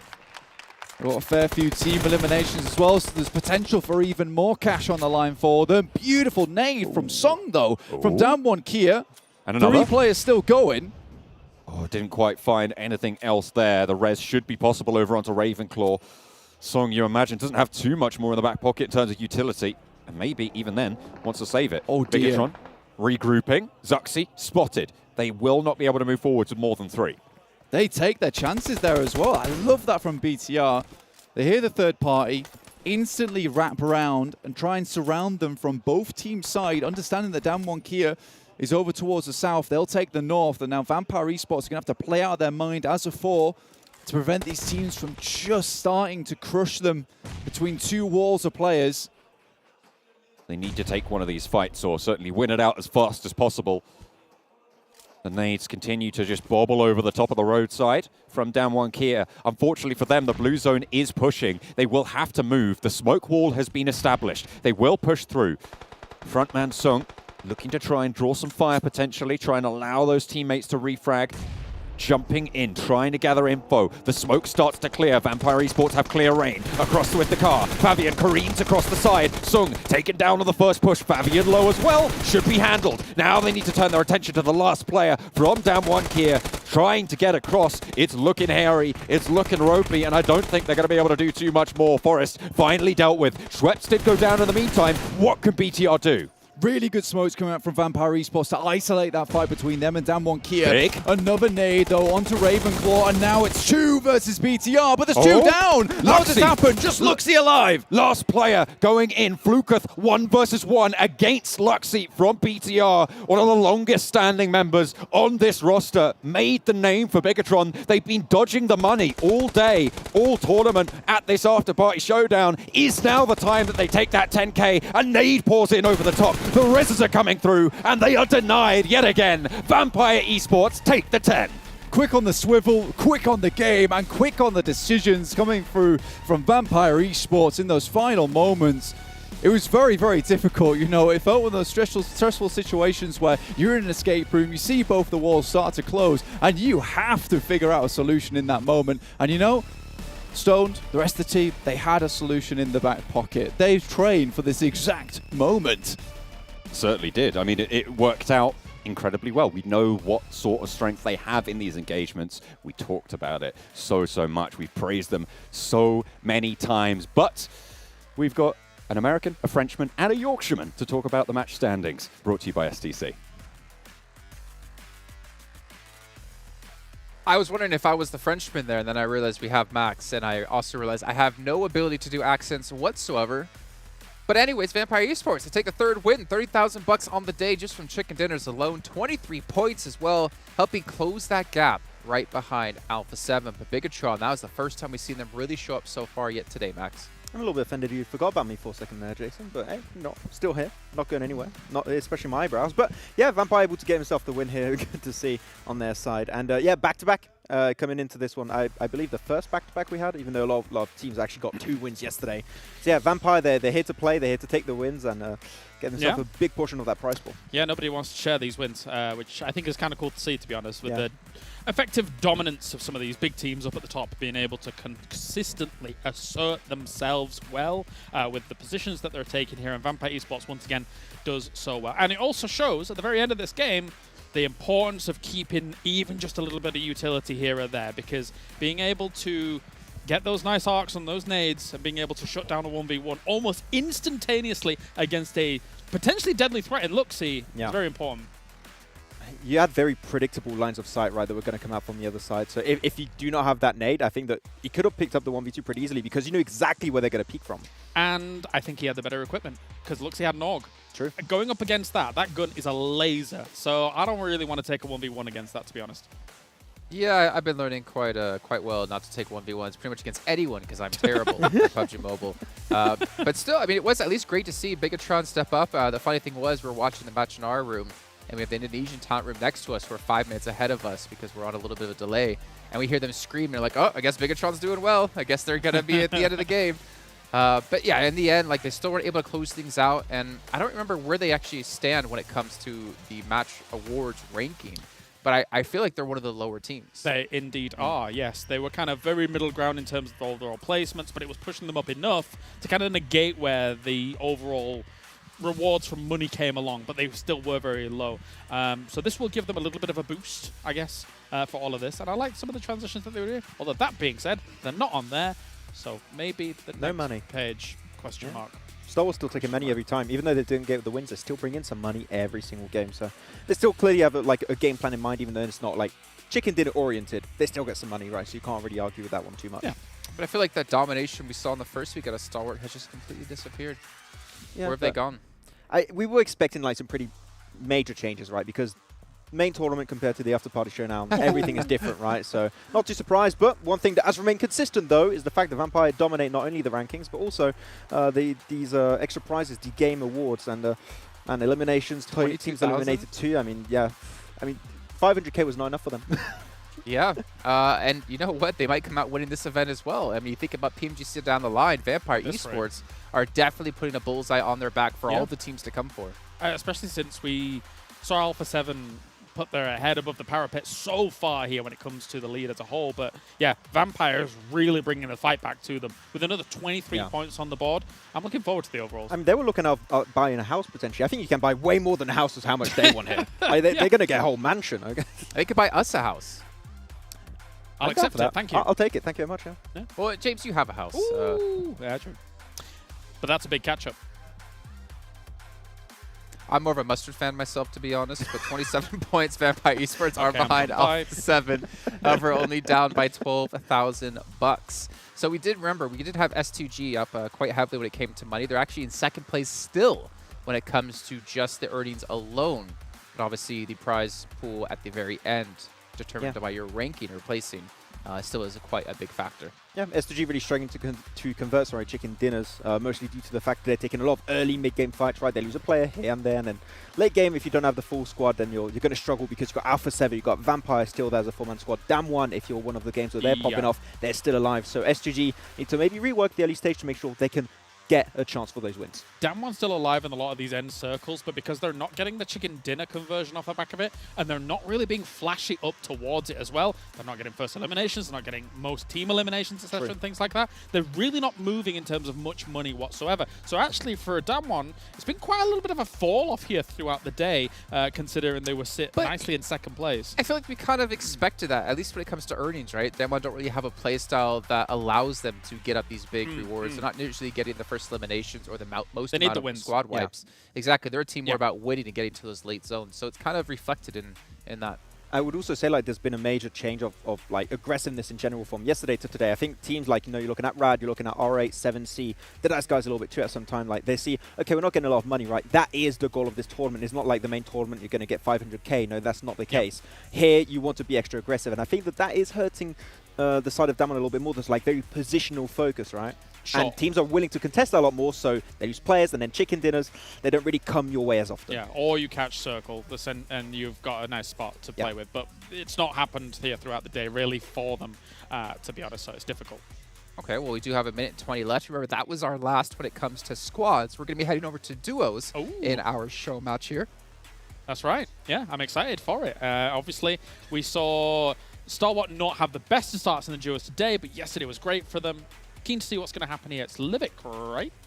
It is. It is. Thank you very much for reminding us all at home. Livik with duos would be extremely exciting, but we can't get to that until I tell you about STC, about Spotify, and of course about Razer, who are all sponsors here of PMWI, but also not just PMWI, G8, which has been an event that's been going on for 5 weeks with multiple different titles, but we know they save the best for last. And speaking of saving the best for last, that's why we got John and Blank here to bring you all the action here in our final match of the day.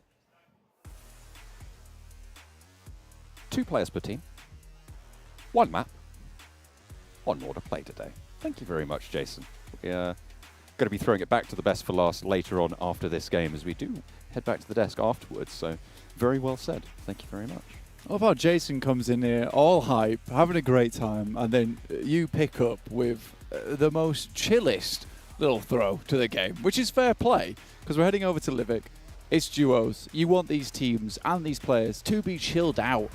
They've got to have their wits about them. They've got to be cool, collected coming into Livik, because this is a map where you really, really do have to be on a swivel. You have to be swinging on a dime if you want to make sure that you want to live to the end and earn that dime with the match rewards for the duos. The best duo. But all we hear is Radio Livik, Radio Crabgrass. All right. I like that a lot. I thought of that. I needed to say it. I've said it now. We can move on.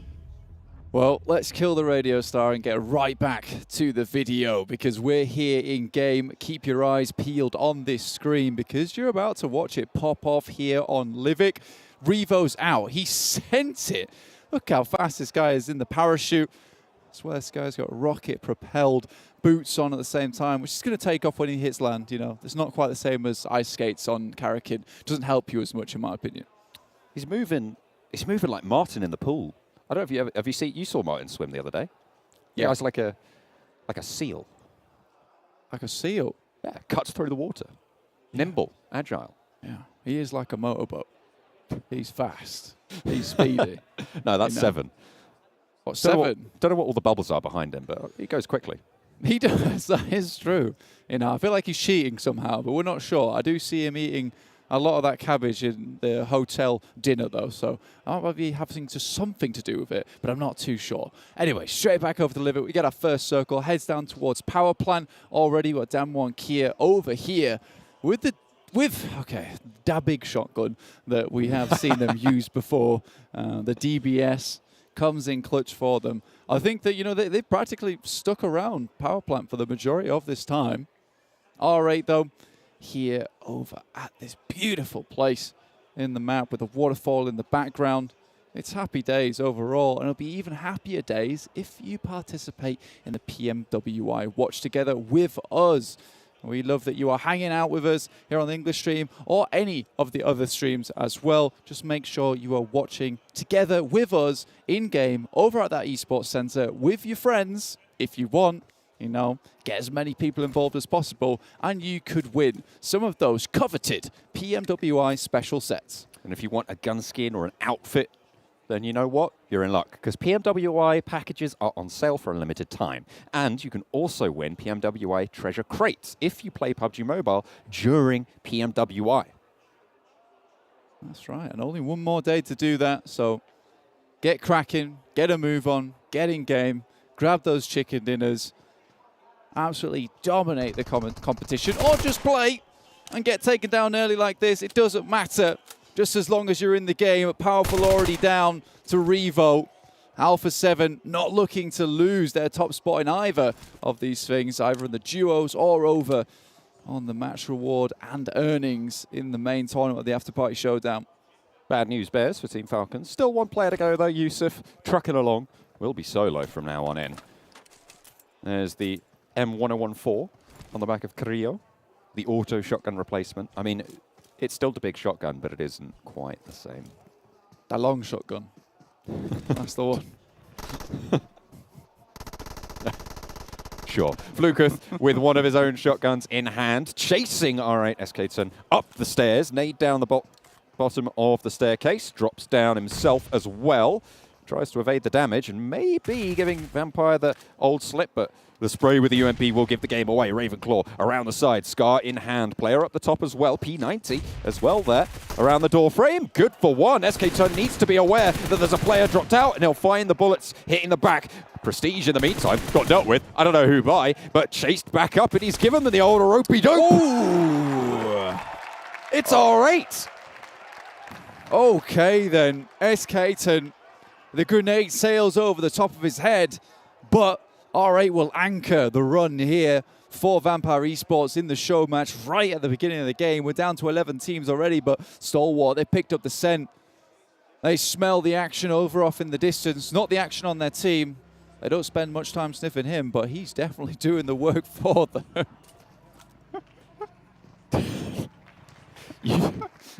What are you doing? What are you doing? Oh, look, I had to clarify, you know. You bad man. Look, I clarified. Stalwart, you know, they know where the action is at all times. I need to get away from saying action alongside with Stalwart because that player causes problems for me. I'll tell you what else causes problems is Escaton. I mean, this was fast. This was good movement coming through from Escaton. You love to see it. I like this push back because he'd been running around in circles the whole time. He completely caught Vampire Esports off guard, right, on that push back. It's the first time he'd done it, and at a crucial time.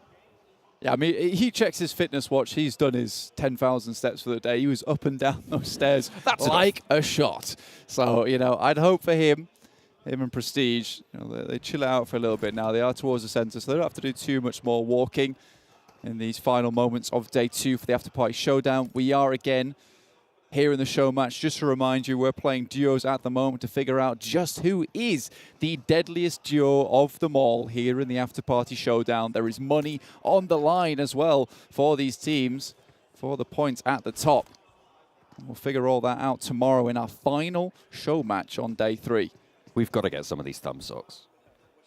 We do. I keep feeling so jealous of all of these players when I see those thumb socks on. Yeah, man. I mean, I've got those slippy fingers. Sometimes I'll go for a spray and whoop, I'm over just looking 180 degrees behind me. It's very unfortunate. But that does sometimes cause massive surprise to the enemy team. They're unsure whether to take shots at me or not because they're like, is this guy AFK? Do I take shots? Is this allowed? Nobody Is knows. it ethical? And then whip, I'm around like a shot, and I find the team wipe. It is my classic move when I play here on Livik. Oh no, I am just a helpless little player. That's right. You've seen me in game. Blast him. I like to deceive the opponents. That's right. Throw them for a loop. That's for sure. And deceiving, misdirection. That's what it's all about here for the magicians of Alpha 7, who have been doing some incredible work today. And I've said multiple times where, you know, there's no chance that Alpha 7 is getting back into the circle. I look back round again, it's Houdini staring me in the eyes as Alpha 7's found their way into the circle and found some damage onto the enemy teams. Damwon Kia, though, in power plant, stamping the mark here.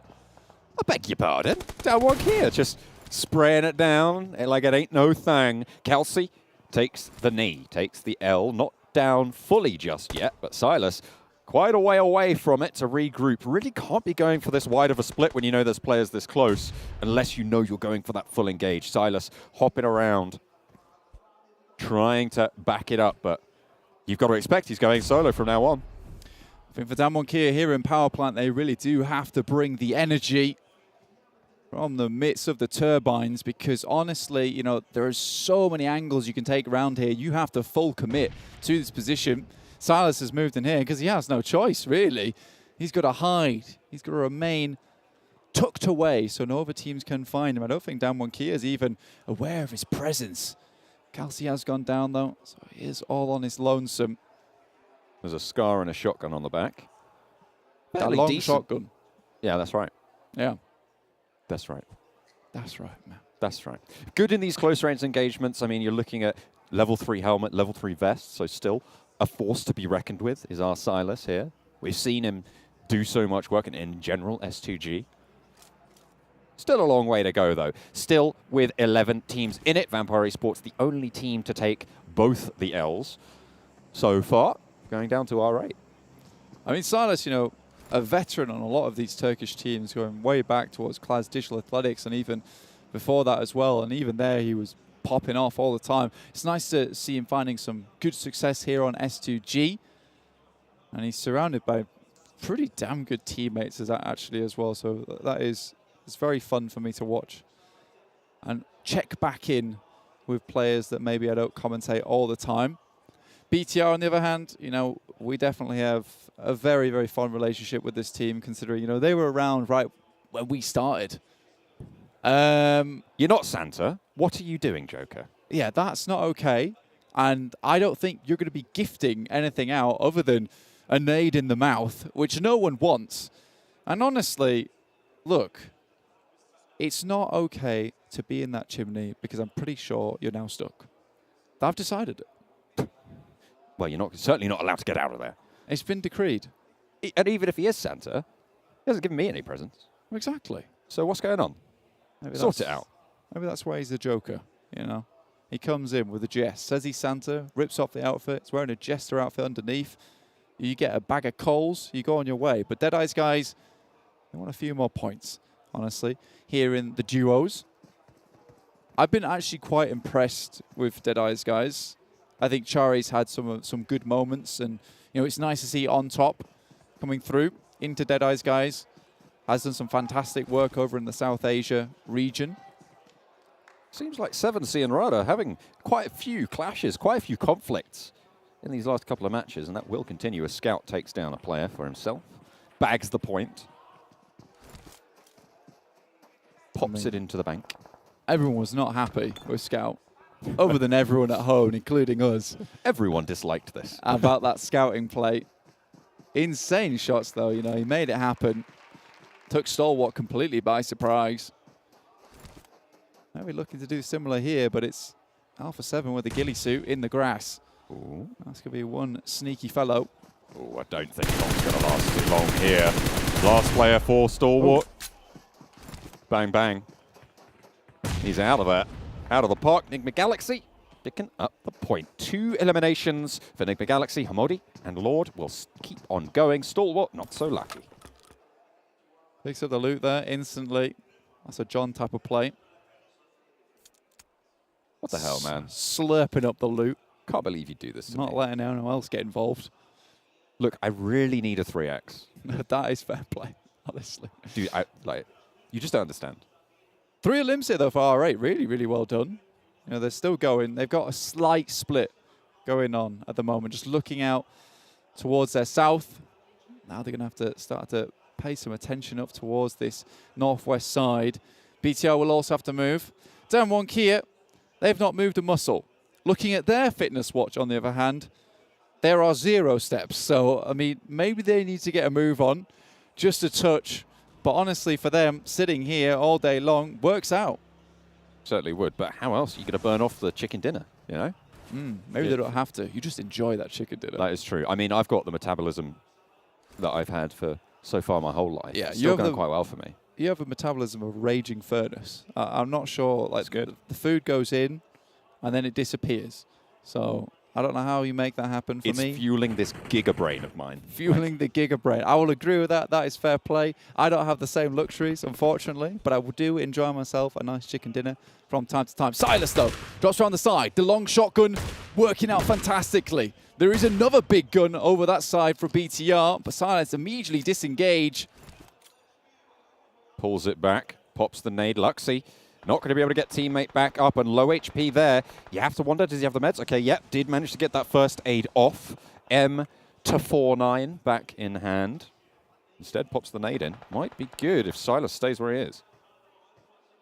It's one long barrel against the next. See who comes out on top. Next circle shift down towards power plant.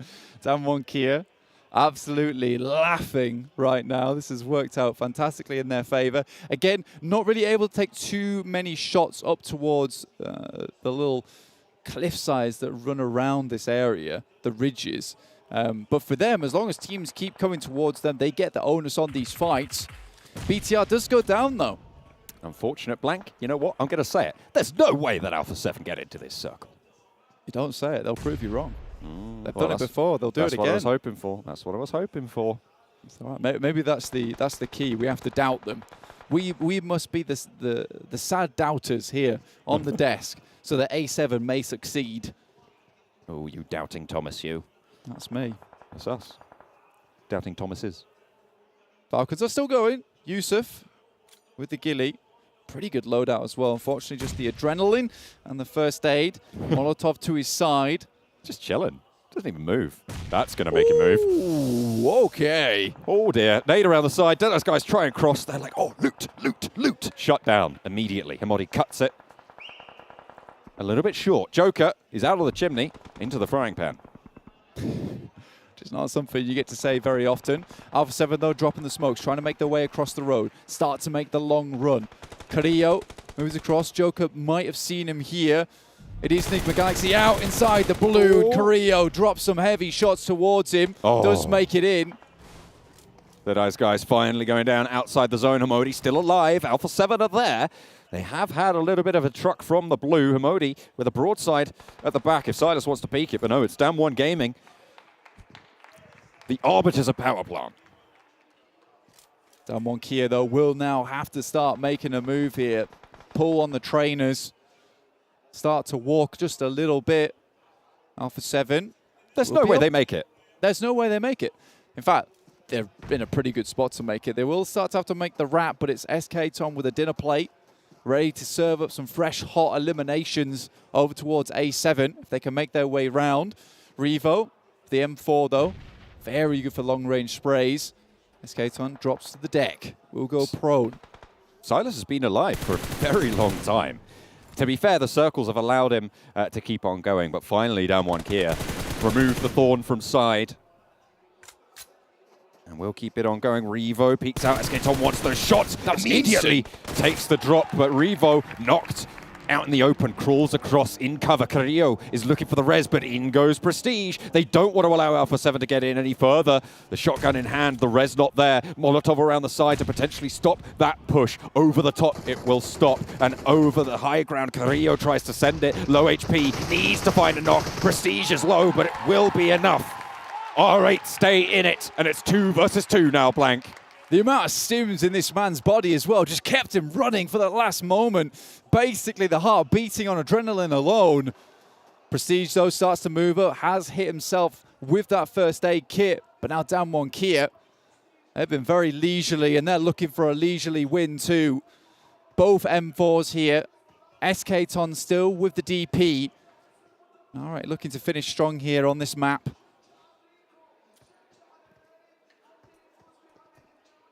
Slowing things down for the time being. Currently ground, I would say, mostly controlled by R8. That's a really solid Molotov to move SK Ton off position. Could allow Damwon Kian some openings, some positioning. The utility, though, that Damwon Kia still have, phenomenal. They've held inside power plant this whole time. This is the first time they've had to leave. And now they're pulling the pins. Forrest tries to shut Prestige down. Oh, no. Chomps down on an 8, and R8, the Saudi Arabian team, try to shut it out, and it's Damwon Kia to get cut out. R8 take the duo. I mean, we talked about that dinner plate there, and they did serve up some fresh, hot eliminations, but also, as a side dish, a chicken dinner as well. So very, very well done for R8. At the end of the day here in our final show match of day 2, and R8 finish out strong. SK Ton, Prestige, they're a deadly duo. Home turf, seemingly. Great for R8 in these duo matches. We'll see what that does to their standings as well. I mean, as you say, what a way to end the day for them. Hopefully carry that over to tomorrow. Earn a little bit more money, potentially, in the main Afterparty Showdown. I mean, they've only got a little bit of time. One more show match to try and bump up those rankings. And we'll see who's at the top when we head to the desk very, very shortly here. Yeah, we are going pretty quickly over to the desk with the match rankings, sponsored by STC. Speaking of heading to the desk, look who's here. It is the desk. Jason Kaplan, Maxman, and Kalaris to break this one down. Vampire Esports, that's not right. This one's right. R8 Esports for the team that took the chicken dinner. 18 points for themselves to potentially climb up the leaderboard and get one step closer towards the, what was it, Stalwart. Actually was in first before earlier on. Kia, though, again, hasn't really shown too much today. Unfortunately, Alpha 7 trying to get momentum from their matches today. Oh, no, not a bad game, and great to see R8 have a great start, or great finish. And very important for the duos, right, to be consistently on the top, because the $15,000 are spread only like towards like top 4, right, if I'm not mistaken. So you want to be in those top positions consistently, which R8 has not been able to do so far, but they gave themselves a win. So if they can replicate that tomorrow, they might be able to just barely push themselves in the top 4. Yeah, potentially. I felt like for today, where was R8, man? Like, wishy-washy. We've really not seen too much of them, but this is a great little step up for them in the duos. Kia as well, getting themselves yet another top finish. They're just so adept at being able to wiggle their way on through and find themselves a good old spot. That was a very good spot, yeah. I mean, it's so good that they just got naded in it, but yeah, it's pretty decent. I still do wonder, though, Kia, we haven't really seen them rise up to the ranks that we've seen in PMGC, that we saw in week 1. But again, there still is one day to go, still a lot of money to win for all these teams out there. And Team Falcons, unfortunately, 1 point coming through for them after getting 2 chicken dinners on the day. At the same time, the question is, Vampire, not even on the top 8. They won 3 chicken dinners. Maybe they're just tired. Maybe they're like, I'm tired of winning. We'll let someone else do it. It's fine. I think they're allowed to have like a little bit of a breather on it. It's the duos, right? I think that is definitely not their main focus. Their focus is getting the big bucks and the big games and the show in the Afterparty Showdown. So yeah, I'll give it to them. It's allowed. Permitted. Yeah. And of all the games that we had, once again, I mean, we're seeing a lot of hardships throughout the past couple of days, but this one was, we're going east, we're going west, we're going east. It was really rough to try and accommodate to the moving around for this one, but, you know, R8 playing it nicely. I think one of the most important moments for them really was kind of holding out Alpha 7 from the north, because if they don't hold that position, hold them out for that period of time, then they potentially get sandwiched by Alpha 7 as well as Damwon, and that's a death sentence. And as a point you made earlier, right, it's very important to hold on to that utility until the very end. That utility made it so much easier for R8 to not having to take the conflict versus Damwon. If so, Damwon, we know how good they can be in those closing moments. It could have been going a little bit all over the place. So holding on to utility, it seems like teams are learning that a little bit as we go on. Maybe this is some pressure off of R8's shoulders, considering they haven't had the greatest performance so far in the Afterparty Showdown. They're playing in front of a home crowd. We got to hear the cheers as well. Maybe this is what they need to unlock themselves and unleash themselves into tomorrow. I mean, this is the thing, right? When you saw them as they got the win there, didn't look super excited about the whole notion, right? I think that they realized that today has not been the easiest of days for them. Getting a win under your belt here is great. You will be able to bump up, but yeah, beyond that, difficult. Let's go here for our winners of the day. Sertani with Vampire Esports. Where we are joined by Sertani from Vampire Esports, the coach, no less. Now, Sertani, I have to say, 3 chicken dinners, 38 eliminations today. What an incredible performance by your team. I wanted to ask you, the talk of the town backstage has been match rewards. What match rewards have you been focusing on for these past 2 days? I think for second weeks, we just focus for playing for fun first. Also, we can make the good team around the world just like the first week. So I think this just like the biggest scream for us. And also, we just only focus on the chicken dinner because we can gain a lot more than the other one, you know. Yeah, just like that. مرة ثانية رجعنا لكم من جديد في المسرح أعزائنا المشاهدين والحضور مع الكوتش حق فريق ستالوارت اي سبورتس أو فامباير اي سبورتس زي ما احنا عارفين بعد ما فازوا على الفريق الخصم في الأسبوع الماضي وقدروا ياخذون الكاس حق PMWI. السؤال الأول اللي كنا بنسألهم إياه بنقول لهم إيش رأيكم في اللي قاعد يصير من ناحية أدائكم في المباريات؟ إيش الشيء اللي تركزون عليه أكثر شيء من ناحية اللعب حقكم؟ الجواب حق الكوتش كان بيتكلم على نقطة إنه أكثر شيء احنا نركز عليه هو التشيكن دينر زي ما احنا عارفين إنه يقدرون يجيبون أكبر قدر ممكن من الجائزة فيه والبلاي ستايل هذا حقهم يمشي مع الطريقة اللي هم يلعبون فيها. Well, you won last week's main tournament, and you are now currently sitting in 2nd place going into the final day of the Afterparty Showdown. So I just wanted to know, did you prepare a lot in all of the new maps between week 1 and week 2? Or is your confidence in your team just so good that they're playing this consistent? About the map plays, just only Erangel and Miramar and the Sanhok that we played before. So okay, that's map really familiar for us. But also the Vikendi, Karakin, or just another map, they are not have a time to scrim or practice much. But I think it's about the experience of the player before they play on the ranked game. Just before they came here, they just like playing for fun, finding some bad position, and just skill, just like that. السؤال الثاني كنا نتكلم مع اللاعب عن ايش الشيء اللي يخليهم دائما يكونون كونسيستنت ويخليهم دائما مستمرين في نفس الاداء في اثناء البطوله يعني من بدايتها الى نهايتها لانه زي ما احنا عارفين فازوا الاسبوع الماضي والان هم في التوب 2 معنا في البطوله فكان الجواب على انهم متركزين على انهم يقدرون انهم يسكرمون قد ما يقدرون والسكريمز اللي هم يلعبونها والتدريبات اللي يلعبونها يحرصون انها تكون على نفس البلاي ستايل حقهم لكن اذا جو يلعبون قبل البطوله يكون اللعب حقهم شوي ممتع وشوي فور فن ويختلف عن اللعب اللي ممكن يلعبونه في العاده. Satani, let's look to the future. Let's look to tomorrow, the final day, okay? What are you planning on changing to make sure that you get those chicken dinners and maybe even another PMWI trophy? For tomorrow, we just focus on playing on the same timing like this. Because for now, I think the player confidence and the momentum just came to us. You just see the circle just come to us today. So I think tomorrow we just focus on what we have to play, the confidential, aggressive style, just like that we do before. And also we want to win the second week again. Thank you. زي ما احنا عارفين غدا ان شاء الله بيكون هو اخر يوم معنا في بطوله الافتر بارتي شو داون حبينا نسال الكوتش انه ايش الشيء اللي انتم بتستمرون تسوونه عشان تقدرون تضمنون انكم تفوزون في البطوله. الجواب كان بكل بساطه انه احنا الان عندنا مومنتوم مره عالي وبنفس الوقت الثقه اللي موجوده عندنا جدا عاليه فودنا اننا نستمر على نفس الطريقه عشان نقدر انه في نهايه الاسبوع هذا ايضا انه يكون هذا الثاني تروفي نقدر ناخذه من بطوله PMWI. Satani, congratulations to you and your team for a very successful day too. We wish you all the best of luck going into the final day of the PMWI, but also the after-party showdown. Please, everyone in the Gamers8 arena, give it up one more time for Vampire Esports. Thank you. Okay, we're going to head back over to the desk to round out the day. See you in a bit, guys. شكرا لكم اعزائنا المشاهدين والحضور خلونا على طول نروح استوديو تحليل نتكلم عن كل الست مباريات اللي شاهدناها اليوم ايش ممكن نتوقع من مباريات بكره فعلى طول على الاستوديو. All right, well done. Great to hear from Sertani yet again. Maybe he has the desk blessing and they can take themselves a big win yet again tomorrow because they've been looking fantastic today. 3 chicken dinners. Unbelievable out of this team. You know what? It's great to see a team be able to compete against Alpha 7, though. Yeah, they're still a little bit behind in points, but it's great to see that it's not going to be Alpha 7 running away with it. Yeah, and it's even more insane when you think about it, that the fact that they might be able to win 2 international major events in a row, back-to-back, like that. True. And it like, because they were not a team that I had like on my list of potentially winning the main tournament. They won it, and it's clearly not just like a one-hit-and-run like kind of deal situation. Like, they actually have a plan, and they really stick to it to get the win.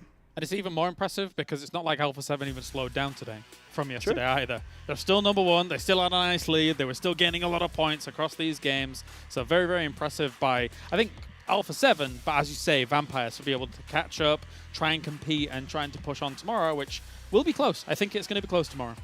Yeah, and I hope it too be. I mean, we've been talking a lot about Vampire, we're talking a lot about Alpha 7, but Team Falcons as well. As Clarissa said, the best team here. The best. The best, hands down. There's a few bests, but yeah, there's a few really bests, but they're so close as well. Yeah, it's true. Okay, let's check out our end of the day winners, get a recap of what all has went on today if you guys missed out on any of the action. We know it's been 8 matches, but it's been 8 action-packed matches. And we're seeing here, that's still a lot of Vampire wins. A lot of teams don't want to share the chicken dinners, I think is fair to say. Even Alpha 7 tried to snatch one at the end, but no, it's so not wait, theirs. Give it back. Technically, Vampires got 4 chicken dinners on the day, right? Because they won the show match 1 duos in the beginning. Yep, they got 3 wins today out of the 6. 4. I mean, 3 of like the main tournament, I'm thinking, not like mainly focusing on it, but plus the duo on top. So they won 50% of the matches today. Wow. Yeah, that's a good. That's a lot of matches. That's a lot of wins. That's a lot of chicken. That's like 30k in like pure wins alone, without counting all the extra awards. Like, I'll have to calculate exactly how much that is, but they made so much money in a single day. That's as much as your day rate, Kalaris. Thank you. So divided. I like how you between 4 took players. my joke that I always do to him and just took it as your own. Because I like it. You know what? This is like. We're all one. We are one cohort as a desk. The hive mind. Yeah. That's right. All right, let's take a look at a recap of today and the points overall within the Afterparty Showdown. So, you know, Alpha 7 should be first place at the end of this at 137 points, but Vampire Esports are getting close, and technically Team Falcons in striking distance as well. And it's going to be that barrier, right? When you look at these top three and how many points they've been able to put up, I think for Down 1 Kia, it might be quite the stretch, even though they got 72 wins under the belt for the first day. They actually, you know, we actually looked at it. Yes, they had 30K from yesterday. They got themselves 10K today. Yeah. But it's still not as much as they could have garnered, considering their performance from yesterday. So I think our eyes firmly fixed on that top three tomorrow to see who takes it. All question mark, even though there's a lot of distribution. Yeah. It's cool to see that this there's still hope, though, I would say, for a lot of the teams. If you see what Vampire did today, if you can replicate that, if you can match it, and you're like potentially, I don't know, Stalwart, Nigma Galaxy, S2G, BTR, even maybe Down 1, they can still make it up towards the top position, maybe even contest for first place. But you need a huge day, and you're also hoping that Alpha 7 a bad day. And from what we've seen so far, I think Alpha 7 are going to keep popping off tomorrow. And another story that's kind of standing out to me for Bigetron Red Aliens, the fact they're on 11K in earnings. You know, in the past, we have talked about they've been a team that have been slow to adapt, thinking back to a year or 2 years ago. It seems like they're almost slow to adapt in this tournament as well, because every team around them has over double the amount of money. I would love to see the breakdown of the 82 points as a whole, see where is placements as well as eliminations, because I would guess it's going to be a lot of placement, not that many eliminations, maybe a few here or there, and that's kind of where we're seeing this position, but not that much money come from. Yeah, and unfortunately, placements are not very valuable in the Afterparty Showdown. Right? Eliminations are very important, and especially how you can adapt to with the rule sets, and I feel like adaptation has not been really present for BTR, so unfortunate. Also surprised with the little bit of a surprising downfall from S2G. They had an absolutely outstanding day one, but unfortunately we saw a lot of rough circles and them struggling to adapt, so S2G, I'd like to see them potentially get back on their high horse in day Max, 3. You say that when it comes to points, but when it comes to total money-wise, they're second place. Doing all right. They're doing really jealous, well in a different part of the event, right? In a different focus, depends on how you're looking at it. But also Stalwart Esports, I mean, 31K, not too bad, 67 points, kind of not really expected. I mean, Action was the MVP of the main event we had last week. And yet, Stalwart have just kind of fallen off. I think if you ask them, they'd probably say that they feel slighted by the circles. I think that probably doesn't aid them. But yeah, there has been, as I mentioned, halfway through the day, there's been a bit of a bleed out. They lose members here and there. And then as it comes to rounding out the game, I don't know, it feels like there's a little hesitation there because we know them to be technically very powerful, but it's not working out. I think it's their team intro, man. It was just a lot of effort, a lot of physical effort, strain on their body. Now they like got cramps all over their arms and hands like that. Right. I think that might be actually the issue. But no, it's fine. There's still some time for them to get up there, and it's still 31K. That is still a significant amount of money in like a single 2 days of play. Yeah, I mean, you think about it, that's like $15,500 per day. That's really not that bad. That's actually a lot of money, to be fair. As you said before, Max, this is the biggest event in terms of cash you can earn per match. That's wild. That's what he said. That is what you said. I was going to remind you. I'm just surprised that I'm giving credit, for something I actually said. I mean, if you think about it, I've actually been extremely nice to you this entire event, but that all can change tomorrow. Kalaris? There is 1 day left, Max. And that 1 day will be coming up tomorrow at the exact same time. But before we do go, I want to give a shout out here to MasterCard and Saudi Investment Bank for being sponsors of G8 and PMWI. Remember, this event has been going on for over 5 weeks across multiple different titles, but saving the best for last with PUBG Mobile. So, ladies and gentlemen, that's going to round out the day. We know exactly what's at stake going into the final day tomorrow, but we'll be back at the exact same time to see you more for some more PUBG Mobile action.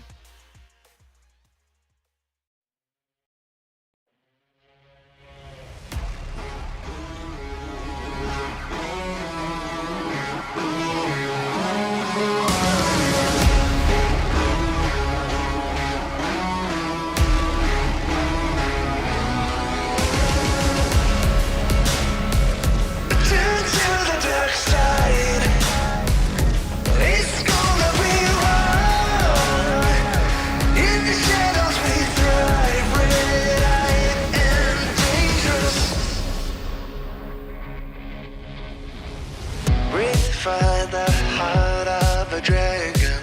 Got gasoline in my gut. Get in my way, you'll regret it. Red devil blood runs through my veins.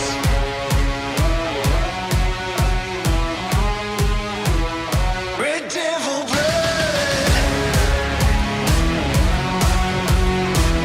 I'm the hunter, you are my prey.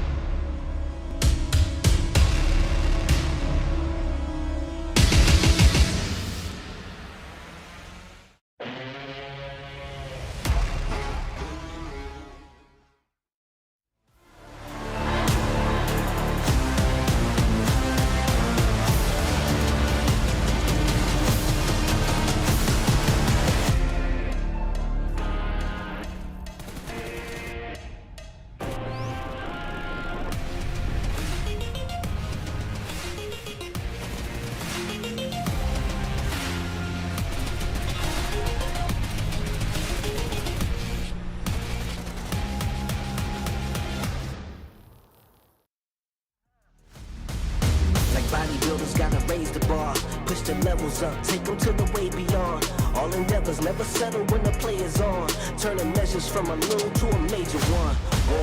Activated like lacking patience, decision made it. Gymnasticated so innovative can't be debated. Flow aquatic, don't know a challenge, it been amazing. Fact of the matter, got the pattern